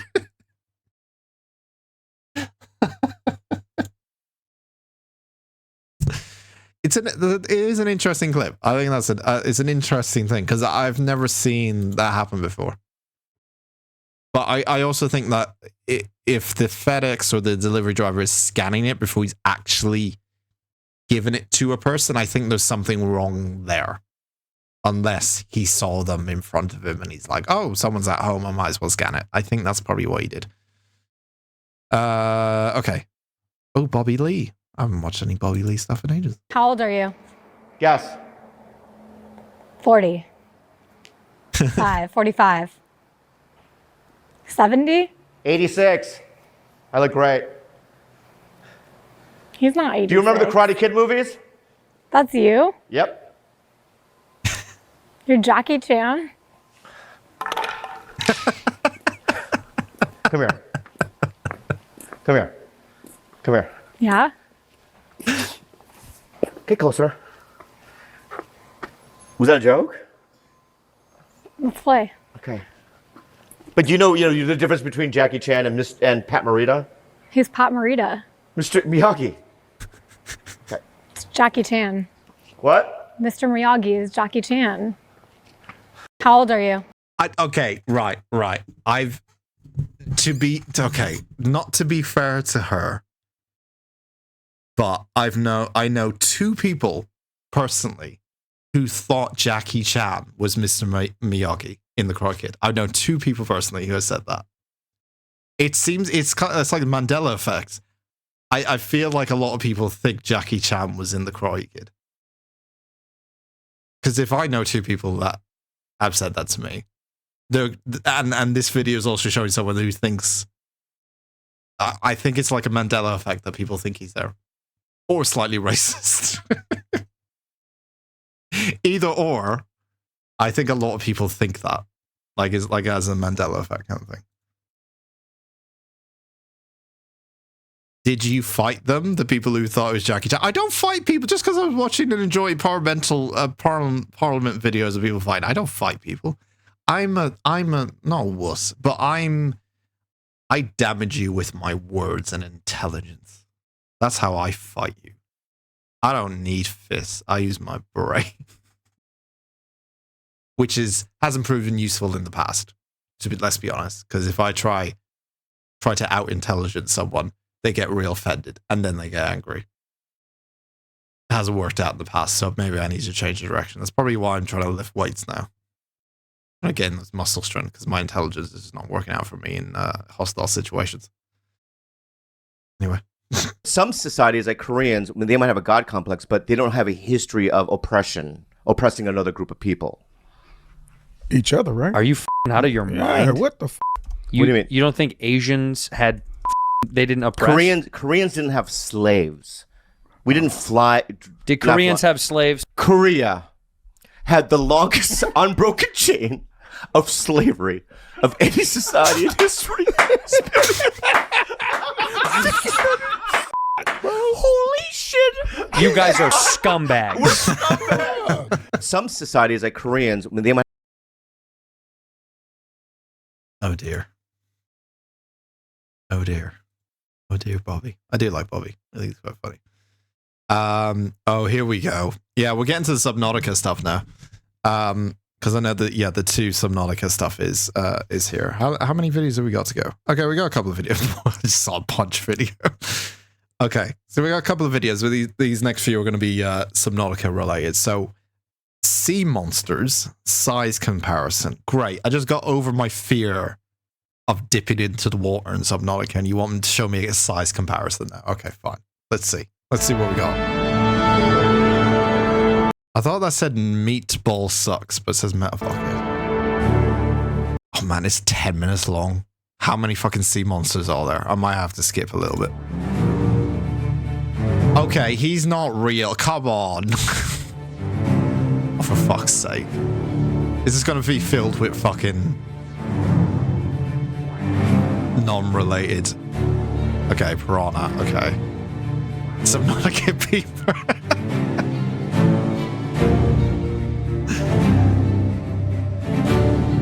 I wouldn't link the monster video until you complete it. Okay, fair enough. Right. What's this SpongeBob stuff? Pokemon? No. Are you fucking Pokemon? The Little Mermaid? Are you fucking Ursula and the Little Mermaid? Come on. I guess, I don't know. I want real sea monsters, because, you know, they're real, you know. Okay. Alright. I tell you what I'm going to do. I'm going to skip it to the bigger ones. Because this video is quite long. What's the one that's the most replayed? Hang on. We're at Pokemon level now. What's this? Oh, Jurassic... what? Oh, it's a T-Rex. It's probably a T-Rex standing on its own. Or something. It's a bigger monster that will be revealed later, probably. Okay, I want to see the biggest one. Sea of Thieves, Shadow Colossus. Oh, the Hydrus. Fun fact: my name. It's not the exact name, but my username still is Hydro, and it actually came from this, from the Hydrus.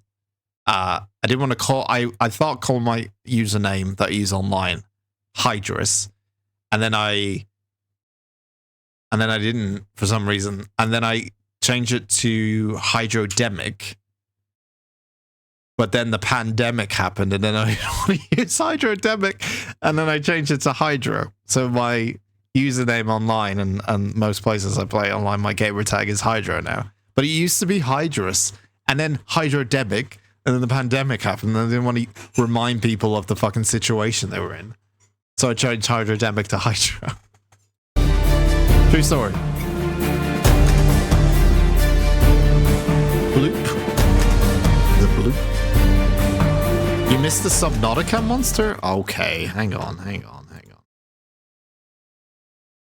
Where was I? I'll tell you what I'll do.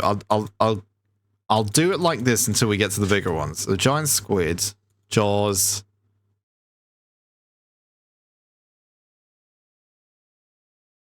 There's too many of these guys, man.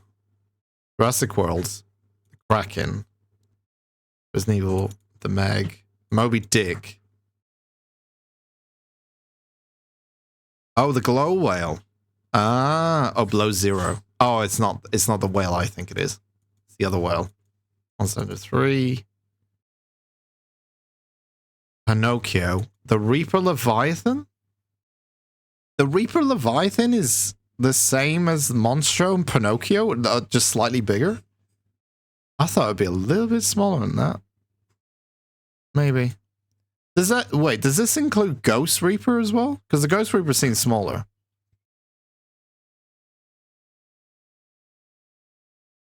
Leviathan Gears of War.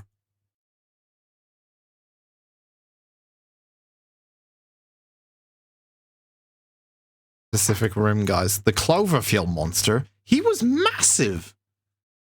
He like took up the entire sky. I mean, it's 91 meters high, but like I thought he was way bigger than that. Oh, there we go. Ghost Leviathan. The Ghost Leviathan is double the size of the Reaper Leviathan? Is it? I thought the Ghost Leviathan was a lot smaller. It did have a long tail. I mean, that's shown there. I thought the Reaper Leviathan was either the same size or bigger. But maybe because of how long the tail was, I guess. Oh, that's what makes it bigger, I guess. And then there's the Sea Dragon Leviathan, which also seemed a lot bigger than anything else. But it's not as big. It's just slightly bigger than the Ghost Leviathan. Okay, let's play the... oh, wait. Sea Emperor Leviathan. Yeah, that thing was pretty massive. That was definitely the biggest one. Yeah.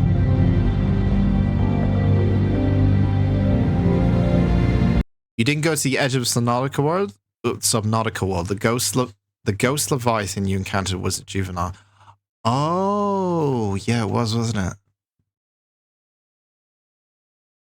No, I tell you what. I did encounter it. I did encounter it. Do you remember? I did encounter it. I encountered it once and then I ran away. I did. Yeah. Look, I'll find it here because I made a clip of it recently. Oh no, I didn't make a clip of it recently, but I think I read it.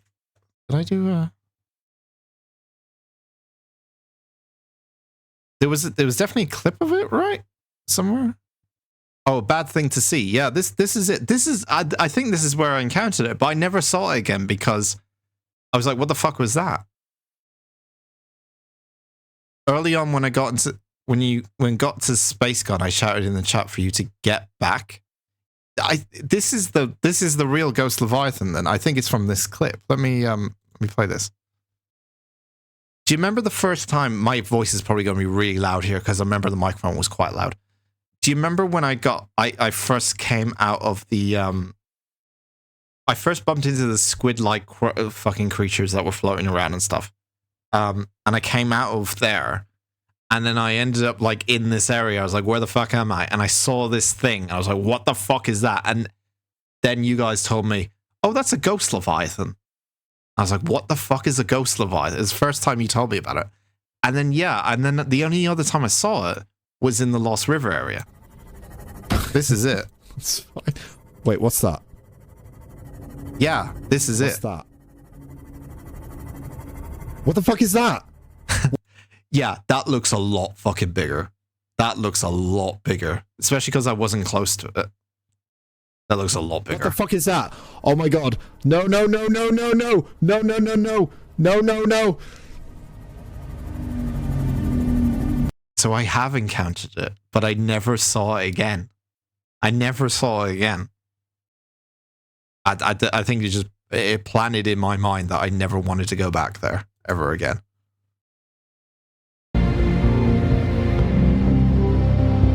You went further down. You went further than the space gun, and then the seafloor just turns into a cliff. That's the edge. Okay, I see. So yeah, I always wondered if there's a limit. So, but I guess that's where the Leviathans come in, where they block you in a certain area, so you can't go further than that.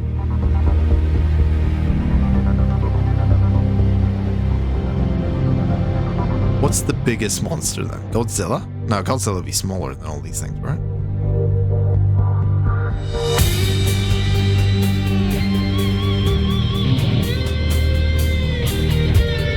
Leviathan in Mass Effect. Cthulhu, okay. Hundreds of meters tall. Kraken from Hotel Transylvania, okay. I don't know too much about One Piece. Unfortunately. Not on the One Piece, World of Warcraft. Okay. The Adventures of Pinocchio in 1883? Is that the original? Is that the Disney Pinocchio? The Adventures of Pinocchio?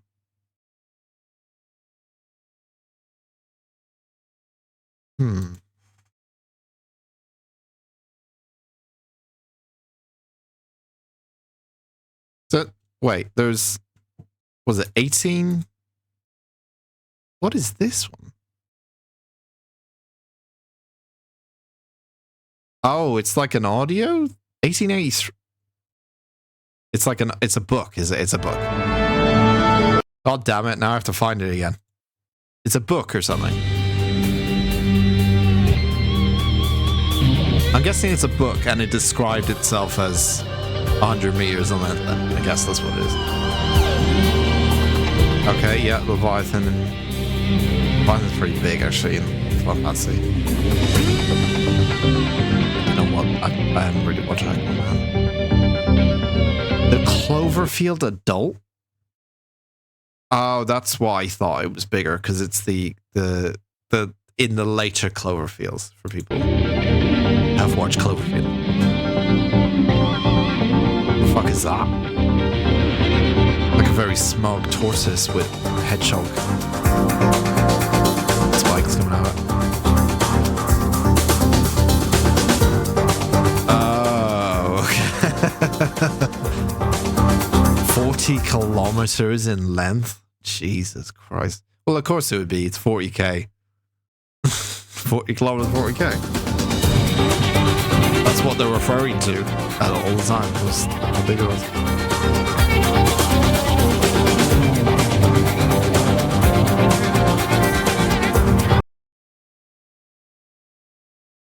What? SCP-169. The SPC is the video game, right? The video game series about the monsters that are like Area 51 in it, isn't it? It's like these facilities where they have all these monsters. Is that a size appeared in a game? Surely not, right? SP169? I don't want to get spoiled by it. I doubt I'm going to play any of these SP games, but... Hang on.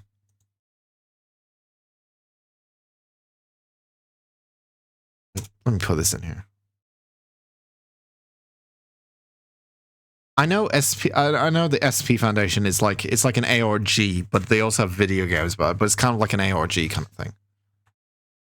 Because of its size, SCP-169 cannot almost certainly will never be contained. No structure on Earth is large enough or strong enough to contain SP-169. The location of SP-169 is not precisely known. How do you mean it's not precisely known? The size of it. Yeah, it's like kind of like a creepypasta, right? I'm on the right track there. It's like a creepypasta, but it's based off like weird monsters and stuff in containment. Yeah, okay, I see. So basically, it's an entire fucking giant country is what it is. More than a country. It's Russia. Oh, it's the biggest thing. Okay. I always thought the SP Foundation just made video games. But maybe I was wrong. So I was thinking, like, how could they put that into a video game? How can you put that size into a video game without it just being a pre-rendered cutscene or something like that? Walt Disney didn't make its own stories. They copied them and put them onto the big screen. Well, everything's a copycat, right? Everything's just a copy of a copy of a copy of a copy of it. Okay, Subnautica time. It is indeed. Right, so, never seen any of the speedruns yet. This is my first time watching the speedruns. This is a speedrun done in 28 minutes, 37 seconds. Any percent. I'm guessing this is still the current record, I assume. I don't really know, but we'll see. Oh, I did start watching it. Oh, maybe I checked it. I think I clicked the link last time and then I was like, oh, okay, I'll watch it later. Okay. So I'm not going to watch all of it because I was going to start playing the new game soon. I know we're only going to be playing probably about 2 hours of it, but that's fine because there's probably a 2 hour there will be a 2 hour introduction to the new game, but yeah. Okay. What I want to know is, okay, quit the game. Quit the game is the first thing you need to do. Okay. I want to know, do they just, I'm guessing they just run to the certain points where things are triggered. So the first run would be getting to the beach, right? Then it would be, surely you need to upgrade stuff though, right? Upgrade the suit and things and the radiation and all that kind of stuff. I'm guessing they're not going to build any of the vehicles, basically, is what I'm assuming. Grab some shit really, really quickly. That's some quick clicking there, Jesus. Making a battery?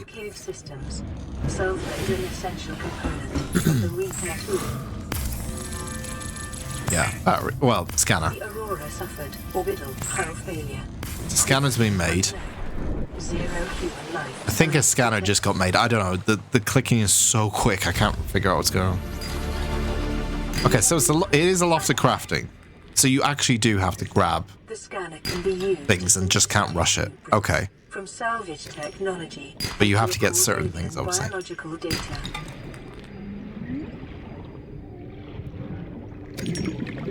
So Teeth is at 5 minutes 58. And then Aurora is at 11:06. Mountain, I think, is it the island with the mountain on it? Hatch eggs, I know what hatch eggs is. Reef, and then blast off. Okay. Scan. Why aren't you scanning? You should be scanning. You should be scanning all of this. What's he making? Oh god, the hunger thing is going to be annoying, right, though? Surely the hunger is going to fucking drive this speed run He's going to die. What's going on? You're going to die. What?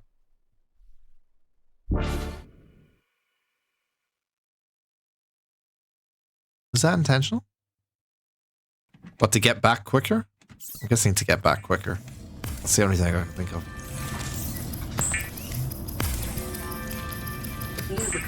Making glass, making copper wire, making batteries. What is going on? How do you, wait a minute, how do you have all this stuff? Weapons were removed from How do you have all that stuff? What?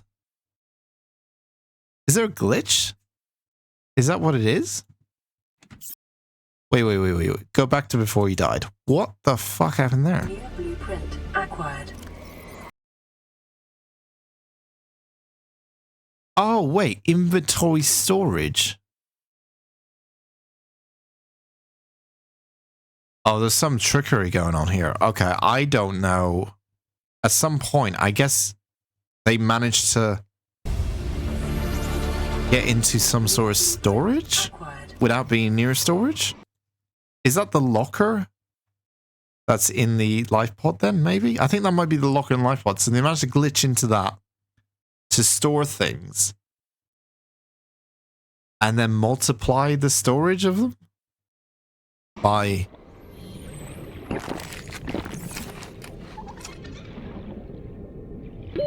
Oxygen. I need like commentary to like understand.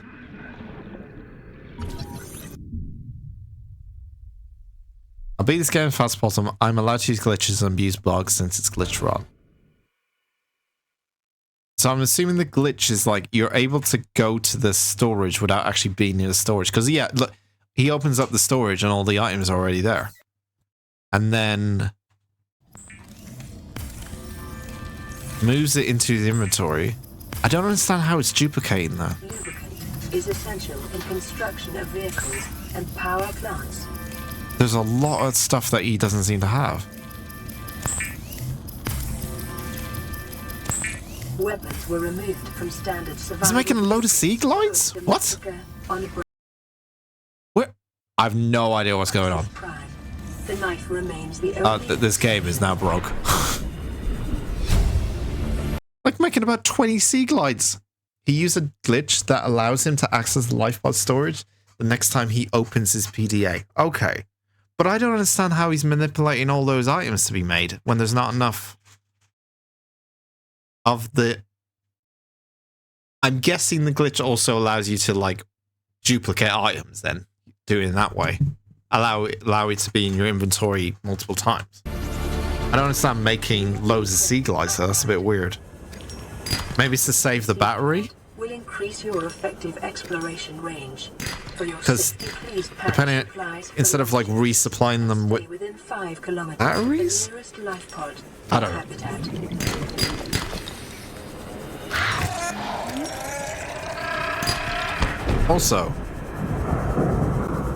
Also, how quick is he going? How the fuck is...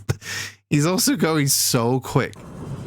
I don't think this is definitely not the standard speed I was going with Sea Glide. Yeah, it's going super quick. So there's a glitch there too.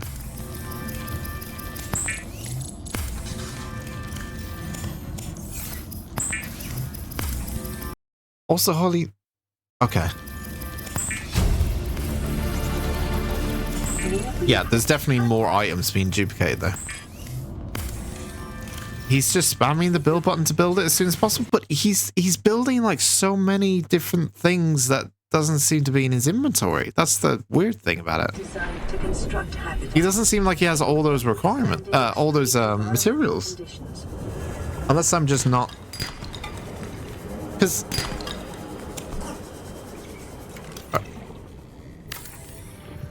Okay. I'll be honest, it's going way too quick for me to process it. Okay, so he's building a base now.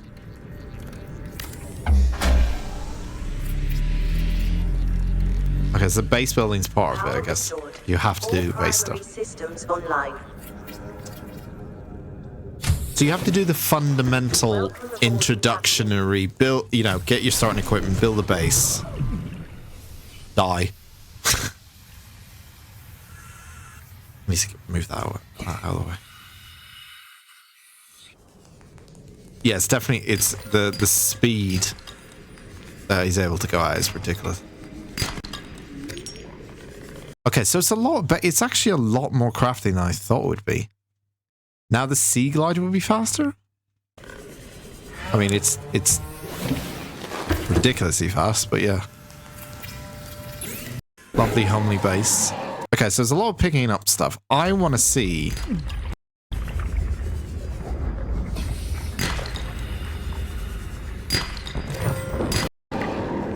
It is a lot more collecting than I thought it would be, if I'm being honest. It's a lot more resource gathering than I thought it would be.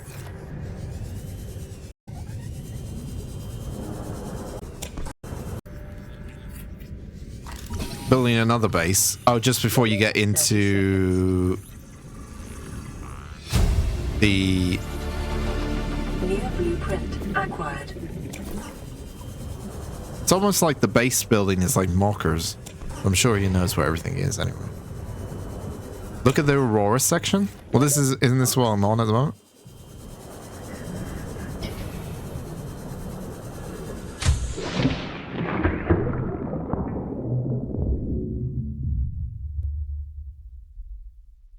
He's just just build stuff underwater. It doesn't matter. You gotta go, go, go, go. Interesting he's gone for glass lockers. I don't know if that's a thing. That's interesting he's gone for glass lockers. Maybe they hold a little bit more storage. Can't remember if they did or not, but it's definitely a lot more crafting than I thought it would be in a speedrun. But I suppose you have to build certain things really to trigger certain events. You can't just go places.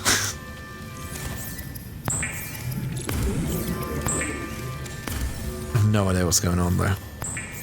I don't know. It's just building advanced components and stuff. Computer chips being made, I saw that. Power cell. Okay, so it's getting the advanced kind of components, getting them together. The vehicle bay, I think, was made as well. Okay, so this is heading over to... Is this heading over to the beach? Or the actual Aurora? Because then it should... Well, it hasn't exploded yet.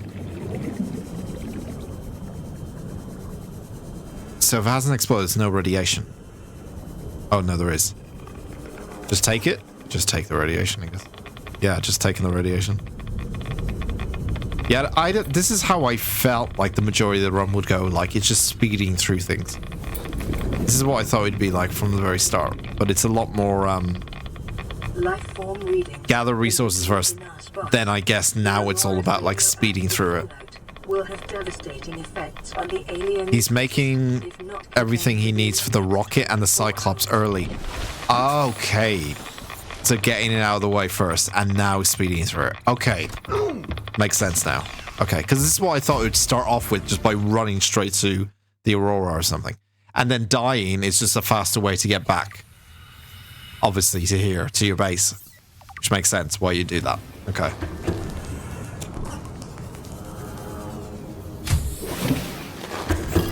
This is crazy fast, though. Like, my mind couldn't even process, like, doing it this quick. I can barely get things done in that Subnautica stream that I was doing. I was like, what do I need to do? I need to think. I kept saying the words, you know, or kept saying the sentence, I need to catch my bearings. I said that every single stream because I needed to think for about 10 minutes on what I wanted to do for the next, like, 2 or 3 hours. This is just straight through. Obviously, it's like practiced. I get that, but yeah. Oh, and he grabs the seed before he actually get to get the seeds at the end. He's actually grabbing the seeds now. He's getting things way in advance then. So way, way, way, way in advance. Before you... Okay. The world record currently is 29:16, so this one's 28:37, so this beats the world record. Okay.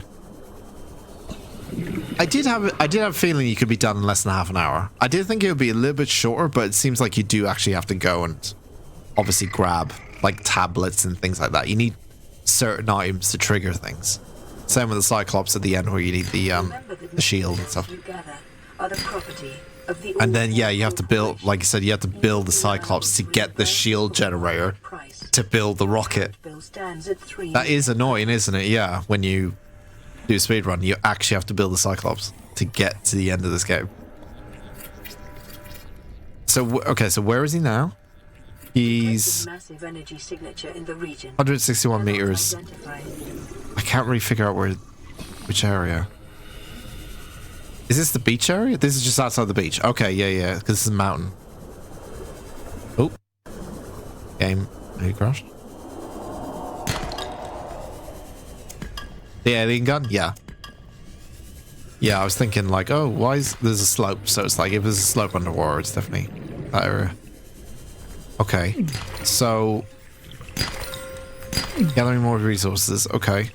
So it's a constant move, build base, move, build base, move, build base, but also grabbing certain things. But even way later down the line, looks of it. And scans. Scans, you have to, I guess, to build certain things, you have to scan them. You just gotta go to the best place for them. Or particular location to get those things. New blueprint acquired. So the scans are not randomized, they are predetermined.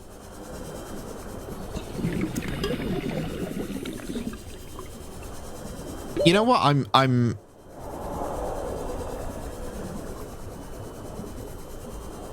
I think because it's just like he's in the right place to get resources. I'm so fascinated by how quickly he's able to find resources without a scanner.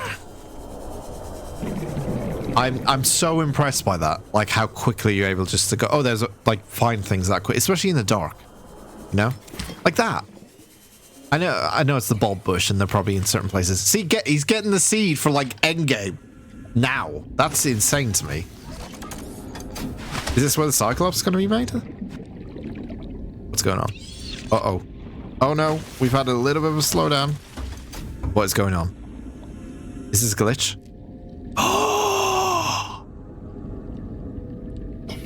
Oh, you glitched through the thing using the mobile vehicle bay.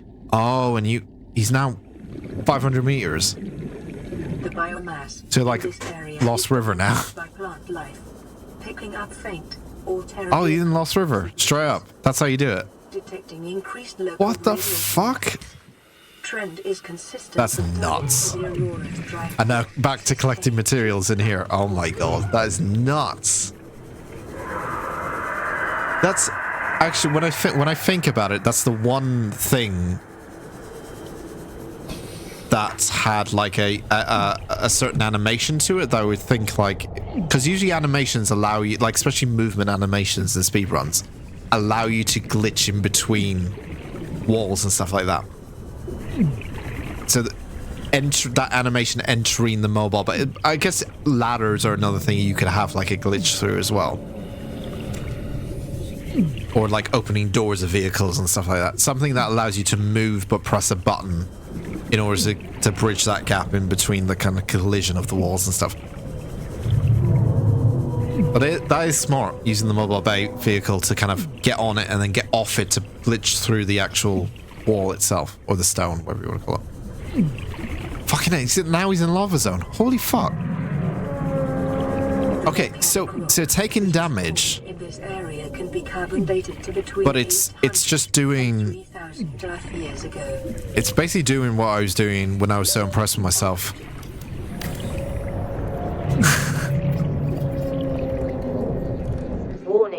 God, the timings on this, you've got to be so precise with the oxygen. You have to be so quick and precise with it. Yeah, he's doing what I was doing, where I was very close on the limit to losing all my fucking oxygen. But Sorry? Oh, he put the tablet, but okay, fine. I thought you just glitched through the fucking field. Okay, data download. Die. I'm guessing that was intentional. It'd be funny if it wasn't, but I'm guessing it was.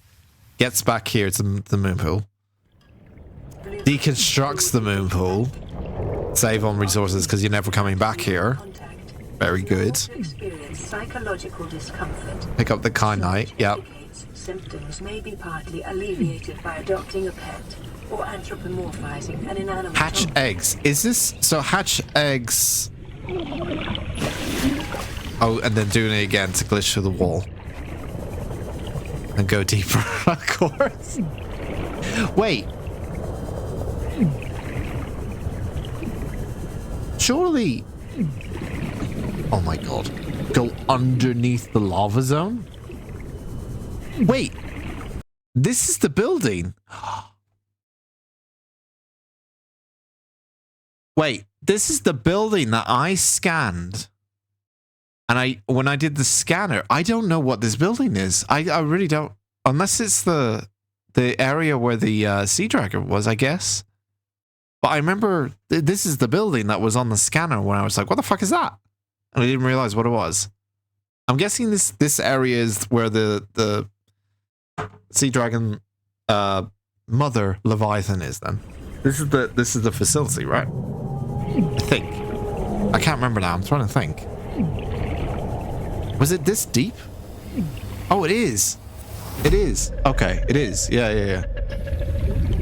It's not? You seek, want to. No, it is. Help you.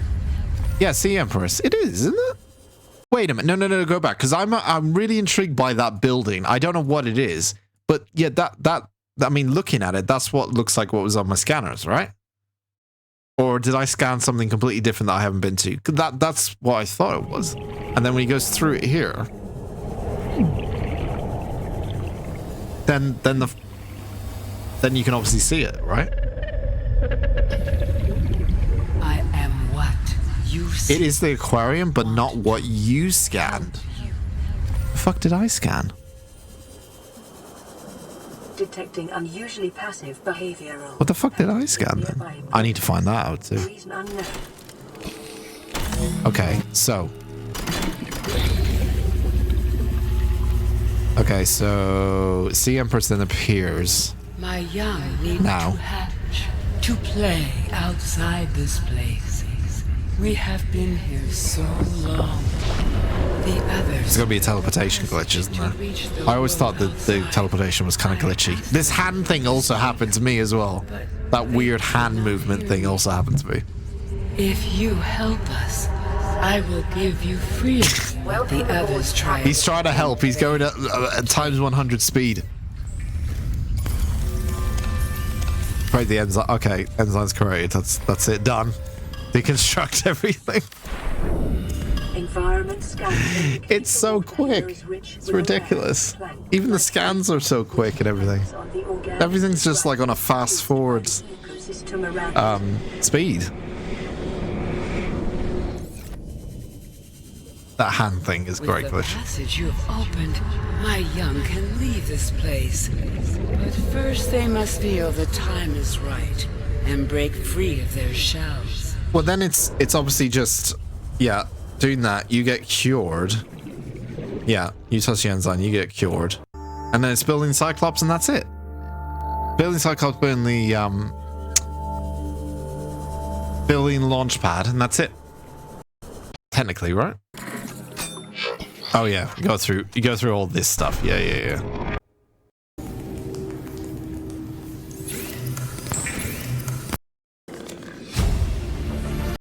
More, yeah, I think I know where this is, yeah.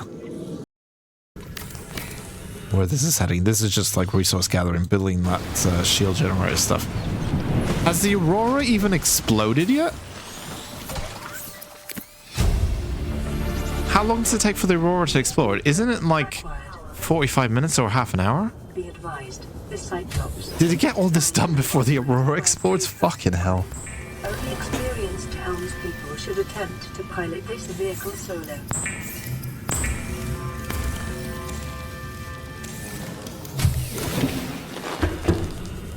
Neptune.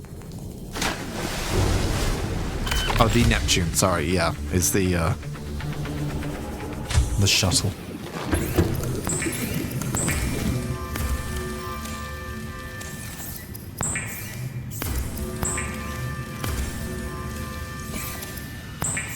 Okay, so it's building all the batteries and stuff, and then you got the what the fuck? Whoa, what happened with the? What's going on there? I missed that part. Oh my god. You must be very close to the end game where you just like, yeah, let's put the sub on top of the pad, the launch pad. I mean, it keeps everything quite close together, I guess. Welcome aboard. Saves on a little bit of time. Systems online. Yeah, shield generator's done. And then you go up the elevator and then you're done. Right? Turn on everything. Life support system. Is he even going to attempt to use the time capsule? Probably not. No, that's it. 5, 4. That is actually, it's quite impressive. I'm very surprised how much crafting wise is needed though. I would assume there'd be a lot more like straightforward. Like you go here, you just go as quickly as possible. But you actually have to like craft. Like you actually have to and pick up stuff later down the line that you're going to need and stuff like that. Very interesting. It is quite interesting. This one is the glitchless run. Am I going to be able to play the game tonight or today? I don't think I'm going to really have enough time to watch all these videos. I think I'm going to have to play the game tomorrow, guys. I think I'm running out of time to really add any value of me playing the new game. We'll save it all for tomorrow then. I'll continue watching the videos. Don't worry. I'm just going to change the title on the Twitch stream just to let people know it's not today. Tomorrow. Start a new stream game. We're just doing videos today because there was an awful lot of them and a lot of stuff to chat about, so that's fine. I'm happy with that. I'd like to chat anyway. Sometimes you just don't want to play any video games. The glitchless run isn't much different than the glitch run. So I'm assuming there's... The only thing I assume is that obviously you can't really glitch using the vehicle bay. The mobile vehicle bay. So you're just getting... Oh, hello. You're just getting... What is the time, though? 54. So it's like... Oh, it's double, isn't it, really? Nearly double.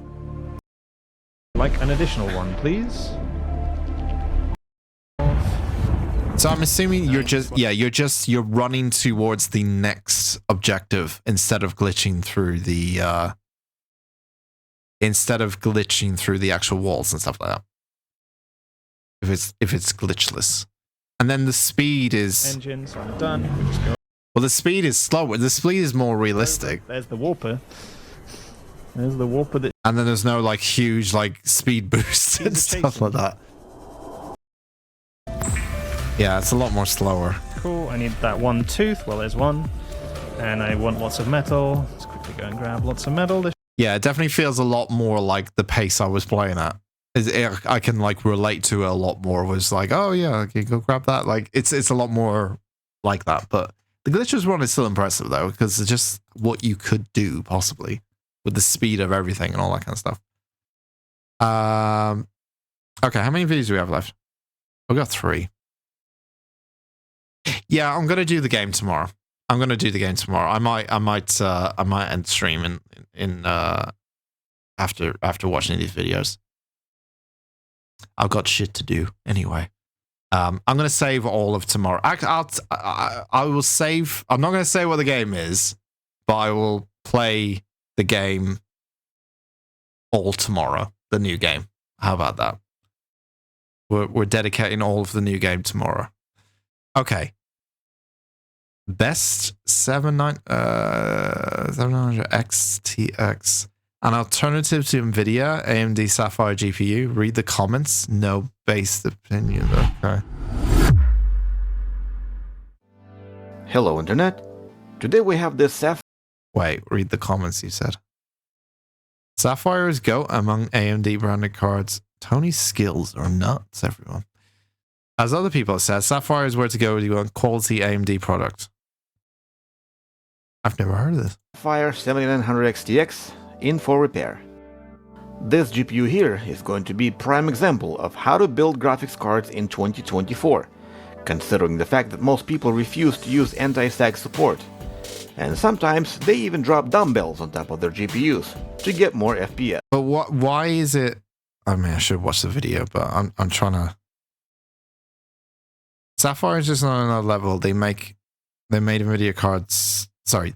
If they make NVIDIA cards, they would also be the best of the best. So it's just a high quality product.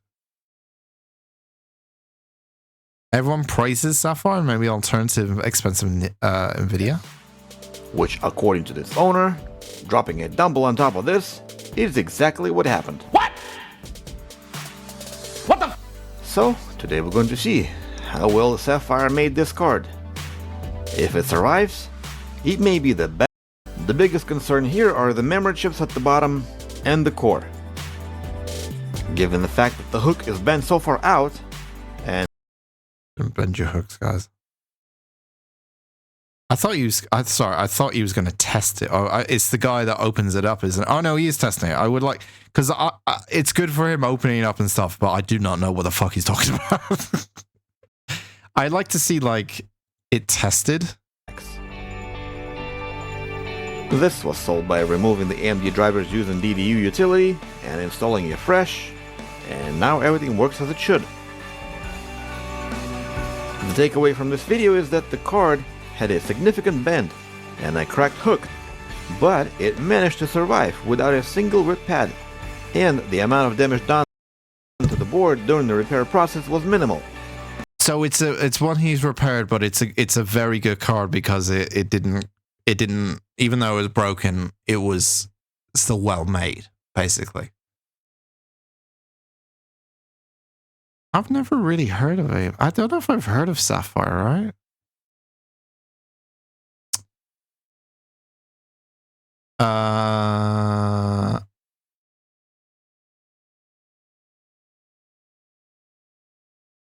Okay.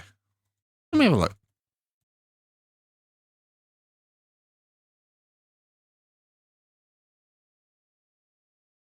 Okay.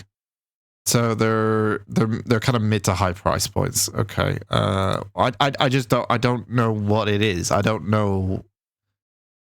I'm not very good. Put it this way. I'm not very good with AMD numbers, as in like, oh, it's a 770. And I'm like, I don't know. I'm good. I'm better with NVIDIA because then I know, oh, that's meant to be that powerful or something.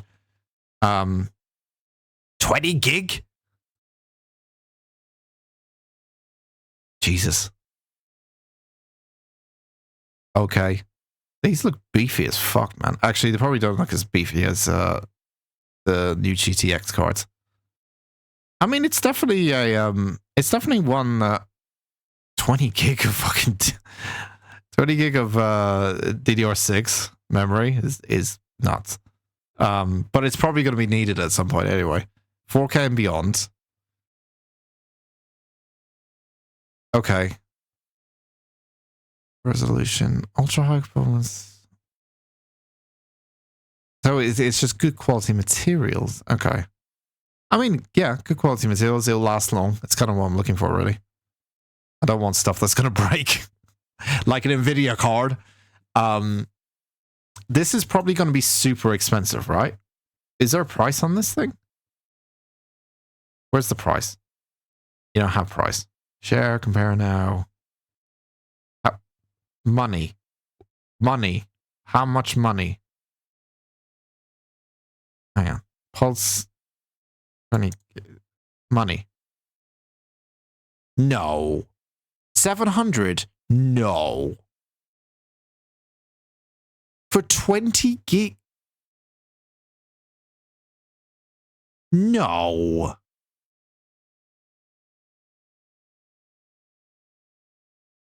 can't be 700. Just over 700 for a 20 gig.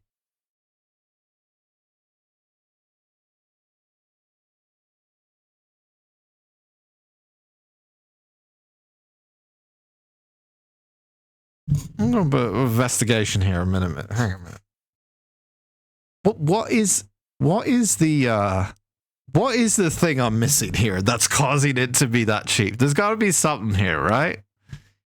Good high quality performance card. Even when it breaks, it's got good materials. It's that cheap? Are you kidding me? Is Nvidia really overcharging their cards that much that AMD could do this? Sorry, Sapphire AMD could do this. Wait a minute. I want comparison wise. All right, let's do this. Let's do this, right? Let's take this card, right? And we're gonna let's do versus a 40 what's the website called? I forgot. 4090. Yeah, GPU benchmarks. So the 4090 is the most powerful card in the world. This is the 8th it's half the what?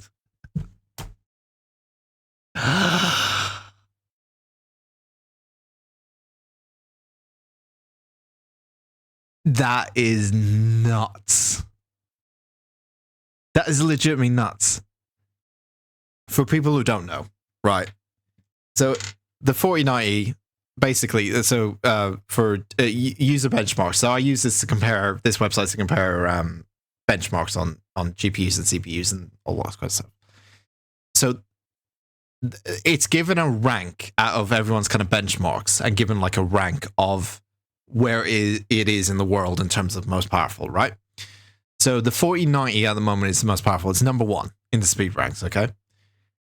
And then it gives you kind of an RRP on the price. And it also gives you a lot of more information, like how much more effective it is. Okay. Having said that, it is a lot more. It is like 72% overclock score more powerful. 79% average more powerful than the other card. However, it's 50% cheaper. Not 50% cheaper, that's the wrong way. It's basically, you're doubling your money if you get the 4090 over this. And this thing is really good in terms of the specs. And it's the 8th fastest card you can get it today.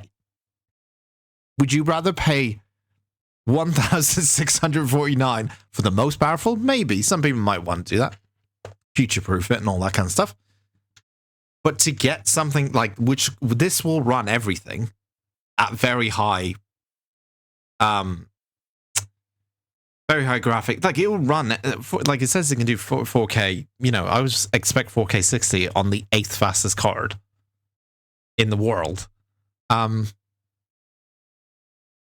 want to see the actual specs of like it running something. That is insane how much that's NVIDIA are overcharging there. Holy fuck. That is literally insane. You got your 4090 at a 45% discount? Are you kidding me? That's why I linked the vid to give you thinking about alternatives on tight budget. I'm shocked. I never knew like it was that bad. It's like new CPU or GPU or just GPU. It's basically that. You could get a new CPU with the money left over. You get a fucking great CPU with the money left over, saved from not. I'm shocked at how much NVIDIA are fucking, like NVIDIA are becoming Apple now. They're becoming the Apple. They are the Apple. They're the Apple of PC components and PC gaming now. You get something that is nearly double the price of what it should be, and then, oh my god, it's ridiculous. And they came out the same time. They came out Q4 in 2022 at the same time. And I think this is much bigger in terms of like space in your fucking in your PC. This thing, I've seen this in person. It is a beefy boy, that 4090. I'm sure this one is quite big too, but the 4090 is fucking like, and I need to put a voice modifier on this. The 4090 is thick. It's a thick boy. I hope I rocked your PC thinking. You definitely did. Yes. I'm definitely considering getting this. I'm considering getting this card now. When I saw it said it was 20 gig, and I was like, there's no way that's less than 1,000. There's no way that's less than 1,000. It's fucking nuts. Absolutely. Obviously, yes, the specs wise here, it's obviously a lot more powerful, but it's still like, if something is in the top 10 of graphics cards currently, it's going to last a while. You're not going to need to use get another one for a while, you know? And yes, if a lot of people are saying the quality of Sapphire is really good, that's an added benefit to it as well. Not just because of the cost, you know, it's cheaper. If everyone, like from what you said, like during the comments and all that kind of stuff on the video, if Sapphire is really, really good, build quality to it and everything, then that's also an advantage as well. Not just the cost. It's so nuts. Yeah, again, the 4090 does win in everything, but yeah, better value, much better value, I think. 25% better value, technically. Look how the market share is as well. 0.13% market share. Market share for this card, 1.52%. It has a 1,069, nice, higher percentage market share than this. Are people nuts? I would have thought, like, at that price and what you get, this would be like, oh, fucking, it's the name. They've become Apple. People are now, they see Nvidia and go, oh my god, I must have it. It's become Apple. It's just become Apple. It's nuts. I want to do one more comparison. So I want to change this 4090 to a. Let's change it to a 40. Let's change it to the 4080. Let's just see what this compares to.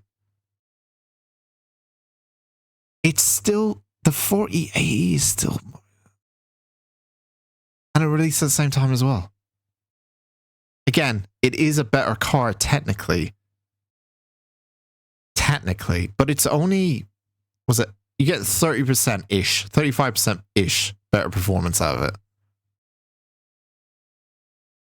What about the 4070? That price has been dropped. Yeah, it's got it's an Amazon price. What's the 4070S? There we go. Okay, now we're getting into territory where they could win over, because this is like number 9, this is number 8, and this is cheaper now. I would actually say 4070S is not a bad price. That's a pretty good price for what you're getting. Number 9 in speed ranks. Only at 2% difference on the other card, on this card. I actually think that 4070S is better. Wait a minute. The only difference, okay, I understand, like, I've just said, whoa, that Sapphire is really good. I've just realized the 4070S is really, really good when you compare it to this now. It is a newer card, but think about it. It's nearly 200 cheaper, and it's only it's only like slight advantages. Maybe the 4070S is the card to get, guys. Maybe. I don't know. Payson McNutt, great name. Thank you very much for following, and thank you for watching our TED Talk on graphics cards.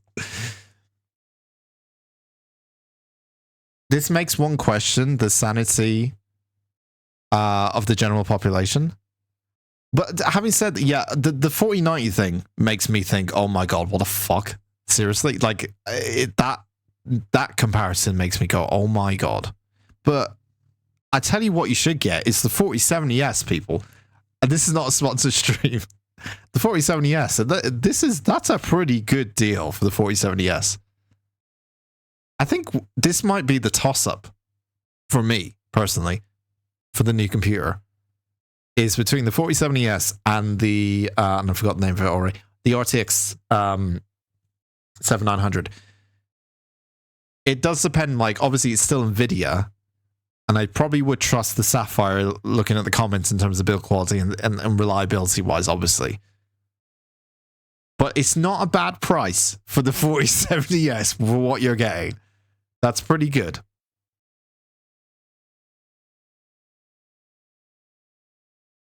But isn't the 4070S on discount? That might be the case. It's not. The thing is, it's not. How do we find like the actual? Well, you kind of look at it on here, and you kind of get like a generalization on price. So I would say it's around 600 then. So the 40, you're technically paying about 200 more for this. But it depends if you want to go AMD and the build quality and everything. If you prefer to go with that as well. If you're paying for that, basically, the build quality and AMD performance and stuff.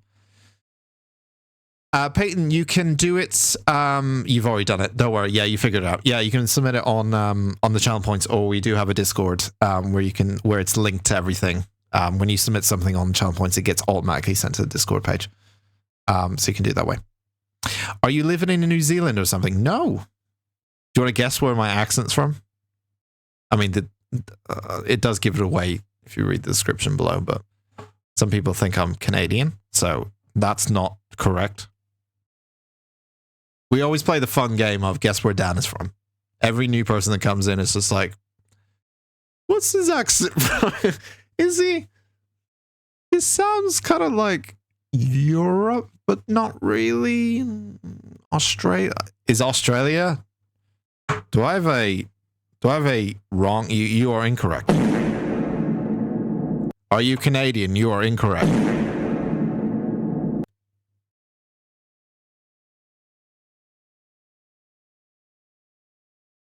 I mean, you know, Turtle. What are you asking? You know.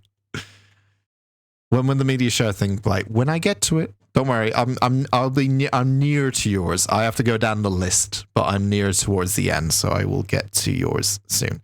We just went on a tangent about graphics cards, but anyway, I might look into these two, and just kind of look a little bit deeper into it, because I'm only comparing, like, face value. I'm comparing them. Where's the Canadian accent channel point redemption you promised? Fuck, I forgot, didn't I?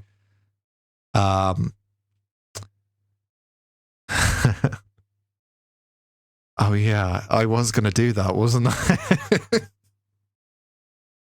Let me write it. I'm opening up Notepad now. Const. I'm opening up Notepad just for you. I'm opening up Notepad. Here we go.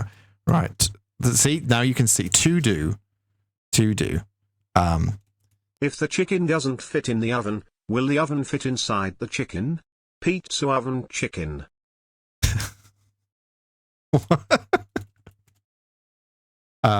Point. I'm gonna come back to that, Peyton. Hang on a sec. To do Canadian accent CP as in channel point.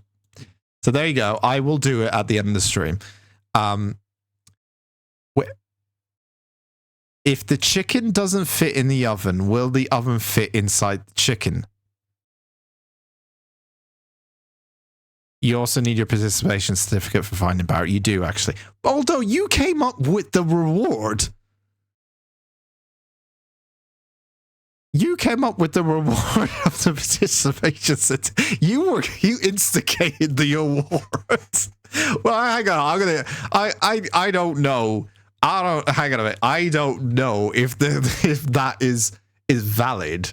If you came up with the award of participation certificate, because I remember you put that on yourself. I'll think about that, Turtle. I will think about it. I'll tell you tomorrow if I'll give you one. Do you want a digital version, or do you want an actual do you want a printed version sent to you? Because I've got 2. It's up to you. Do you want a digital version? If I do decide yes, do you want a digital or do you want one sent to you? Because I can do both.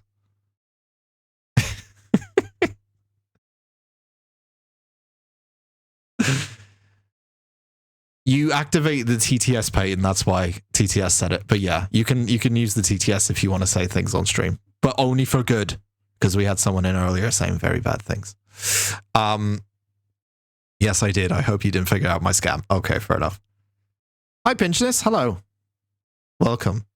Welcome to the stream where we're looking at sexy graphics cards. Oh, look at this. So hang on. Look at the sexy. Ooh. You like a 4070 Super? Well, it's only 200 price difference than the RTX 7900 XT. Although the build quality of the 7900 XT may be far superior, maybe you're looking for something in the price range of around 578 and 600 Great British pounds or whatever your equivalent is of your currency of choice. Anyway, you're doing laundry. No worries, Cons. Have a fantastic day doing your laundry. Shout out to anyone doing laundry today. Have a good day. Thank you very much, Cons, for joining. What GPU does Sherlock recommend? I think is he behind me? He is behind me, isn't he? Sherlock, you're needed. Look at that tail action he's got going on there. Sherlock. What GPU would you recommend? Would you recommend the 4070 Super or would you recommend the 7900 XT?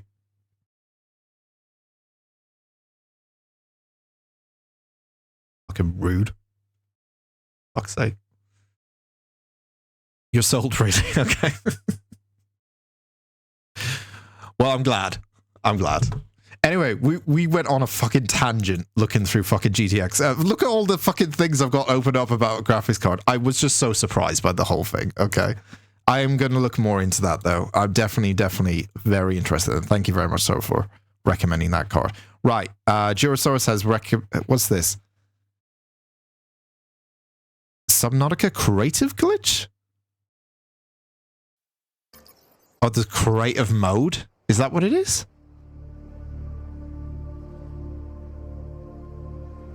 Five minutes?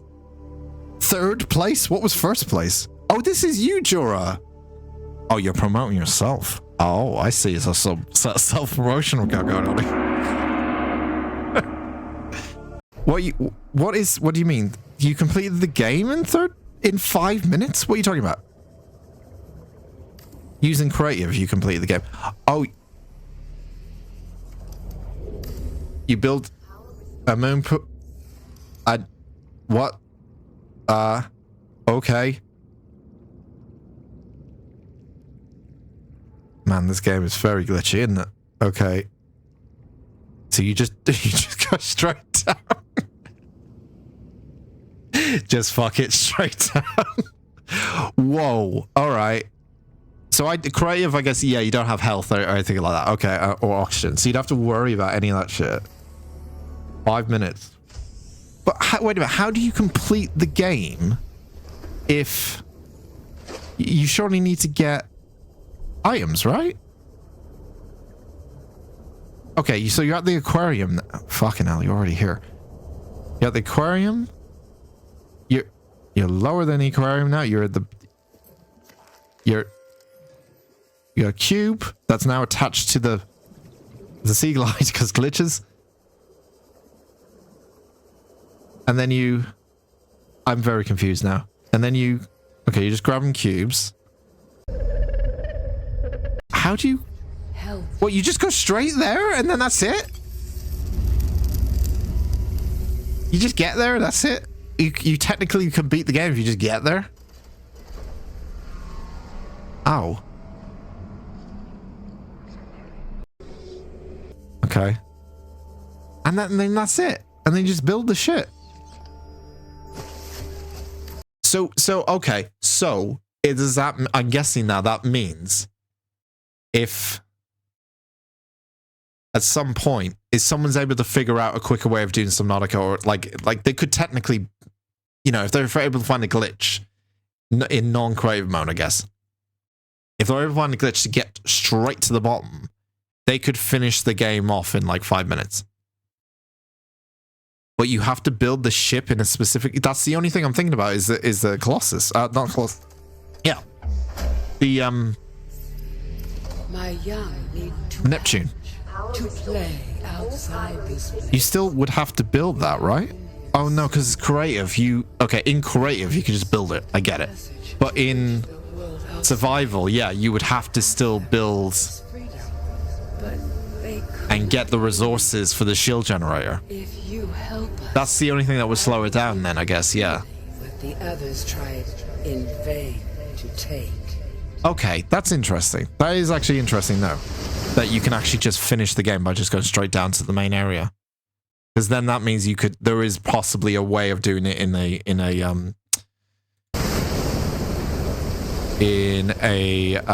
survival run, essentially.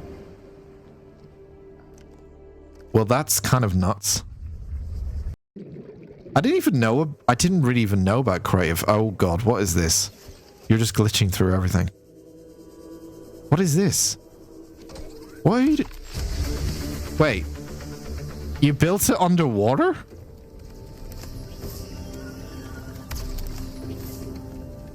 You built it underwater? What is going on?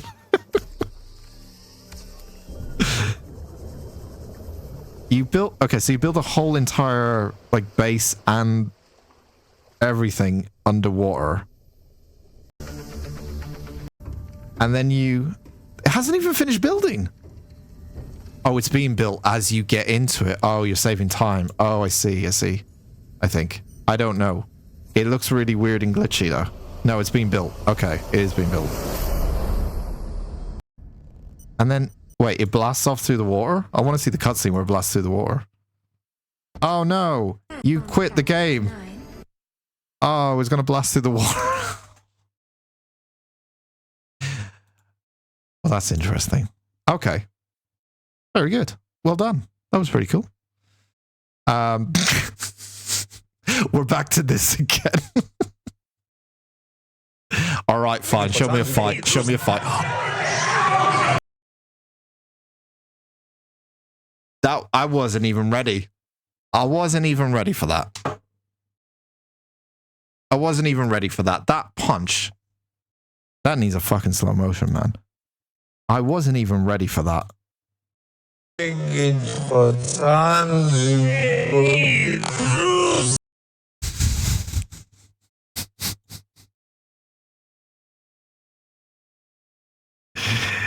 That's a fucking hit.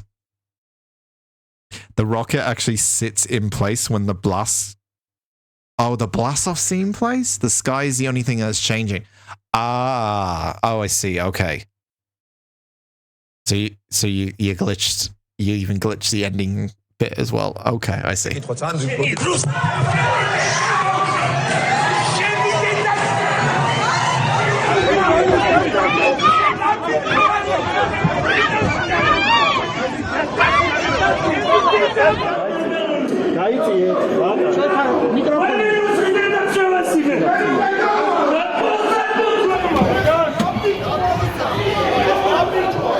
Imagine this is your like workplace. Imagine you have to go into work and you're like, fuck, I hope no one fucking starts a fight. Like imagine you don't partake in any of this, but you're like, you know that at some point a fucking fight might break out.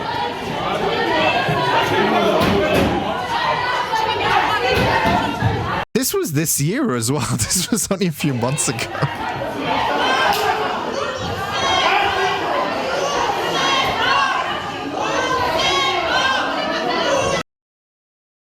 Bloody hell.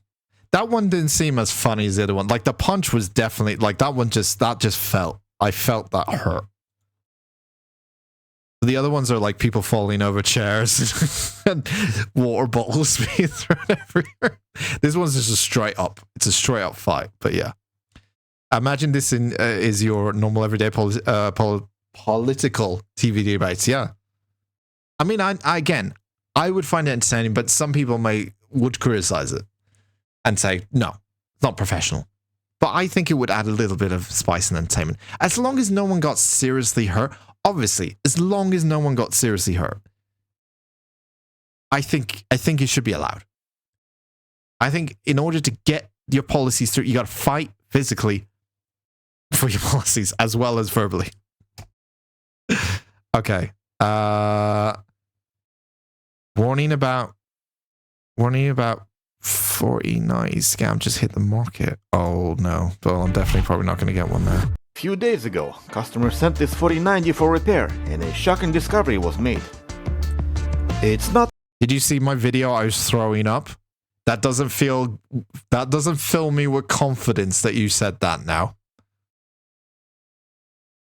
I might have to check it before I show it on stream if that is the case. The fact that the resistance on the core was so high, almost as if the core wasn't there. Reasons for that was the absence of solder balls under the chip. I think your video's next. Nor is it the RIT pads or the giant scrape on the board. None of those were much of a concern. What concerned me was that it had a dead short on 1.8 volt rail that was shorter than this guy's shorts. Even looking through thermal camera while injecting voltage, nothing was showing up no matter how many amps I put into it. At this point, the only thing to do was to remove all memory chips and see what changes. And since I already reballed the core, which in the process of removal had lost its metal frame for some reason, I figured I would save some time and solder the core while removing the memory chips.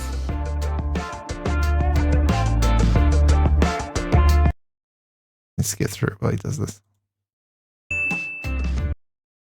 And once I got it all cleaned up and began prepping the chips, I saw that 2 of them looked like they were 256 megabytes instead of 2 gigabytes. The top of these chips look flat compared to the real ones.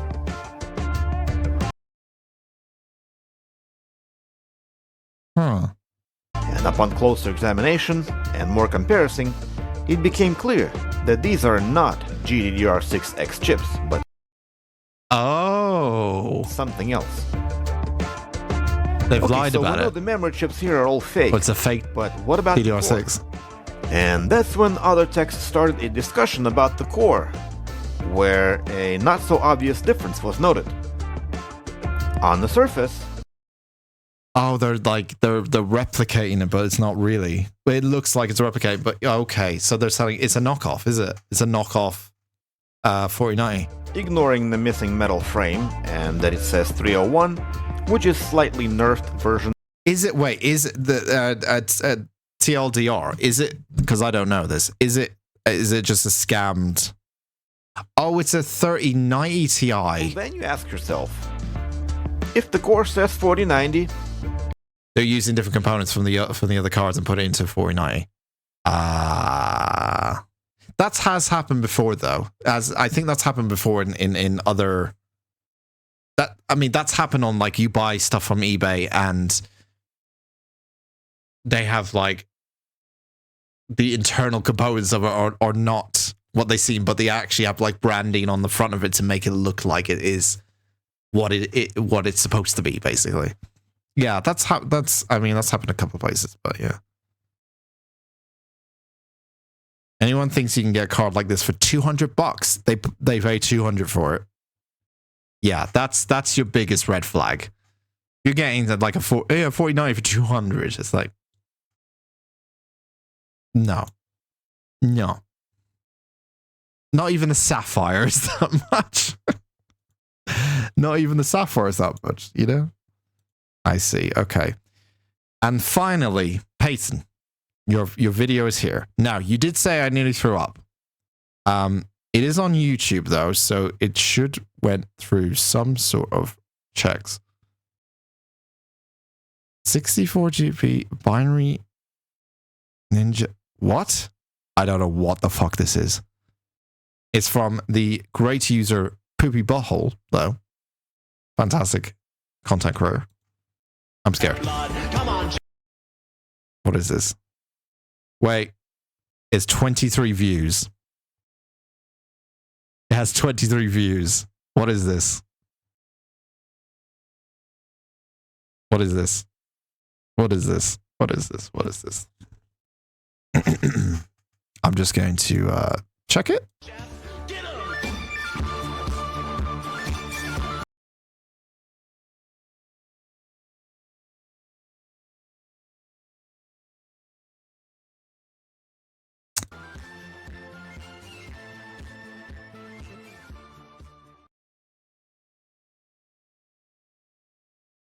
Okay. I think I've had enough I think I've had enough streaming today, guys. I think I've had enough streaming. Turtle, I'll do it actually. Can you ban Peyton? I don't want that shit. I can do it in a minute when I finish, but yeah. I will keep the tough fire in mind, yeah. I don't know what it is today with people sending me shit or just deciding to be an asshole today. I really don't know why. I haven't had anything like this streaming. I've had people like where either myself or Turtle have had to ban people for saying things in the chat that are like, okay, like calm down, like you're being too angry or very backseaty or something like that. But like listen. I put the MediaShare playlist and I put the TTS and I put all these kind of stuff there because I want people to get involved and etc. etc. And I understand some people want to use that just to fucking cause something, you know? But putting things on TTS that are inappropriate, that clearly are fucking inappropriate. And by the way, the fucking rules are at the bottom before you post anything. Obviously, people aren't reading and they don't give a shit. I get it, but the MediaShare is there to show something that is quite... I'm going to fucking delete this video, by the way, off the MediaShare. The MediaShare is there so that we all watch interesting videos together. Ha ha ha, you put your fucking video that... Look, it's not a fucking appropriate. I'm not going to explain what was on that video, but it was not appropriate at all. And the TTS earlier, fuck off. Like, seriously, fuck off. If this stuff keeps happening, and there's no way for me to kind of like moderate it, or like make sure stuff doesn't get through that's like not appropriate. Two things happen. Either I get, because I can't broadcast really, really shitty stuff or terrible, hateful stuff or horrible stuff to show on Twitch. I get banned. I can't use Twitch, and I enjoy using Twitch. But if shit like this keeps happening, I can't do it. I don't know where they've all come from today. Somehow they've just all come out of the fucking cobwebs today. I have no idea why. Keeping me on my toes, yeah. You're my number one a-hole, but you're number one a-hole that I understand that is... You're my number one a-hole, but you won't go to the extreme lengths that that will jeopardize the channel. Let's put it that way. Yeah, I don't know what it is today. I'm just gonna put it down to just like some people are just having a day. Some people just decided to just fucking give me shit today where I'm like, obviously I'm not going to approve all of it. I might have to change the rules slightly on media sharing and TTS so that people just can't use it straight up. I think I'm going to have to do that because I'm realizing now that some people are just going to come in and try to sabotage the stream because there are people like that. It doesn't matter how much I say, like, please don't do it. Like, you're really going to ruin my channel. I know it's not going to change anything because there'll be more people that will come in and do it. But please don't be like that. Like, just as a person doing that, I'm just saying to you, please don't be like that. Like, it's not fun. It really isn't. It's such a waste of time. Do something else. Please go do something else. I don't mind you watching the stream. Don't mind you commenting. But like, if you're going out your way to kind of like sabotage a stream, go do something else, please. Like, go do something better in your life. It really isn't worth it. And that's the last I'm going to say of it, because I'm probably going to put in fucking some measures in tomorrow or something. But yeah, that's the last I'm going to say of it. It's just, I don't really see the point. You know? I'm a small streamer who's just trying to do this and enjoy it. And I don't understand why you have to go around doing that. Like, it's really no...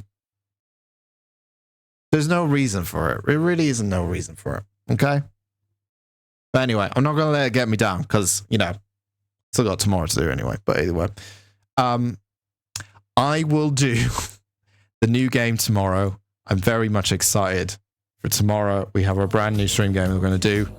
It's going to be fun. I will be starting at 9 a.m. BST. Thank you very much for everyone who submitted genuine clips to the MediaShare playlist. They are all done now.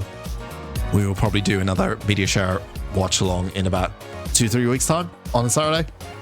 But tomorrow is new game time. Gaming. I shall see you tomorrow. Goodbye.